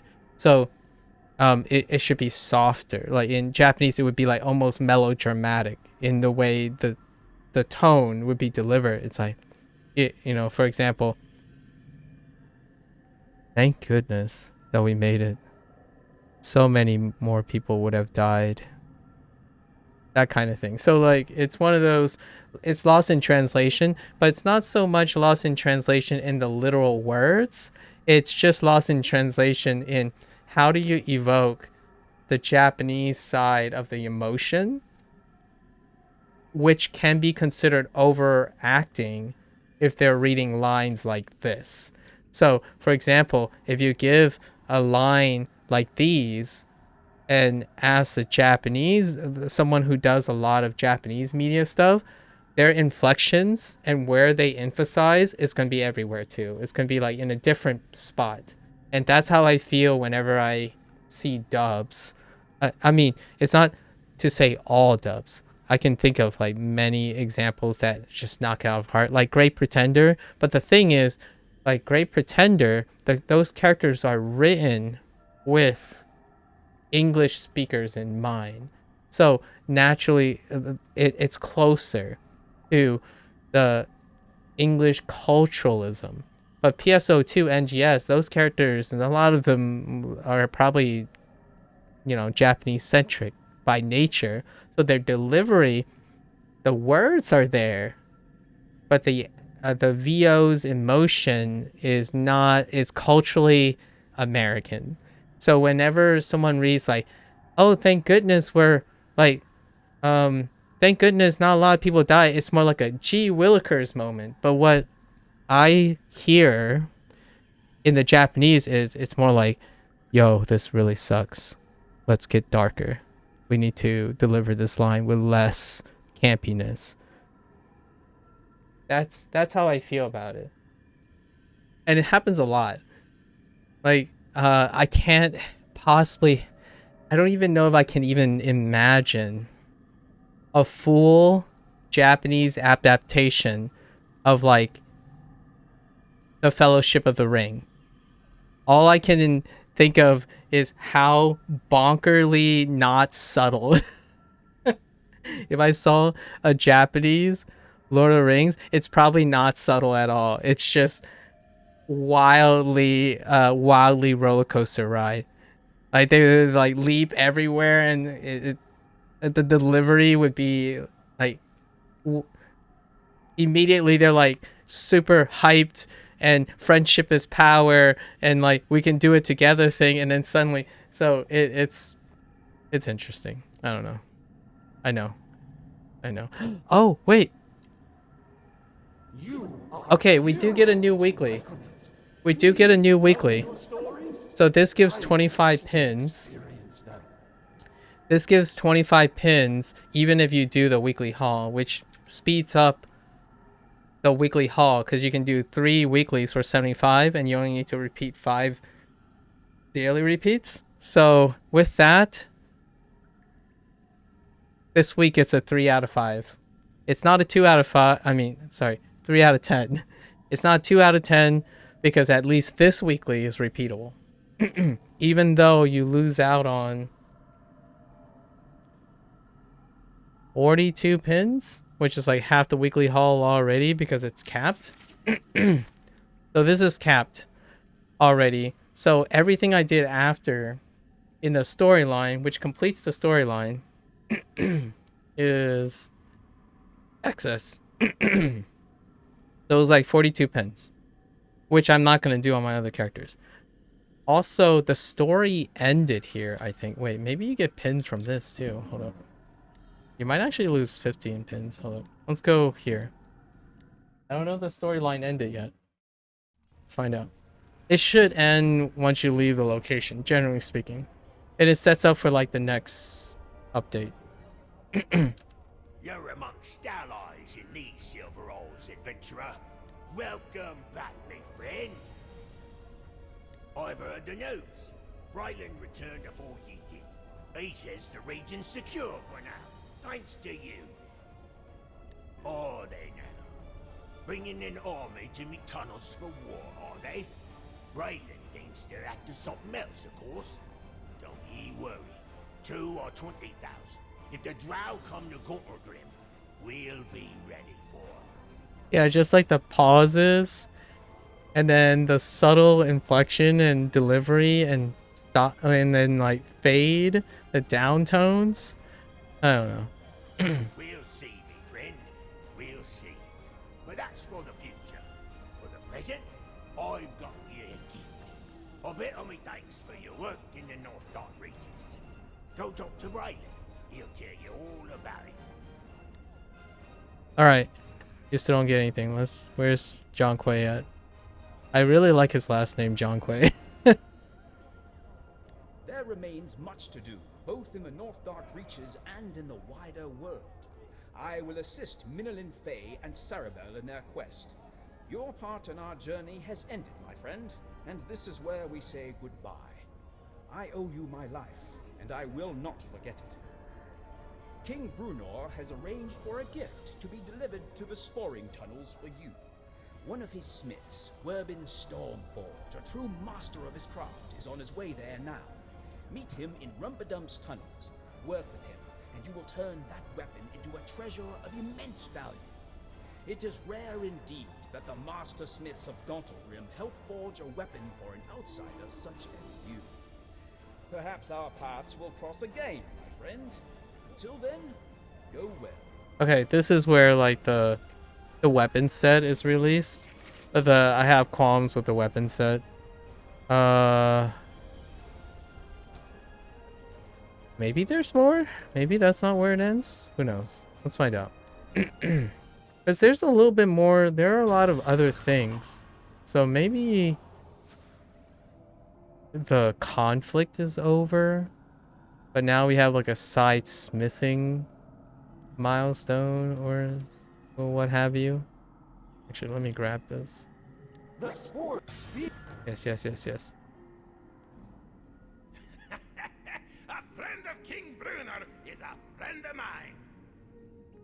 I have a bias towards dwarves, so the dwarf is such a classic typecast stereotyped VO, but I have a guilty pleasure for that. There you are! Been looking for you. King Brunor told me all about your heroics. You must have dwarven blood running through those veins. Anyway, I've been sent out here to help craft a weapon worthy of your efforts. I know you already got a weapon courtesy of that drow smithy there, but the poor man's clearly out of practice. Let's work together and turn that weapon into a masterpiece, huh? It's gonna require a bit of effort, but it'll be worth your while. Oh, so we're losing even more pins. Still making idle talk. Wait, until the 6th milestone. Wait, am I not in the 6th? Oh, I'm on the 5th milestone? Oh, no. Okay, so we still get this thing. Oh yeah, I am on the 5th milestone. Yeah, okay. So what does that take? That just takes these things? Do I need any of these currencies anymore? No, I don't need any currencies. So let's just make this. How long does that take? Oh, for a moment there, I thought it was gonna be time gated by like a day or something. Sometimes these like forge things end up being time gated. Oh, the right of worm. Oh, so it like. Oh, interesting. Requires the completion of the mission, the Rite of Worm. Intriguing. Wait, are you telling me this is gonna be an auto? Oh, wait. The Rite of Worm could be. Alright. We'll see. I'm thinking too far ahead. But yeah, this is the new weapon set. It's like, well, it doesn't help you with Master Temple of the Spider, I can tell you that, or get invited to one. So it goes back to my previous discussion about how the game is phenomenal when it comes to busy work, like give you things to do as a new player or a returning player coming in, but then most of the stuff props you up, but then you get denied by the specialized design near the end, which pretty much gatekeeps the game. The game is gatekept. I actually heard one hot take that's a little aggressive is that though those particular developers are hard gatekeeping against, I don't know who's making the other decisions, but like the overall structure of the game, it's giving you the vibes of two different purposes and they're at odds with each other. So if you're in it for the casualness, you'll leave it before you ever get to the gatekeeping part. Because the gatekeeping part would just slap you and say, it's not worth it. And then, and they continue to make those things. So, it keeps the loyal peeps happy. But the loyal peeps tend to be very cliquey. So, they don't require more people to join their group. They're loyal and consistently within their group already. So, they're actually likely to reinforce and discriminate against newer players. Not intentionally with malicious intent, just hard truths. It's kind of like if a game is really, really hardcore, the ones that like the hardcore game, the specialized game, they tend to be far off from when they started. So empathy is low.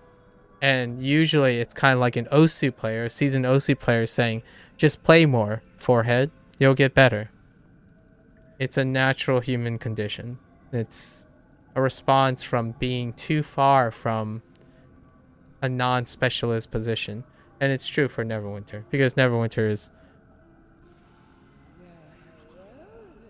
10 years next year. Its 10th anniversary is coming up soon. So it's still not older than Osu, though. Osu's older. What's the word of the day? The word of the day...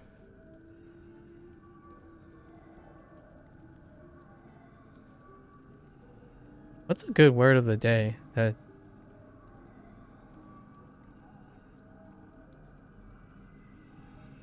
I think today's word of the day is pre-orders, to be honest.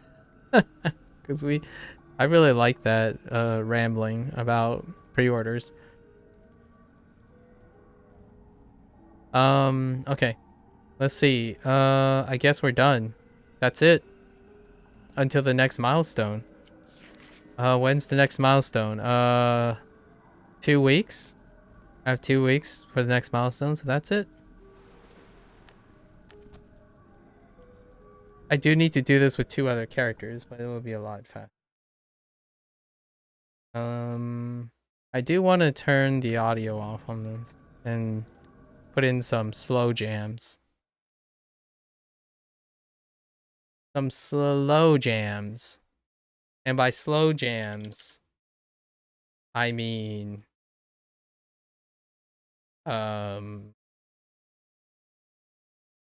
Oh wait, I don't want to blast your ears. Hold up. Kind of curious. Is this no copyright too?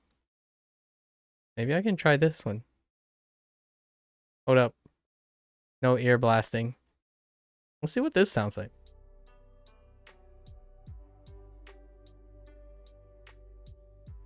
Kind of quiet. That's not too bad. I hope there's no muted audio on this one. Anyways. Why is it so much quieter? Okay. Alright, so we're gonna do this in the other characters and then we'll call it a day.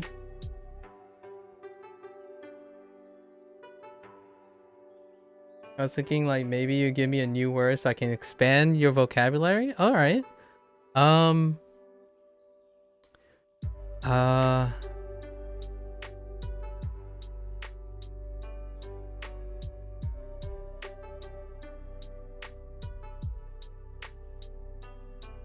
I'm thinking of words that would be pragmatic to know as well. I mean, pragmatism is a great word, but that we're aware of that word, right?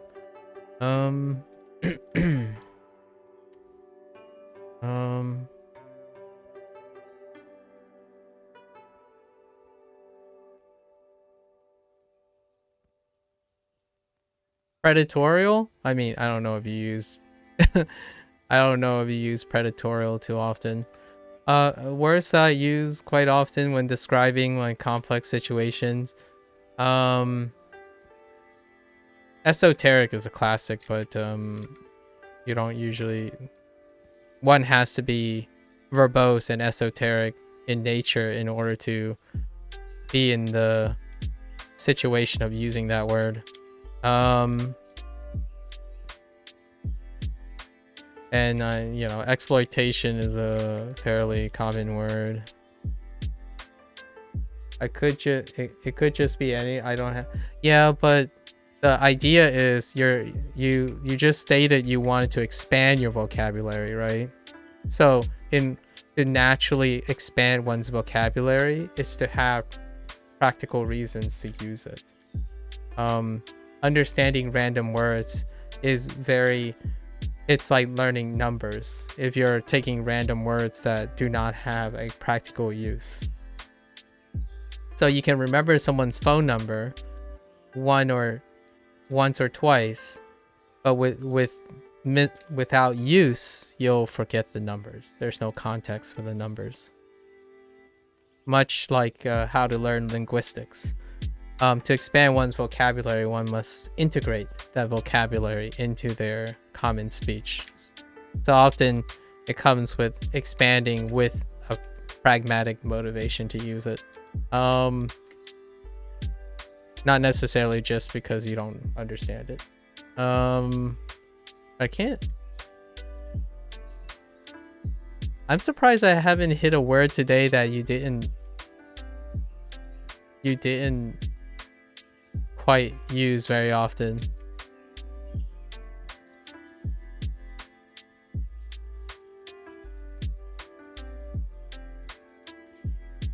I said a lot.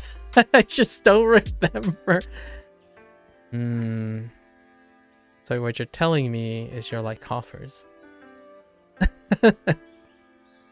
How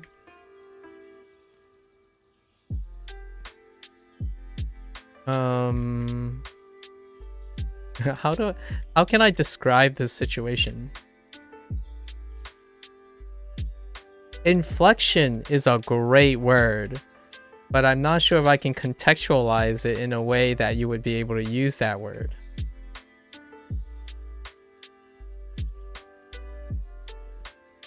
Are you familiar with how one this sounds a little bit condescending, but I'm trying to not be too pedantic about it.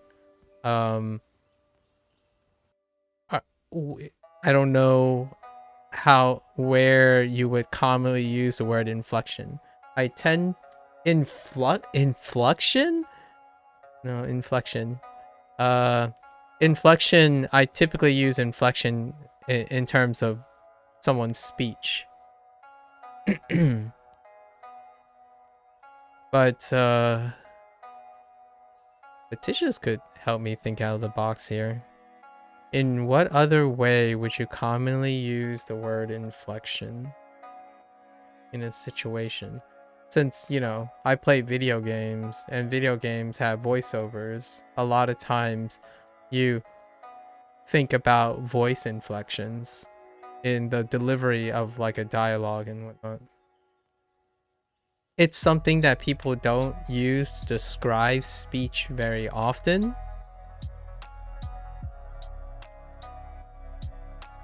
But they describe it in a different way. So voice inflection, right? That could be kind of useful.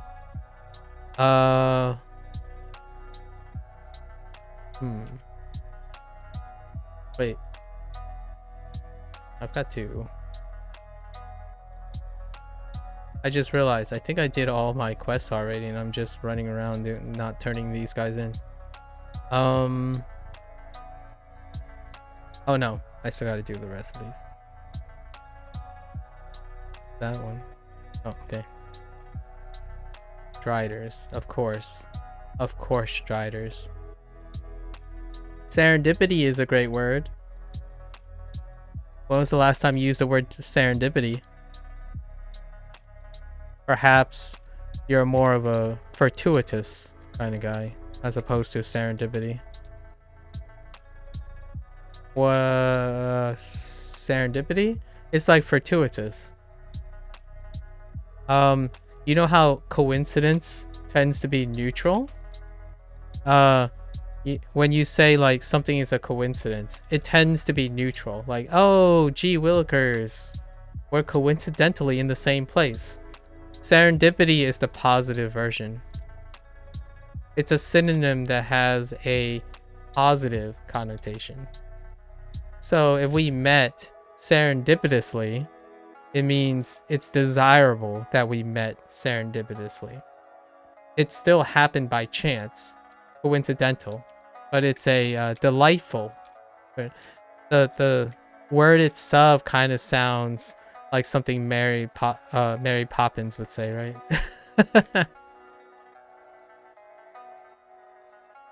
I still use serendipitous quite a lot to express something more. So like, oh hey,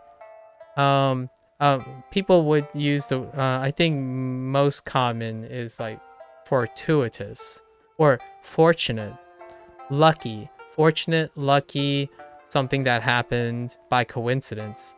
You could just say serendipity. Yes, that's it. And it sounds exactly the way it sounds. It's not a French word or something like that. Serendipity. Yeah, so instead of saying, oh, it's great that we met by chance, it's great, you can just say, oh, that was serendipitous. You don't have to say anything else. It's all implied. It's one of those words that it's a big word, but it covers even bigger meaning. So it kind of checks out, sort of. Wait, why is it telling me to place the rune here? Oh. What the freak? It's telling me to place the rune near this door, but it's saying it's here, which is not. It's confusing.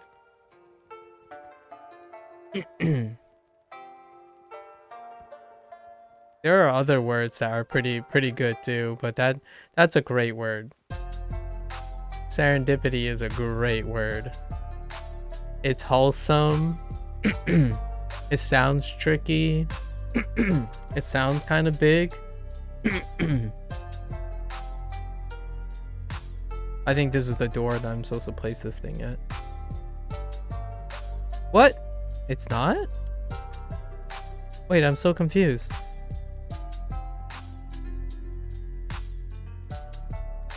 What?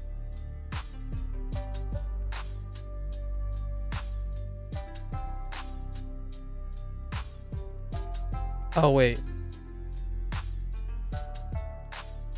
Why is this highlighting? I'm so confused. Maybe I'm not. Man, that tracker is broke. That is a broken tracker right there. Alright, well, let's finish this stuff. Hold up. I don't understand this. Something's not right.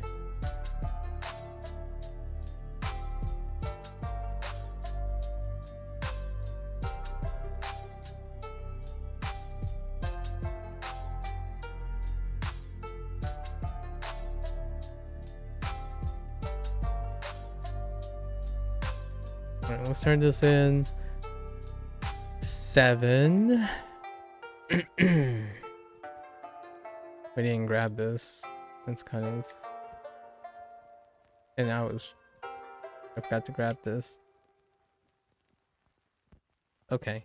And then we had this. So we can get 50. Wait.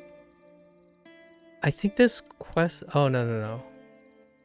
Okay, it updated. Okay. It updated. I thought my mainline quest was bugged. It is not. It is fine.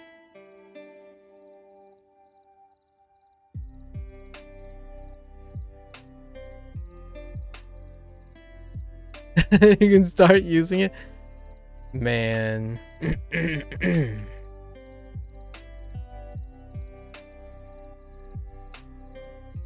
Serendipity is a word I learned in high school. It's not to say it's not great, but there are so many words I learned from high school, and it hasn't really expanded.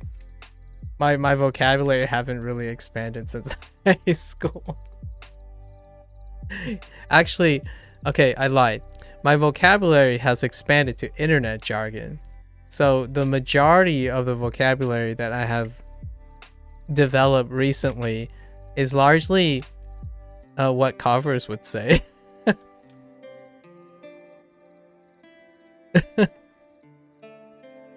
It's like what's a good example?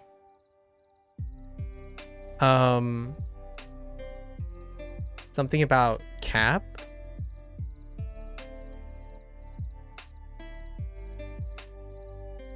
Oh, I see. Something about cap. I think it's the phrase, right? It's something capping? I don't know. I'm still struggling with keeping up with internet jargon. Oh, capping line. That's it. Capping. That's yeah. That's the one.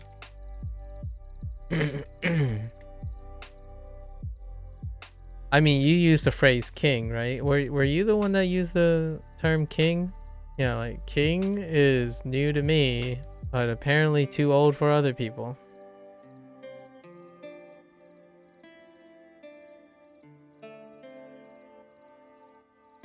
My thought is, what about a monarch?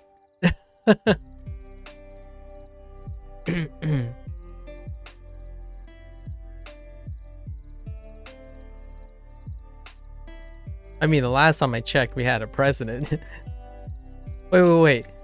Is there a take on king by saying president instead? Oh man, that would be pretty good. Do we have a hot take on using the term president? That probably get you in trouble, probably.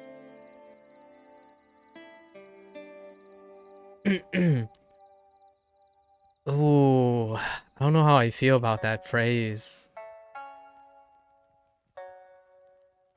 I don't know.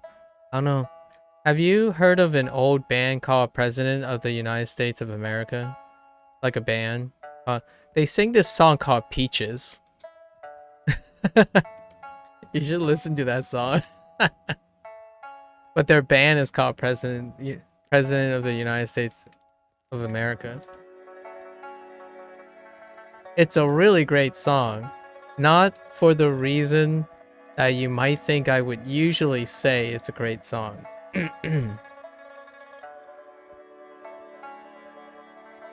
It's about peaches.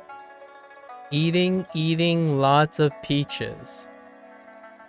Peaches for me.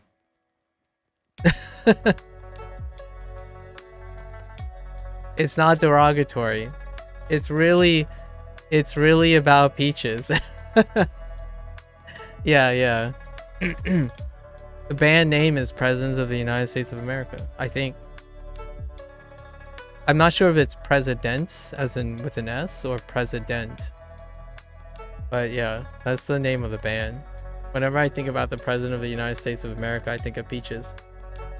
I know how that sounds, but that's how I remember it. How do I remember the band name and peaches and the United States? That.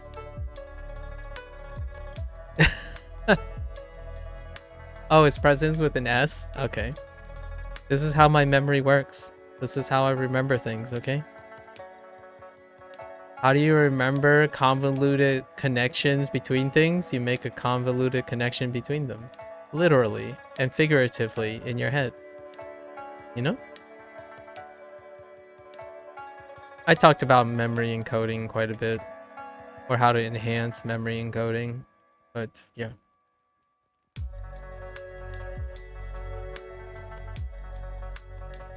Unless you're bonkers, you know, if you're bonkers smart, then that's fair. Statistically, you're not bonkers smart, but you know, if you are, you would not resonate with me, so you wouldn't even look, you probably wouldn't even bother listening to what I just said.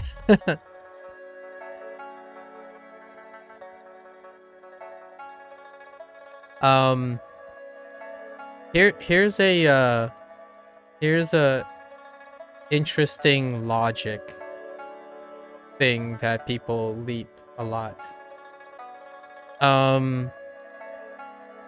Your IQ is probably average, or above. It's very uncommon. Or what I mean is, it's smart enough to create mnemonic devices and be able to form memories. That's fair. I have no arguments with that. Yes, people are stupid, but most people are intelligent. That's one of the phrases that I would say fairly regularly, like to myself. People are stupid, but most of them are intelligent. So, you know, like IQ is a measure of intelligence. It's not a measure of stupidity. It's not a measure of wisdom. It's a measure of intelligence. And in most cases, people are very intelligent. Although I do find I do have reservations in using the calling people stupid either, because stupid can be emotional and not emotional.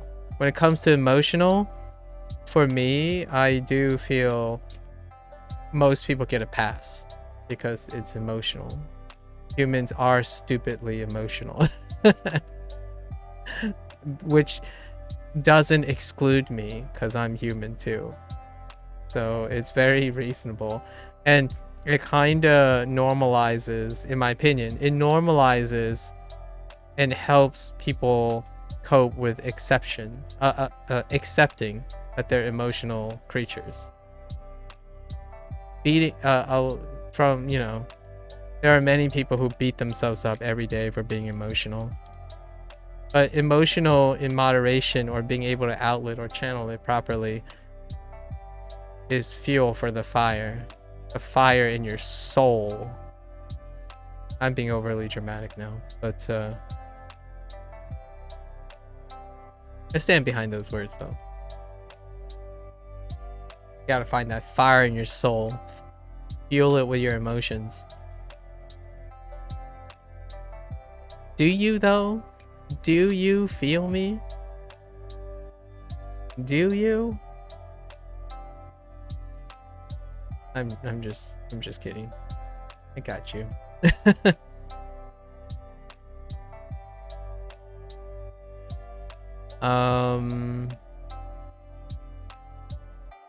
Oh, I lost my train of thought. My train of thought is Oh, the memory thing. Whenever I think about memory, I think about the situation that I typically am in when it comes to this type of thing. And when I think about memory tricks, right, mnemonic devices and whatnot, a lot of times when you demonstrate or explain your mnemonic device, a lot of times people would associate with it having good memory and being smart. And what it really makes me do is it's a segue into my rant about, generally speaking, if you see someone who's using strategies, right? Strategies for improving their memory or using observational skills to enhance a property, which may make one think that they're very intelligent in the sense that like innate intelligence and whatnot. But generally speaking, when you find someone that's doing that, it tends to be the opposite situation. If I were a person who do not develop mnemonic devices for memory and whatnot, I am more likely to have great memory. Someone, and I'm saying more likely, I'm not saying it's a matter of fact. And then someone who does develop lots of memory strategies tend to be someone who lacks strong innate memory. It's about understanding the motivations of oneself. Now, there are extenuating circumstances. One, like for example, we are making the assumption that the people we are comparing to are people who naturally wants to succeed. The vast majority of humans, it's relatively safe to make that premise, to assume that premise that the human being wants to improve and succeed. So with that capacity in mind, generally speaking, if someone has great memory, they will tend not to bother their time with memory strategies because they're not lacking that resource. So whenever someone compliments about like, oh, that's useful and you must remember a lot of things, I tend to be reminded of how much I have to compensate for my memory, my below average memory. So it's actually the opposite most of the time. It's kind of like, which is the cause and effect, right? Which one it came first? Typically people who know a lot of strategies to do things. Like for me, when I'm doing OSU, right? When I'm training fitness in OSU, all these strategies is because I am below average. I'm compensating for something. So the more strategies you see someone do, more perspectives they're looking for, they're motivated by what they lack, not necessarily motivated by what they have in spades. You can have one or two specialty skills, like specialized skills that come intuitively, but those things are like capped, like they're really diminished returns. So generally speaking, for someone, at least myself, and the large majority of people, whenever you observe them and they share something with you, it reveals to you, typically when you're conversing with someone, a lens into things you can talk about with that person, and you know a lot from what that person shares with you if you can contextualize how they got to that point, or why, or what motivates or interests that encourage them to do that. Like for example, Fictitious talked a lot about the value of pre-order and the moralities and the perception objective nature of pre-orders, money, motivations of the company, how it brings into a lot of lens to focusing on that, and the spin on that reveals so much more if you can place yourself in the person's shoes on how they reached that perspective. And that's generally how I would say what I rely heavily on to overcome my social anxiety. I might not strike to people as someone who has difficulty communicating with other individuals, but I spent a lot of time refining and practicing my observational skills so that I can compensate. That observational skill provides consistency that gives me assurance, and it removes the anxiety and nervousness. Because even being awkward, I can intentionally and objectively or pragmatically be awkward for a purpose.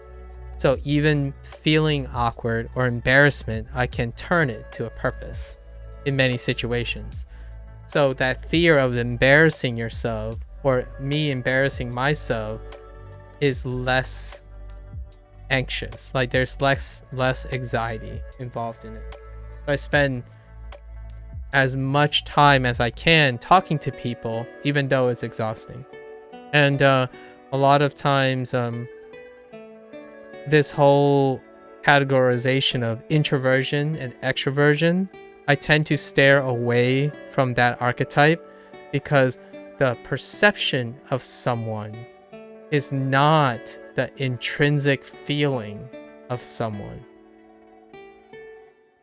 There are a few people who ask me, well, you don't seem to not want to talk to people, or you seem like a people person. I have this conversation a lot because every time I try to strike up a relationship or like talk in a more deep manner, someone would say like, wow, you really like being around people. And my answer would be like, no, I don't. I really don't. Every time I have to introduce myself to a new person, all that floods back. I want to be good around people. And I practice. I want to be some of the best instructional conversationalists, like experts who teach, instruct. They fit the archetype of an introvert, but the perception of their communication skills is not restricted by introversion. If you ask those communication experts, they will tell you first that communication is a skill that's universal. If you tell yourself you're an introvert and thus communication skills and developing communication skills is optional, that's what I mean by the danger of categorization. I fear this day it's become harder and harder for me to convince younger people that social anxiety doesn't have to beat you. You can beat social anxiety. You're not going to stop feeling that way, but you can most certainly beat it and control it. And it's hard to convince them. It might sound hard in general for many people already, but it's pretty rampant. Communication skills is one of the core essential life skills that will prevent you from getting what you want, right? Like if you don't have proper communication skills, it's one of the things that will impact pretty much all the things you want to access in your life. So it's very great. I know schools don't really help with that because schools are a one size fits all. If you weren't born to communicate a certain way, it's not like they're paying all the variances of instructors to cater, right? It's not cost effective that way. So if you're ever in social anxiety, you just have to take a whim, take a leap, and you can compensate. So I say I can give presentations, I can write essays, I can give public lectures. But at the end of the day, every time I'm approached for it, the initial response is no. Like when someone says like, oh man, you sound like you care about the world, it's like, no, it's not really. I want to care about the world, and that's what that matters, in my opinion. I am concerning myself with the world. And if anyone I meet, right, if there's a special someone that I meet that can echo that, that's enough for me, actually. If they can concern themselves with other people, regardless of how they feel initially, that's enough for me. That's another really roundabout way of saying if you're open-minded, right? But the thing is, being open-minded is passive. Concerning yourself with the world is an active message. You are actively desiring to be informed. If you're open-minded, it suggests you're open to something that happens to you while you're not intentionally involving yourself in it. So I do like being involved in things. Just an introvert would not capitalize on it, or would not feed on it. Like, I don't think it's sustainable. I want something, but I know what that entails, and I don't like it. So what someone sees is this might sound very like Connie, like confidence man-y, but I try my best to depict the most appropriate image to people. That is my skill, and I take pride in that, in my opinion. If there's something I'm prideful about when it comes to my aptitude, is my persistence in trying to present myself appropriately. That's what got me that's what got me my degree. I mean, if I had to be fair, that's the one skill that got me my degree. It's one of the aspects of it, communication skill.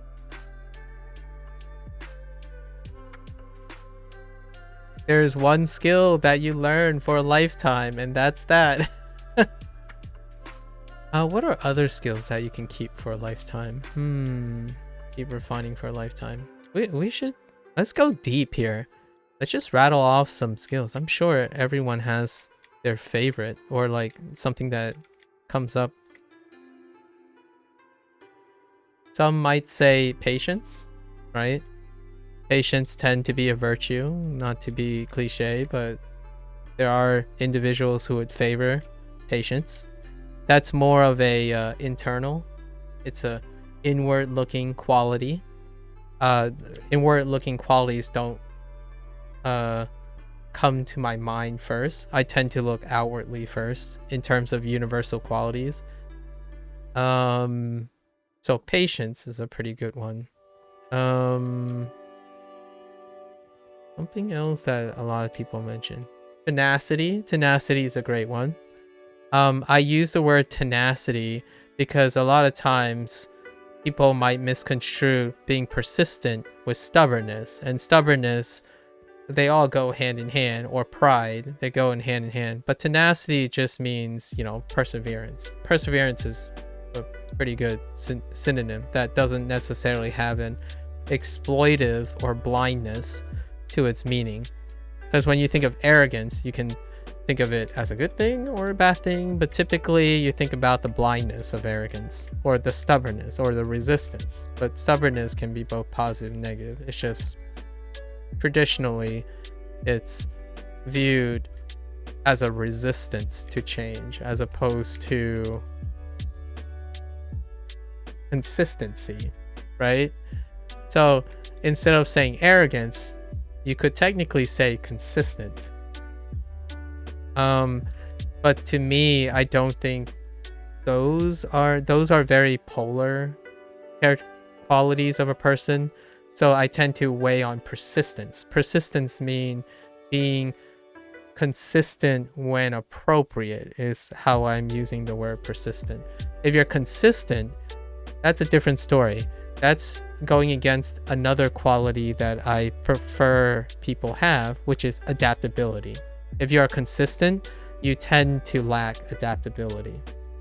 So, and you end up being more prideful, stubborn, arrogant, closed-minded. So consistent is not necessarily the word I would probably like emphasize, but people are more talking about sticking to your guns. You know, being genuine to self is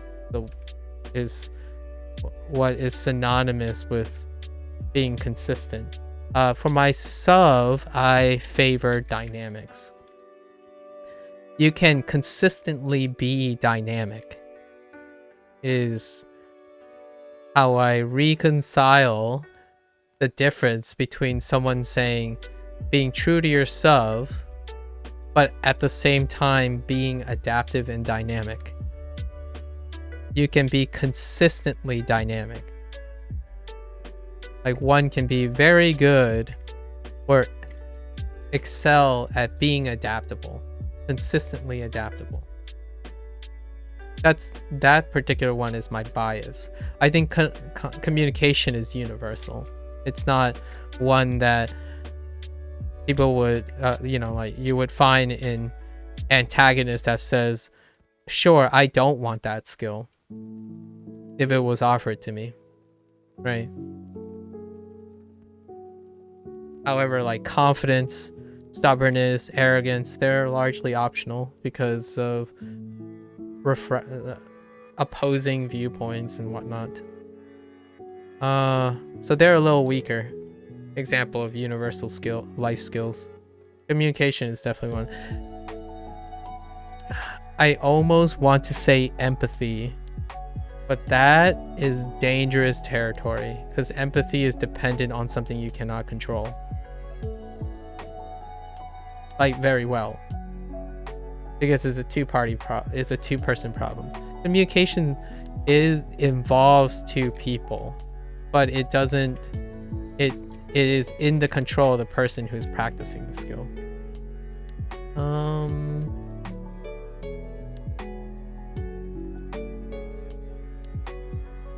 I don't think open-mindedness is technically a what I would say. It would be the same as adaptive. Being adaptive, in my opinion, is secondarily universal. Being adaptive is fundamental to a species or even a person's success. That is different from being agreeable. So I want to make a distinction. It's not the same as being agreeable, which I am. I prioritize being agreeable. You don't have to believe me here, but I will tell you that being agreeable has faults. It means you are biased towards accommodation. When you're adaptive, you don't have to be accommodating. When you're adaptive, you could be antagonistic because it's appropriate for it. So in that way, I actually fail because I'm more agreeable. I favor agreeability over being adaptive. So I'm a little bit, I take emotional high roads and stuff. So there's some emotional baggage with that. So always being agreeable is not it. Niceness is not. Benevolence is also not a universal quality. I do not feel that's what some people would say. I think that's a really popular one. To be universally kind. Always be, well, actually the word they would use is to be nice. Sometimes they use the word kind. Kind and nice might be synonyms, but now they carry different weight in meaning. One can be kind but not nice, for example. And if you can appreciate what that what I just implied, then you fit the majority of people who could accept that one can be one and not the other. Nice is, you know, the action that portrays the point of perspective. Kind is the intent. Kind tends to deal with intent. So, for example, tough love is an act of kindness, but it's not nice. Tough love is inward looking. Nice is outward looking. When you're being nice, you put the person you're addressing first, not you. So you wouldn't ever consider tough love. because you're thinking that tough love is appropriate for that person. But it's a kind thought. Your intentions are kind, but your actions are not nice. So a lot of times, at this is where I like segue into where I feel I'm inappropriately nice a lot of times, or perhaps too frequently. And when people strive to always be nice to people, like you hear the phrase a lot of times, like, I'm always nice. I'm nice to everyone that I meet, etc. Well, first of all, you don't get to choose if people think you're nice or not. Nice is outward. And if you think you're nice to everyone, you have already set yourself up for not being nice. Because you thought of yourself. You're characterizing yourself. If you're always nice, you don't characterize yourself. You think of how other people characterize you. So hence, I'm not always nice. However, I do choose to be nice, even in inappropriate situations. You can be inappropriately nice. Am I a kind person? Sometimes I wonder. Because I don't think I'm universally kind either.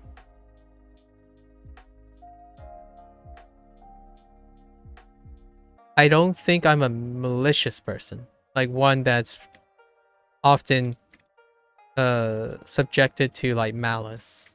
Malice is something that I would say, if you're thinking about it in a negative way, where there's a life skill that you want to universally mitigate or minimize in life, malice might be one of them. Like, I think the vast majority of humans would agree that malice is something you want to minimize as a universal life skill. So anger management, things that, however, that's still not as strong as communication, because one could see the appropriate times for anger, right? But it's a good one. I'm feeling the B-roll of Neverwinter once again with life stories.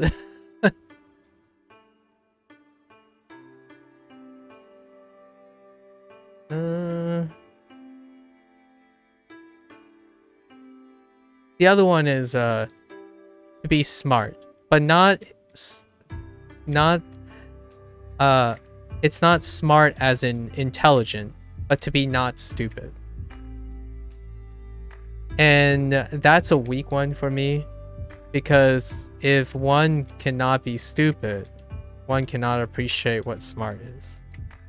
And without mistakes, one cannot iterate or refine or motivate one to improve. It's not a life skill. It's not an essential life skill to always be smart. That's not an essential skill. It's not a universal skill, in my opinion. Humans are robust. If that was a universal skill, then we would be built to not ever fault, right? So like, if you always make smart decisions, we would fade from having redundancies as a species to deal with mistakes or dissonance. Our memory would be flawless, if you know what I mean. Because otherwise, like the properties that define us makes us a robust creature. So it's desirable to be always smart, certainly. Like, it is nice to constantly make smart skills, but we are trading off things for it. Like, for example, one desirable aspect is be objective, be pragmatic, be utilitarian. It's about the value of things. Being selfish almost certainly will violate that tenet at least multiple times in someone's lives, if not every day. That's a little exaggeration. Maybe like once a week or something. That might be a little bit too conservative though. So when you say like, oh yeah, well that's not logical. Like, man, if human beings, if an essential universal life skill is to be logical, there are many things that we have now that was possibly even responsible for circumventing very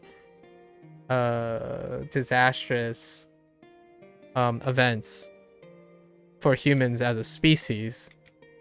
The robustness is that we can have the flexibility, right? Tenet number 1, adaptability, right? So just the idea that we are striving to always be logical and practical goes against adaptability.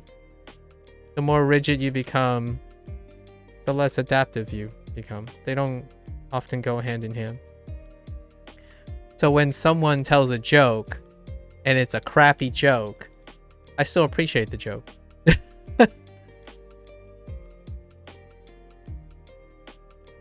Again, the intent versus what actually happens. I feel very privileged to have people's attention, you know, like at least some people's attention, right? Sometimes I'm not so sure. But it is the attempt. Is it high value? I don't know. Sometimes a lot of people view value with effort. Is it high effort? Well, for myself,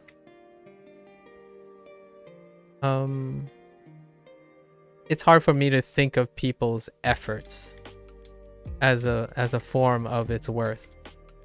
But then again, if time is something really highly value of you might end up getting to the point where you start measuring people's worth and contributions by your personal measure of effort. I can honestly say it's been a very long time since I've aggressively told someone they do not put in enough effort, because that requires a level of empathy and understanding about that person at a level that I can't comprehend to have most of the time. Perhaps maybe like the closest family member I ever have, since I don't have a significant other, perhaps then I might tell them that they didn't put enough effort in. This is just me though. I think a lot of people feel very comfortable telling other people how much effort or perceived effort that they put into things. And usually that's hidden by the guise of objectivity, even though it's purely subjective, in my opinion. So what I mean is, you didn't put enough effort, you didn't succeed, so you clearly didn't put enough effort into it. That's a really common one, and you can put it into any context. So just choose your favorite, I don't know, sport, hobby, or something, and then apply that. It happens every day, in my opinion. Like, conservatively, it probably happens like hundreds of times every second in dialogue. The perception that you decided arbitrarily for someone else whether they put in enough effort because they failed. I'm not saying it's bad or good. I'm just saying it happens. How do you navigate that type of thing? Communication skills.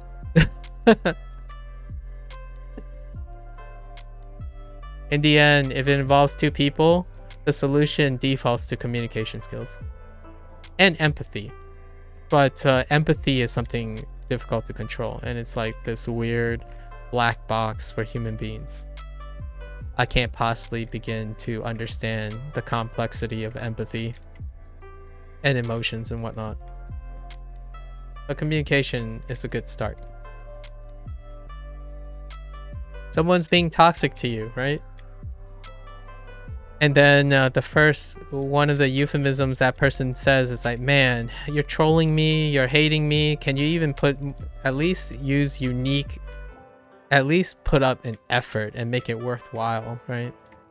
You hear that too. I'm using a very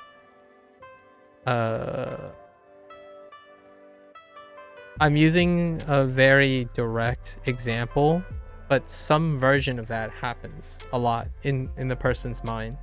When you have an abuser, right? Someone who's maybe malicious in intent, and then you have another person who's the victim, or maybe like the aggressor and the victim. A lot of times a victim forms a thick skin by thinking about how much worth it is that they are the target. Or they can be outwardly facing and criticizing the person that's being toxic to them. Like, what is the value of them doing what they're doing?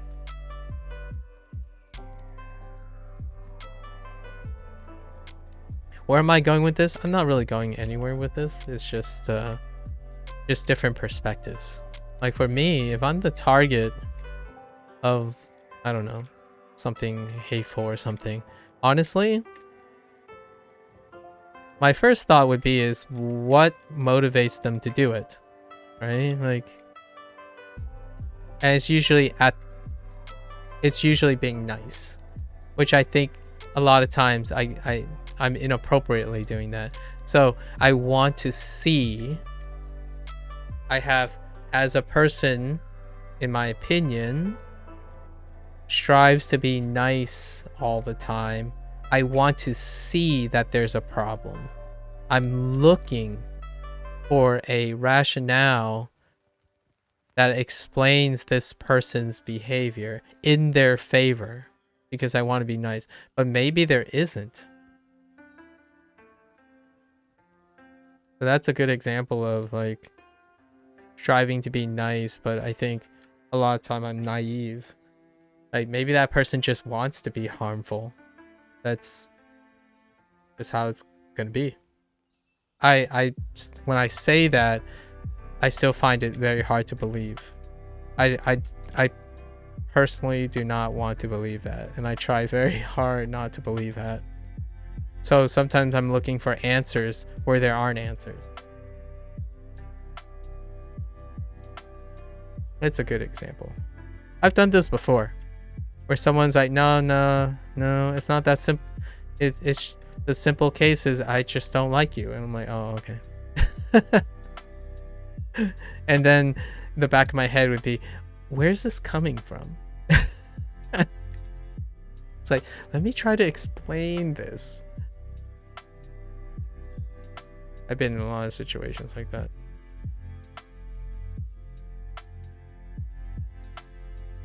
Nowadays, to save myself from that, I will only voluntarily share when prompted.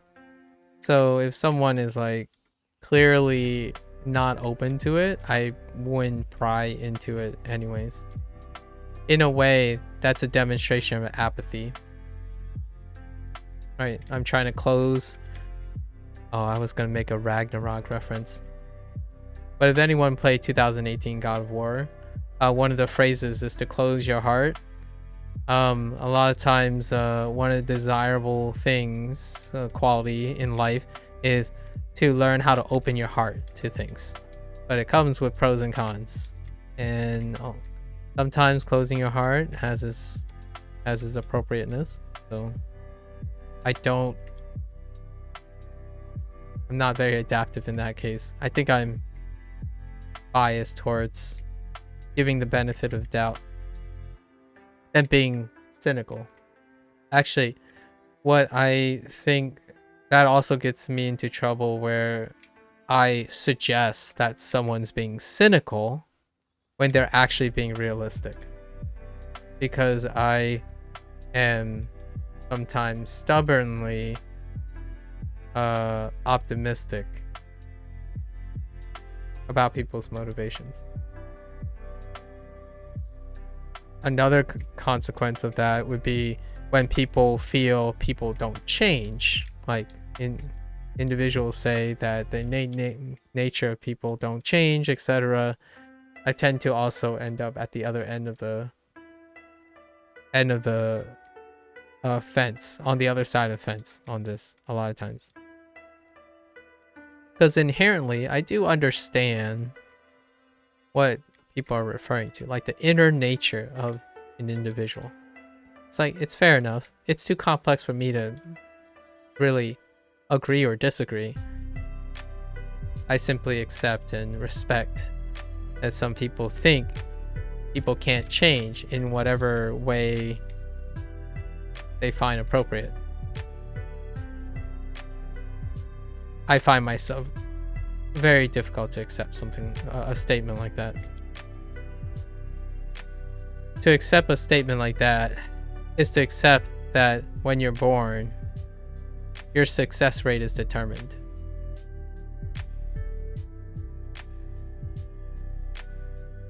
I don't prescribe to that. But then, you know, you have the double standards, the conditionals that come out of that argument, where it's like, no, we're not talking about like the nature part. I mean, the nurture part of the thing, like skills like being able to talk and all that. Like, well, they all bleed from an inherent intrinsic property of the person. So if someone is determined by that nature and you believe that it's determined by that nature, how do you motivate yourself to do anything? The person would say like, well, I'm not like that. I'm like, all right. It sounds you're not like anything that you don't desire. But is it true? They would say, yes, it's true because I know it to be true. And then I'm like, fair enough. If you think you are being nice all the time, I can't argue with that. But I'm telling you now, from my perspective, it's probably not true. So does that make it not true? If someone else thinks you differently, and they would say, no, it's only what matters to me, right? Only what I think of myself. It's like, that's fine. Fair enough.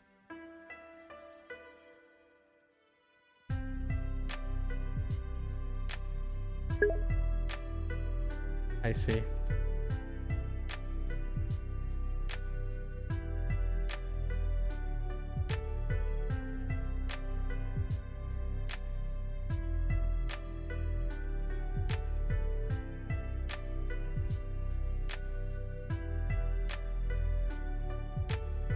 I see you're having a little fun there.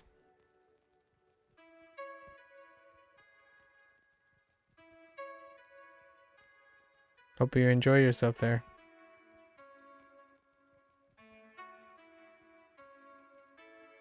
Case in point.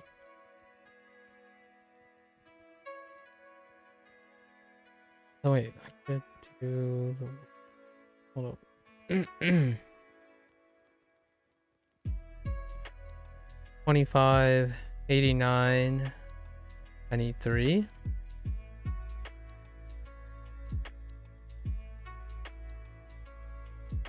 Okay.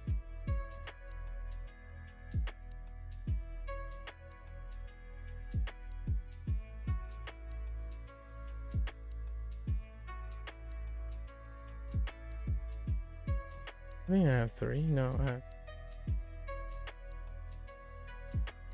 I think that's just 7.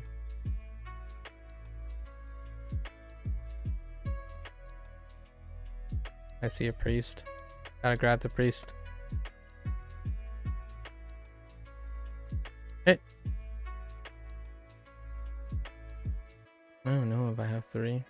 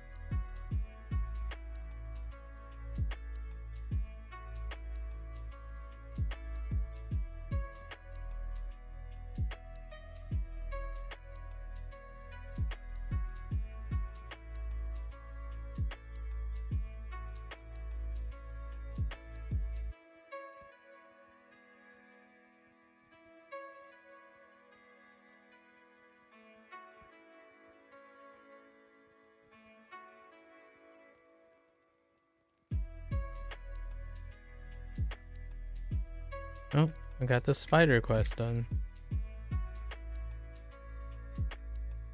Arm the spiders.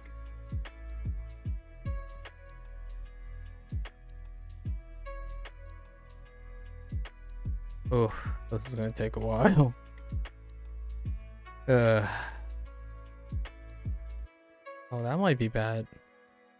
I don't have a healing item. Hold up.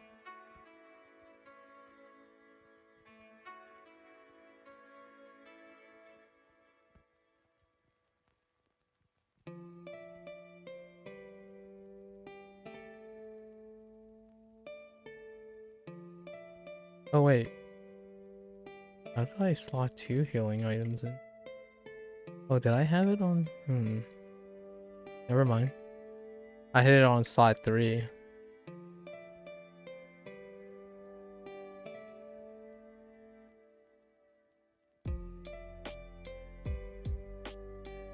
Where would I flip them?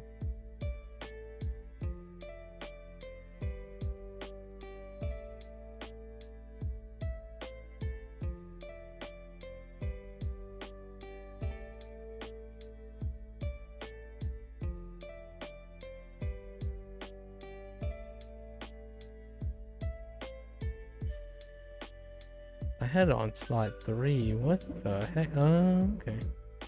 I see that. I see what my thoughts were behind that. Weapon cache. Okay. Oh wait, we already got the 3. We only need to finish the heroic encounters.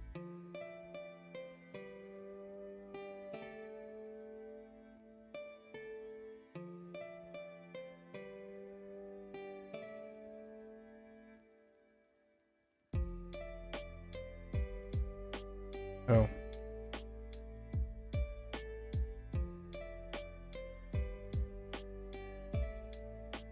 Man. Clearly the 2 other players in here were doing the same thing. Alright. We'll just finish this milestone thing. I forgot how long this takes. 5 minutes? Oh, but I still need the other thing. 25.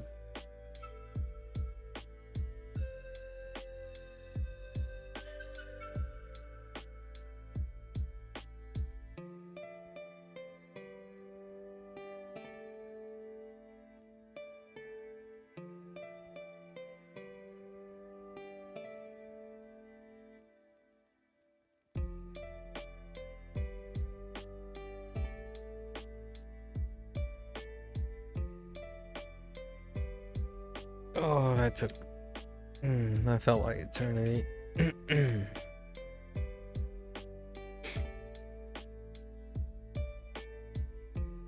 What are we supposed to do here? Oh.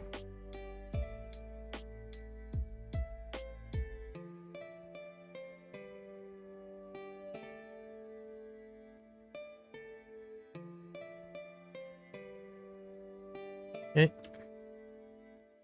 I don't think this takes too long.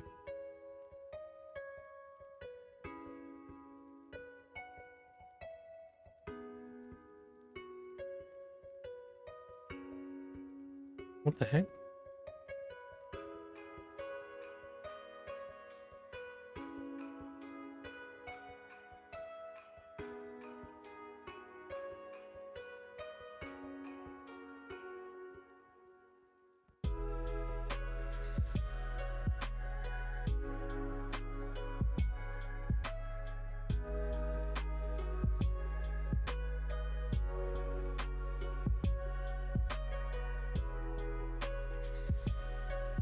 Okay, well.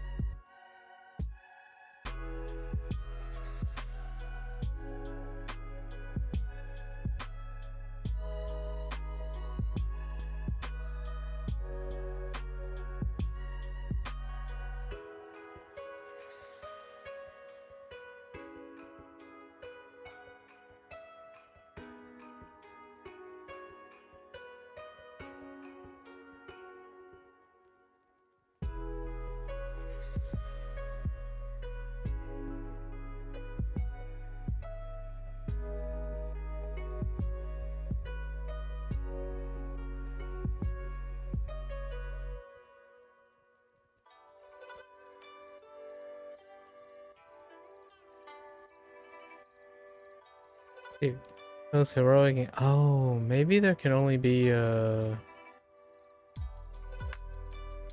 3 heroic encounters on the map at 3 minor heroic encounters on the map at the same time. No, that does make sense, right?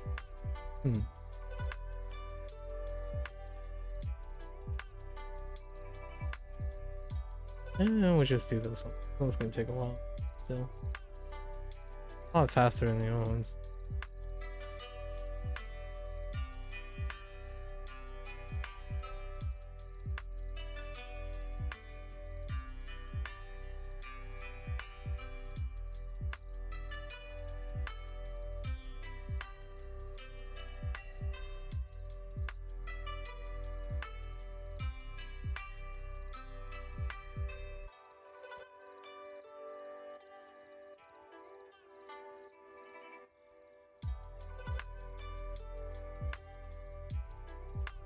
The awkward feeling when the aggro range of all your minions are shorter than the boss itself.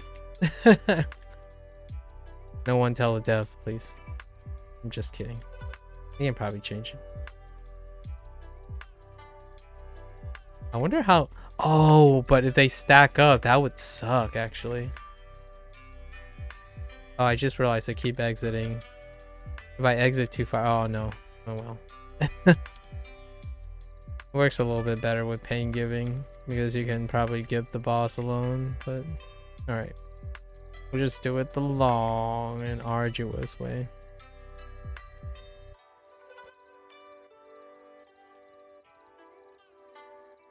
Wait, someone coming to help me? No. Go help me. Someone shows up.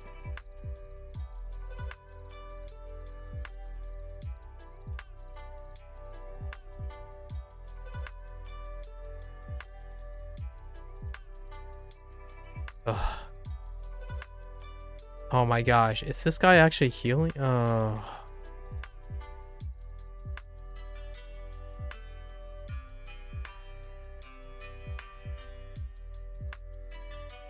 Yeah, this is gonna take a long time. Yeah. Too long. Just go find another instance. Oh! Could've used that one, huh? And let me guess, the 2 are missing? Yep. Alright. I'm over it.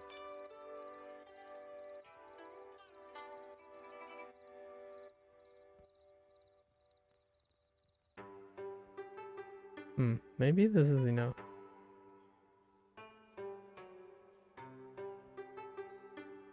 Uh, 20, 36. 7. Oh, wait. Oh, 36. We're 9 short. Guess we can just sit here and change to an instant.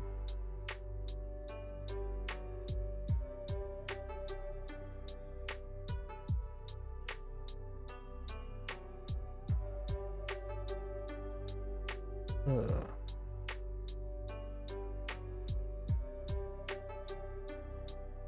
Instance changing, I disagree with the timer. This game, instance changing is fundamental.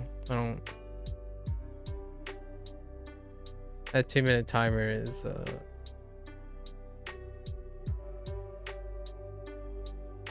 just an artificial inflation of playtime.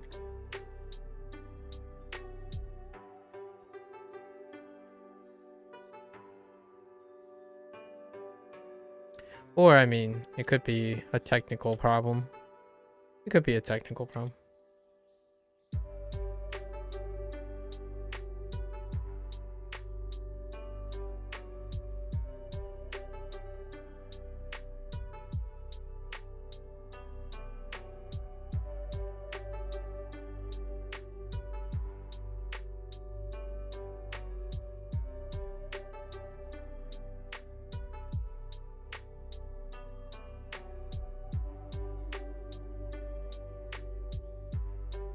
Uh,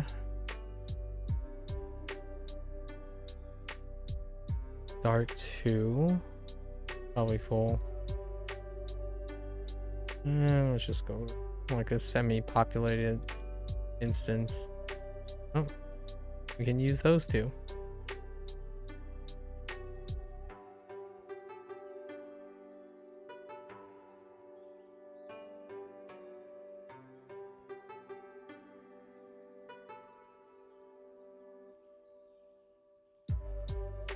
Oh, we can use.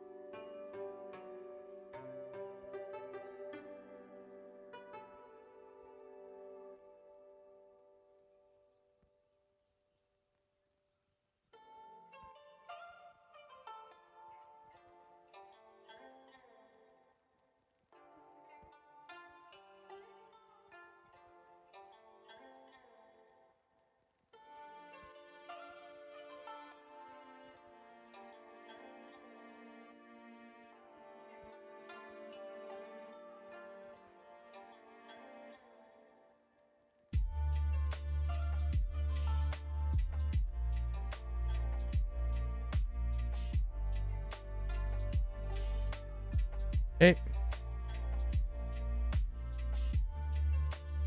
Hooray. One more character to go. Oh wait, I just realized. Did I do this? Oh no.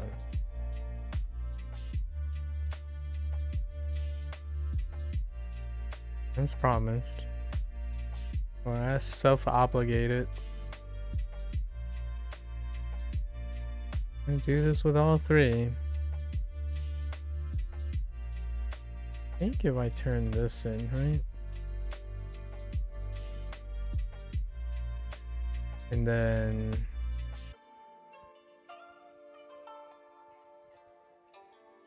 that should be it. Yep. Hooray! Alright, we'll do stuff later. Alright. One more to go.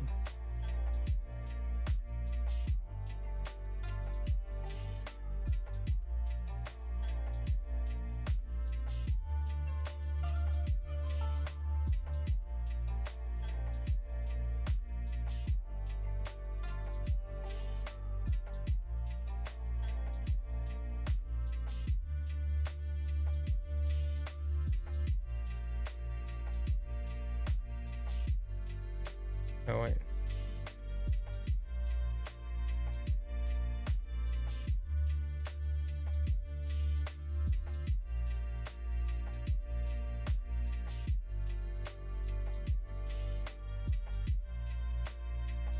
I gotta go to the bathroom first.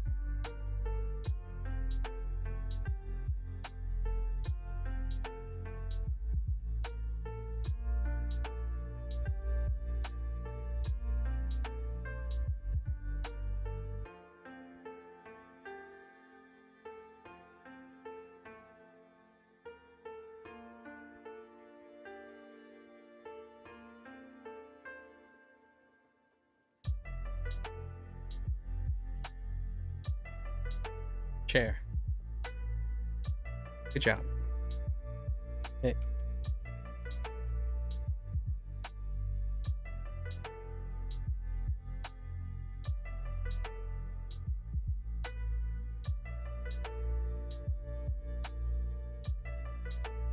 Okay, I'm gonna time this. 9:31. Actually, let's structure this first.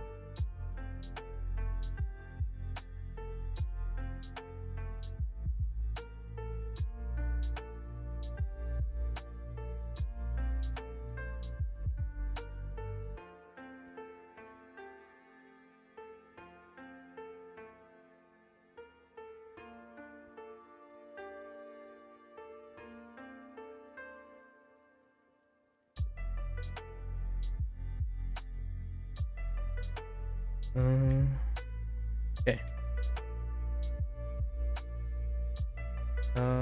9:32. Probably closer to 9:33.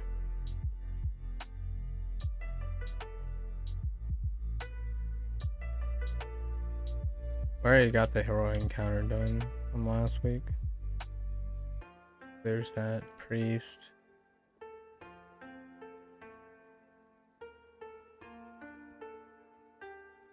Okay. So we're at 30. 45.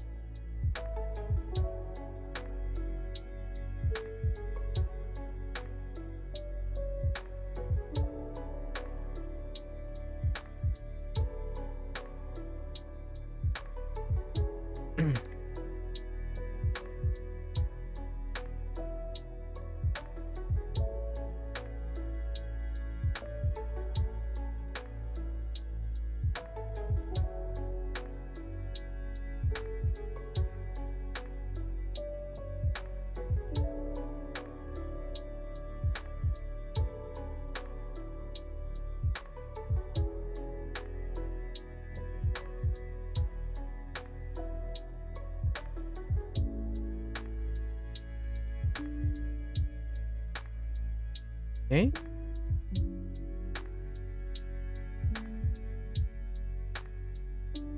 Any priests in the house still?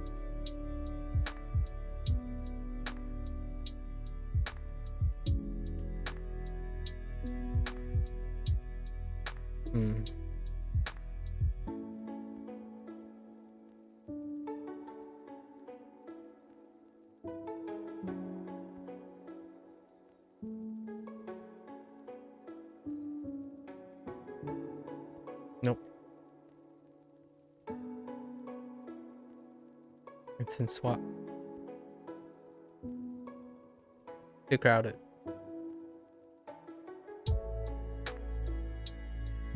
I guess we might as well do this. Boss.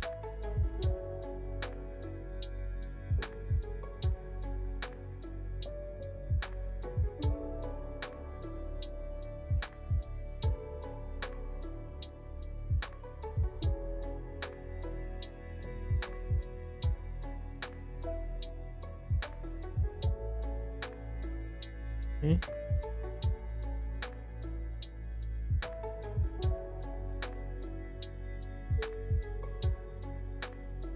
No attack, please.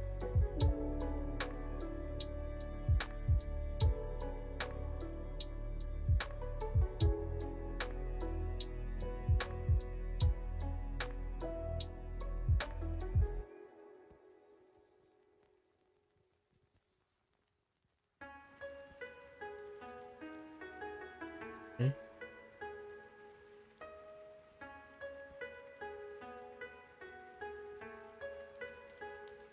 I can't tell there's a moss there. can't tell. Moss is here too. Why did I pick the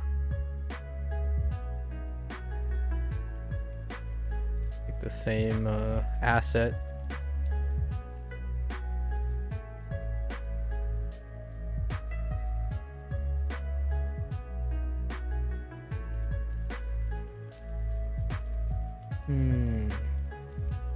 I think there's some moss here.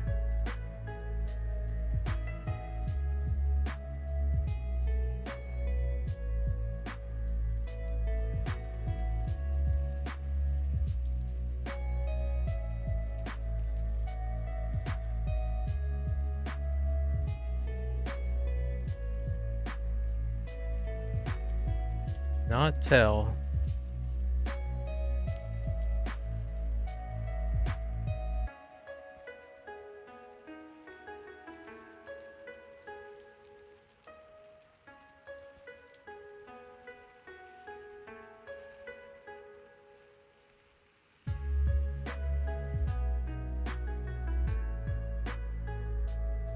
Moss.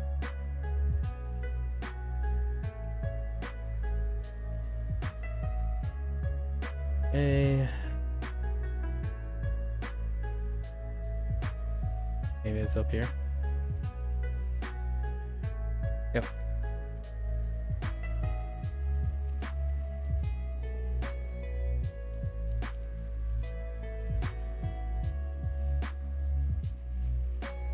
Oh, I need to kill 2 more mechanoids. Yeah. Probably on the way. Probably on the way. Let's go. The guy's looking for driders, alright.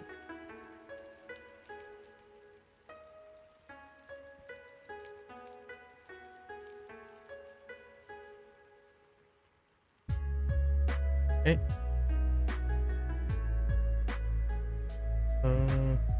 Oh, we can enter the door here and complete that thing. Do it.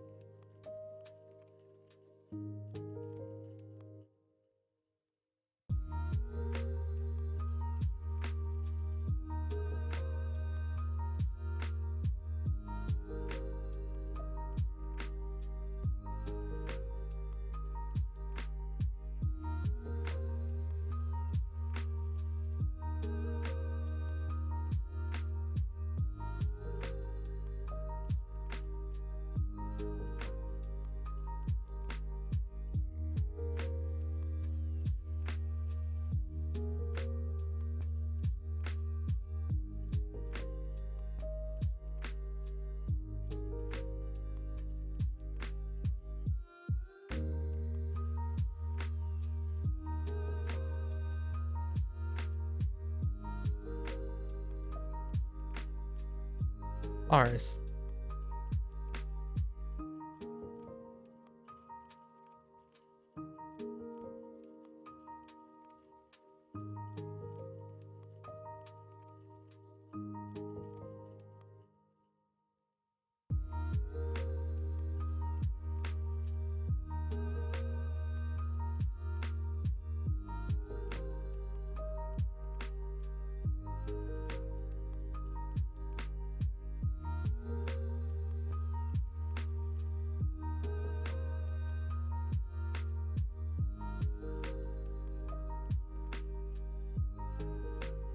Wait, how did I miss one?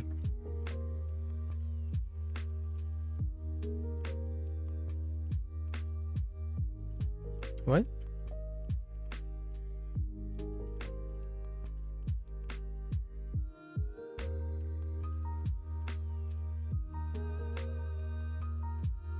I missed the first one. Ugh.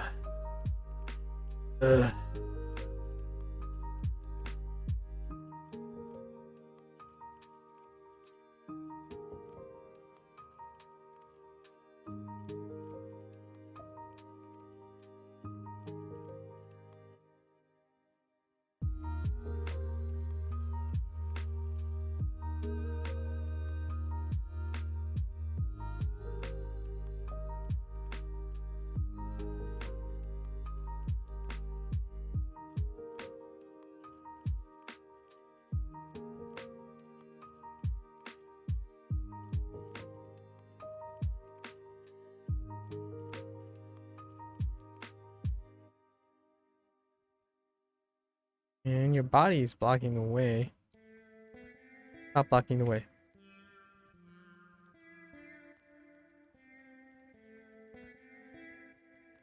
Okay.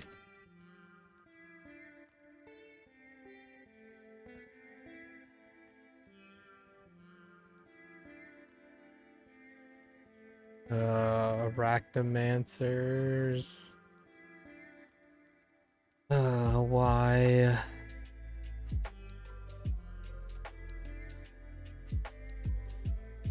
Wait. Anything else? No?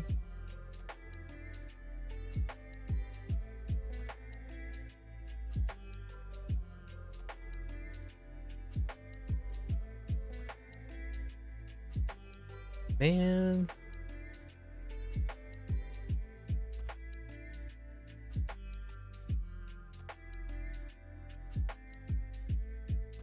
Of course she would have killed those spawns.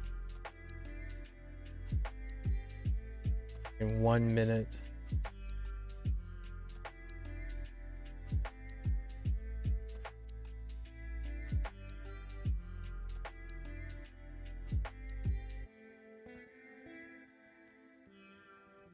Every Arachnomancer spawn has been killed.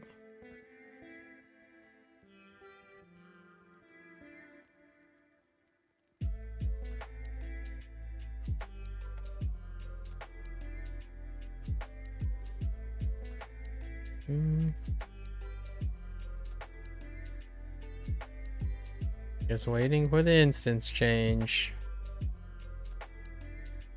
I don't think this guy counts. Doesn't have a staff. Back to waiting.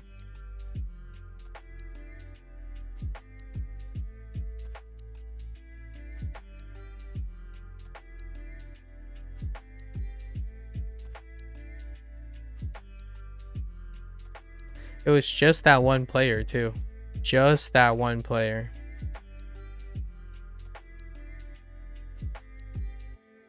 Alright.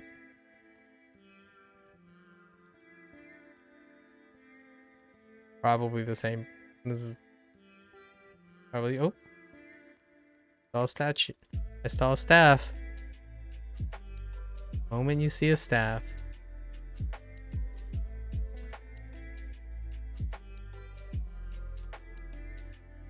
Wait, is that a staff?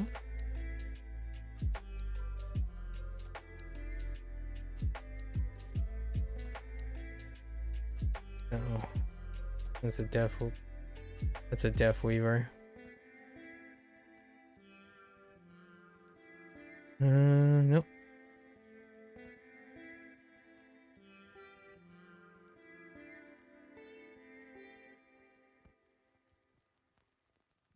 Death Weaver.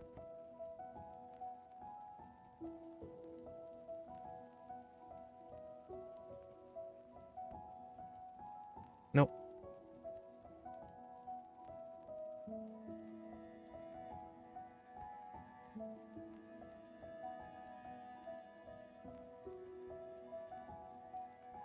Roll your eyes whenever it's a Arachnomancer, Driders, and a Spinner halt, or Priest in the first area. Oh, the priests aren't as bad.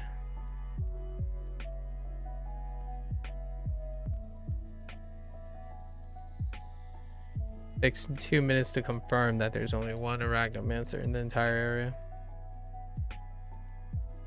Because spawn rate.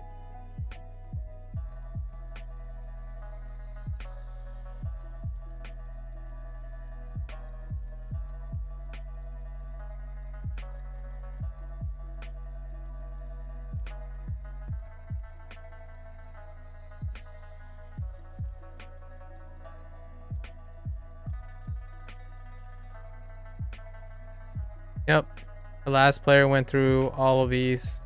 Nope. There they are. Just walk by. Artificial inflation of game time.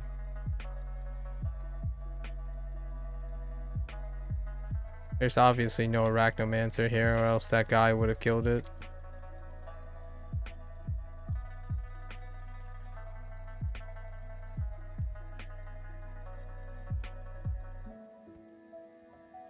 And clearing this doesn't really help because I won't be in the instance anymore by the time they respawn, because respawn rates are way too high.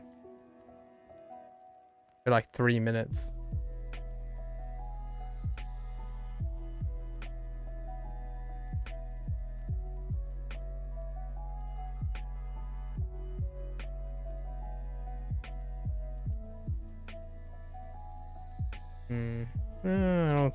I don't think this mob can spawn them. Nope.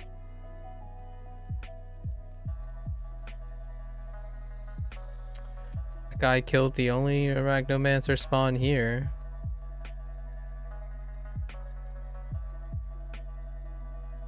Obviously there isn't one there. I might not need it though. Just get these intelligence or... Oh no, I do need it, but I can't be bothered. This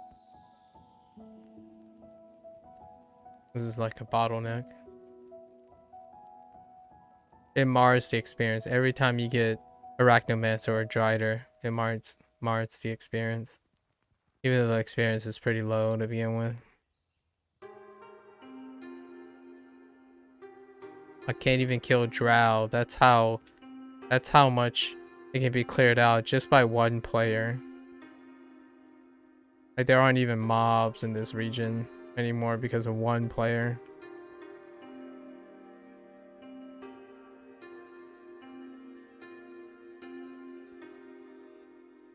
Is it here? It's the one player in the same spot killing trying to look for Arachnomancers. The answer is yes. Oh yeah, and I was here already too. Alright, well, I can't be bothered. I don't think they respawn.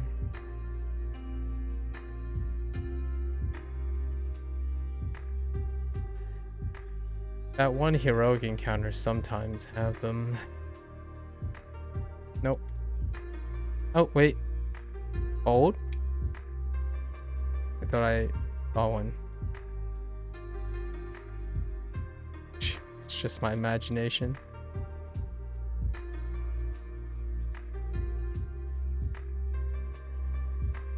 Nope. I keep briefly seeing assassin as the A. Oh, here's one.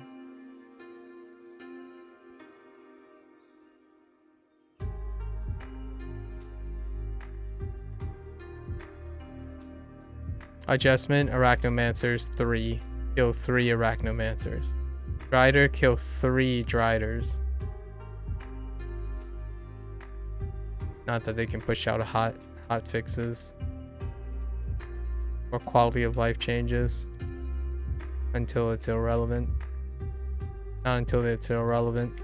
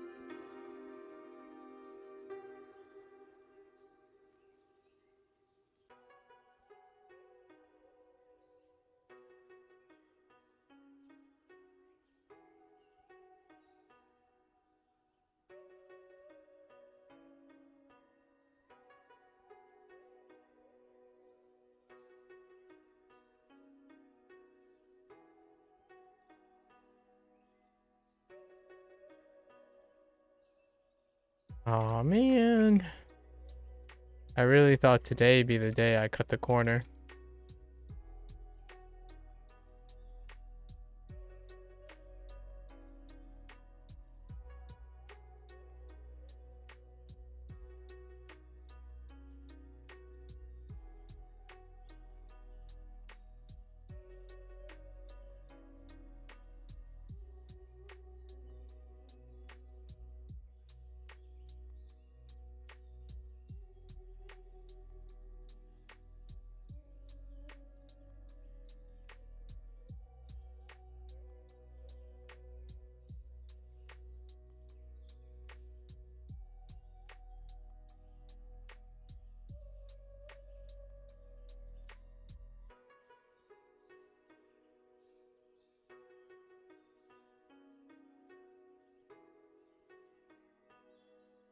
I swear that mount power is scaling differently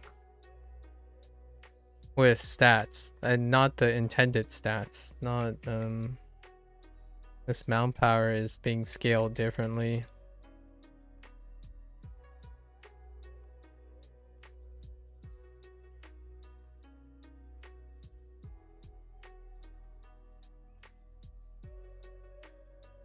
No way to prove it though.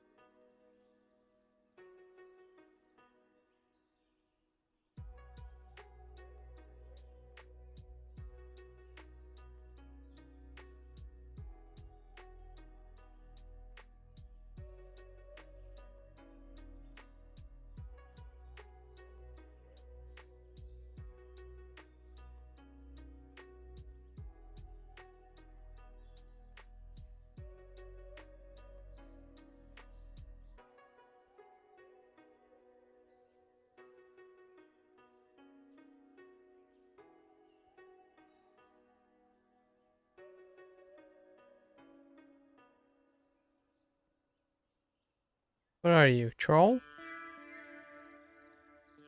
Nothing like rescuing a troll. Deep cut.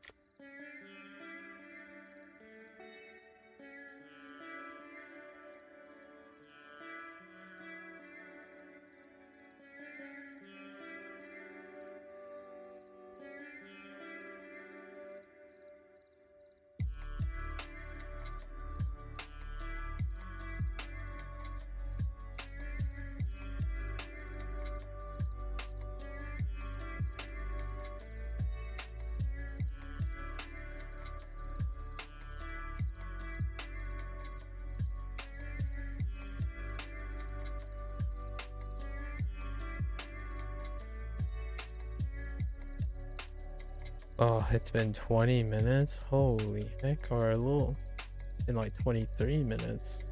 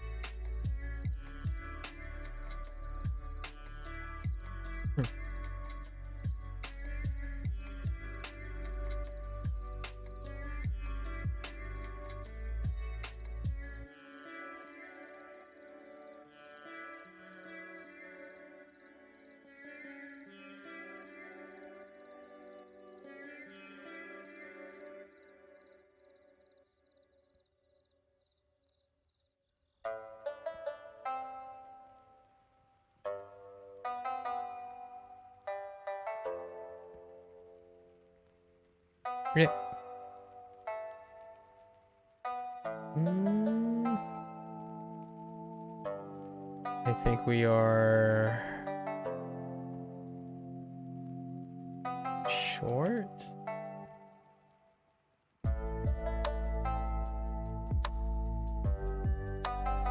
15?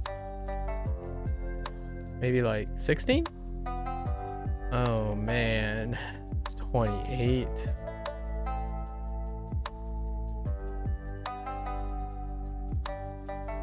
With half finished. Oh wait. Oh yeah. Already turned that in.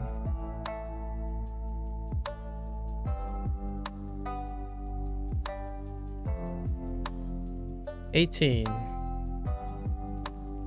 4.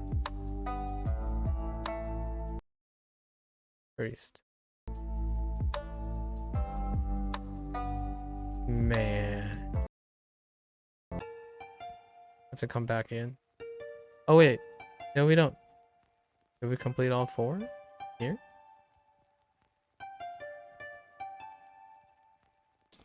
Or by changing instances if we could. We can't. And there's a player that wiped out all the spawns. Yep. And then the rest of the spawns were wiped out by this player. Oh wait. Oh, there aren't any priests in this group, of course. Makes sense. There's.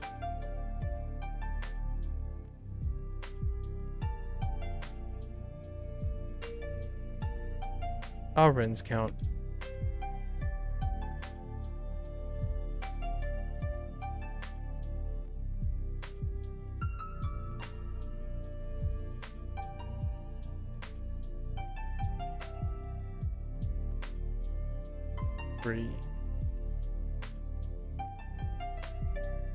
No one's in this instance.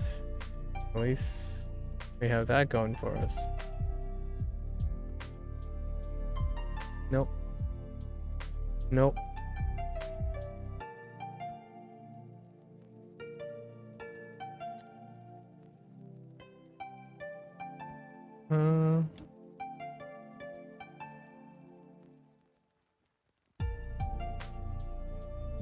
There we go. All right. Off to the north.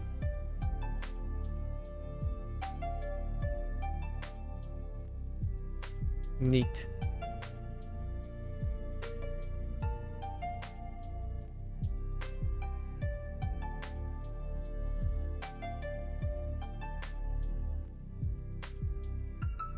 Mm, 0 out of 6. And traps. Okay.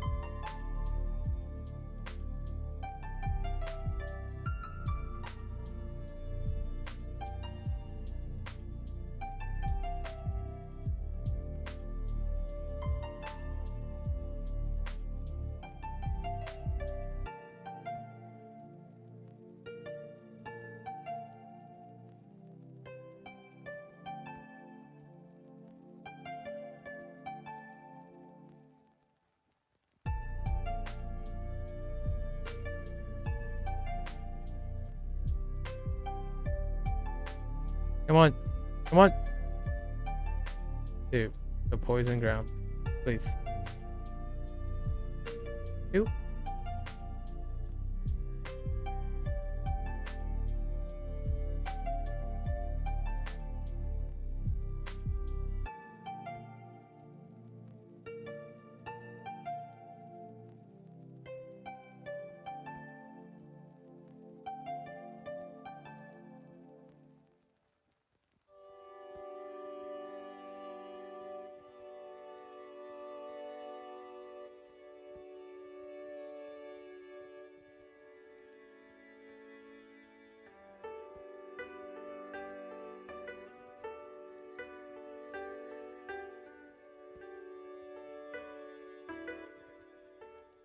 What?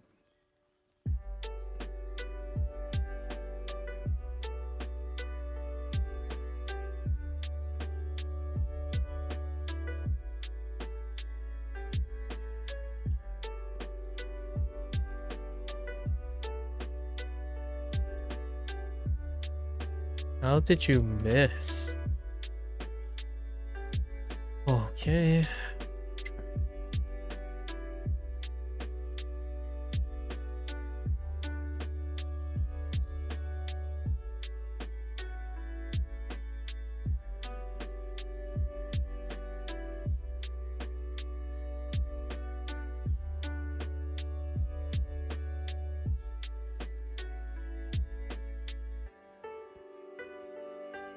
Dang it.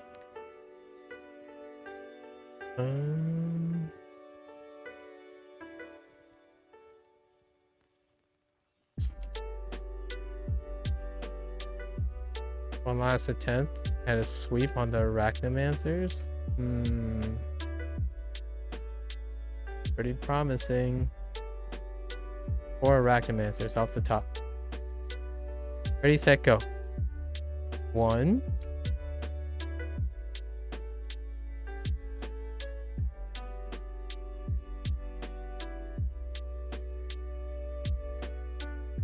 There one over here.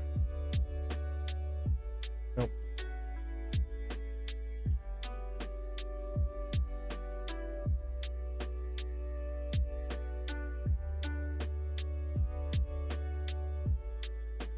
There is a chance. I'm pretty sure this one could spawn them. Yeah.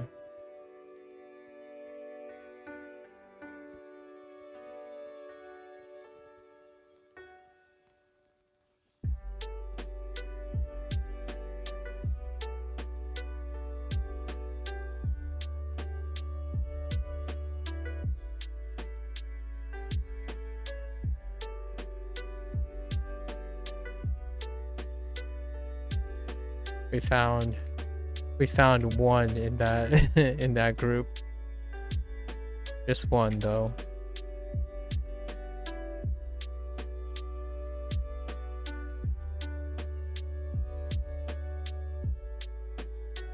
Two?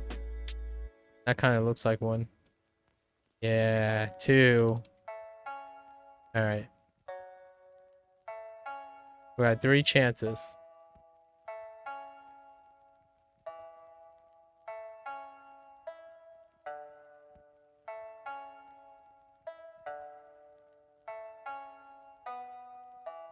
Nope.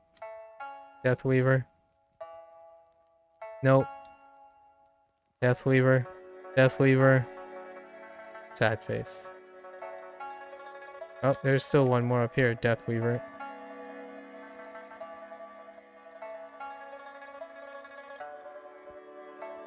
I don't think they're... Deathweaver. I don't think they can actually spawn there.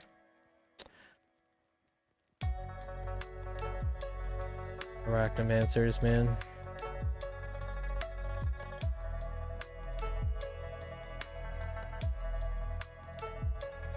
Oh, wait. Oh, no. Oops.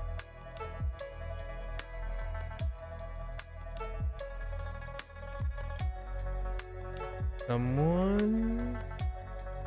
Deathweaver. Oh, wait. I see it. When you see it. All right.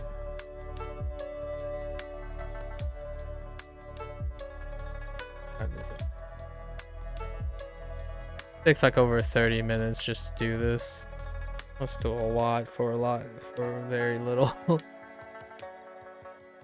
right. 18. 1.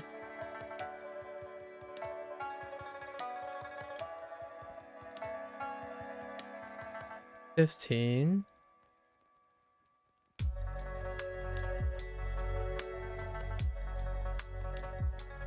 We're good.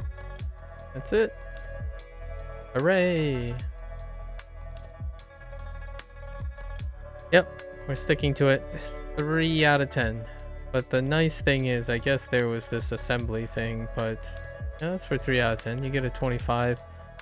You get 25 pins as a repeatable. I guess that concludes for week 6. Week 7 is gonna be nearly identical. So guess I'll see some of you on next Tuesday. Alright, until then, take care, stay safe, happy gaming, good luck with everything in life, bye.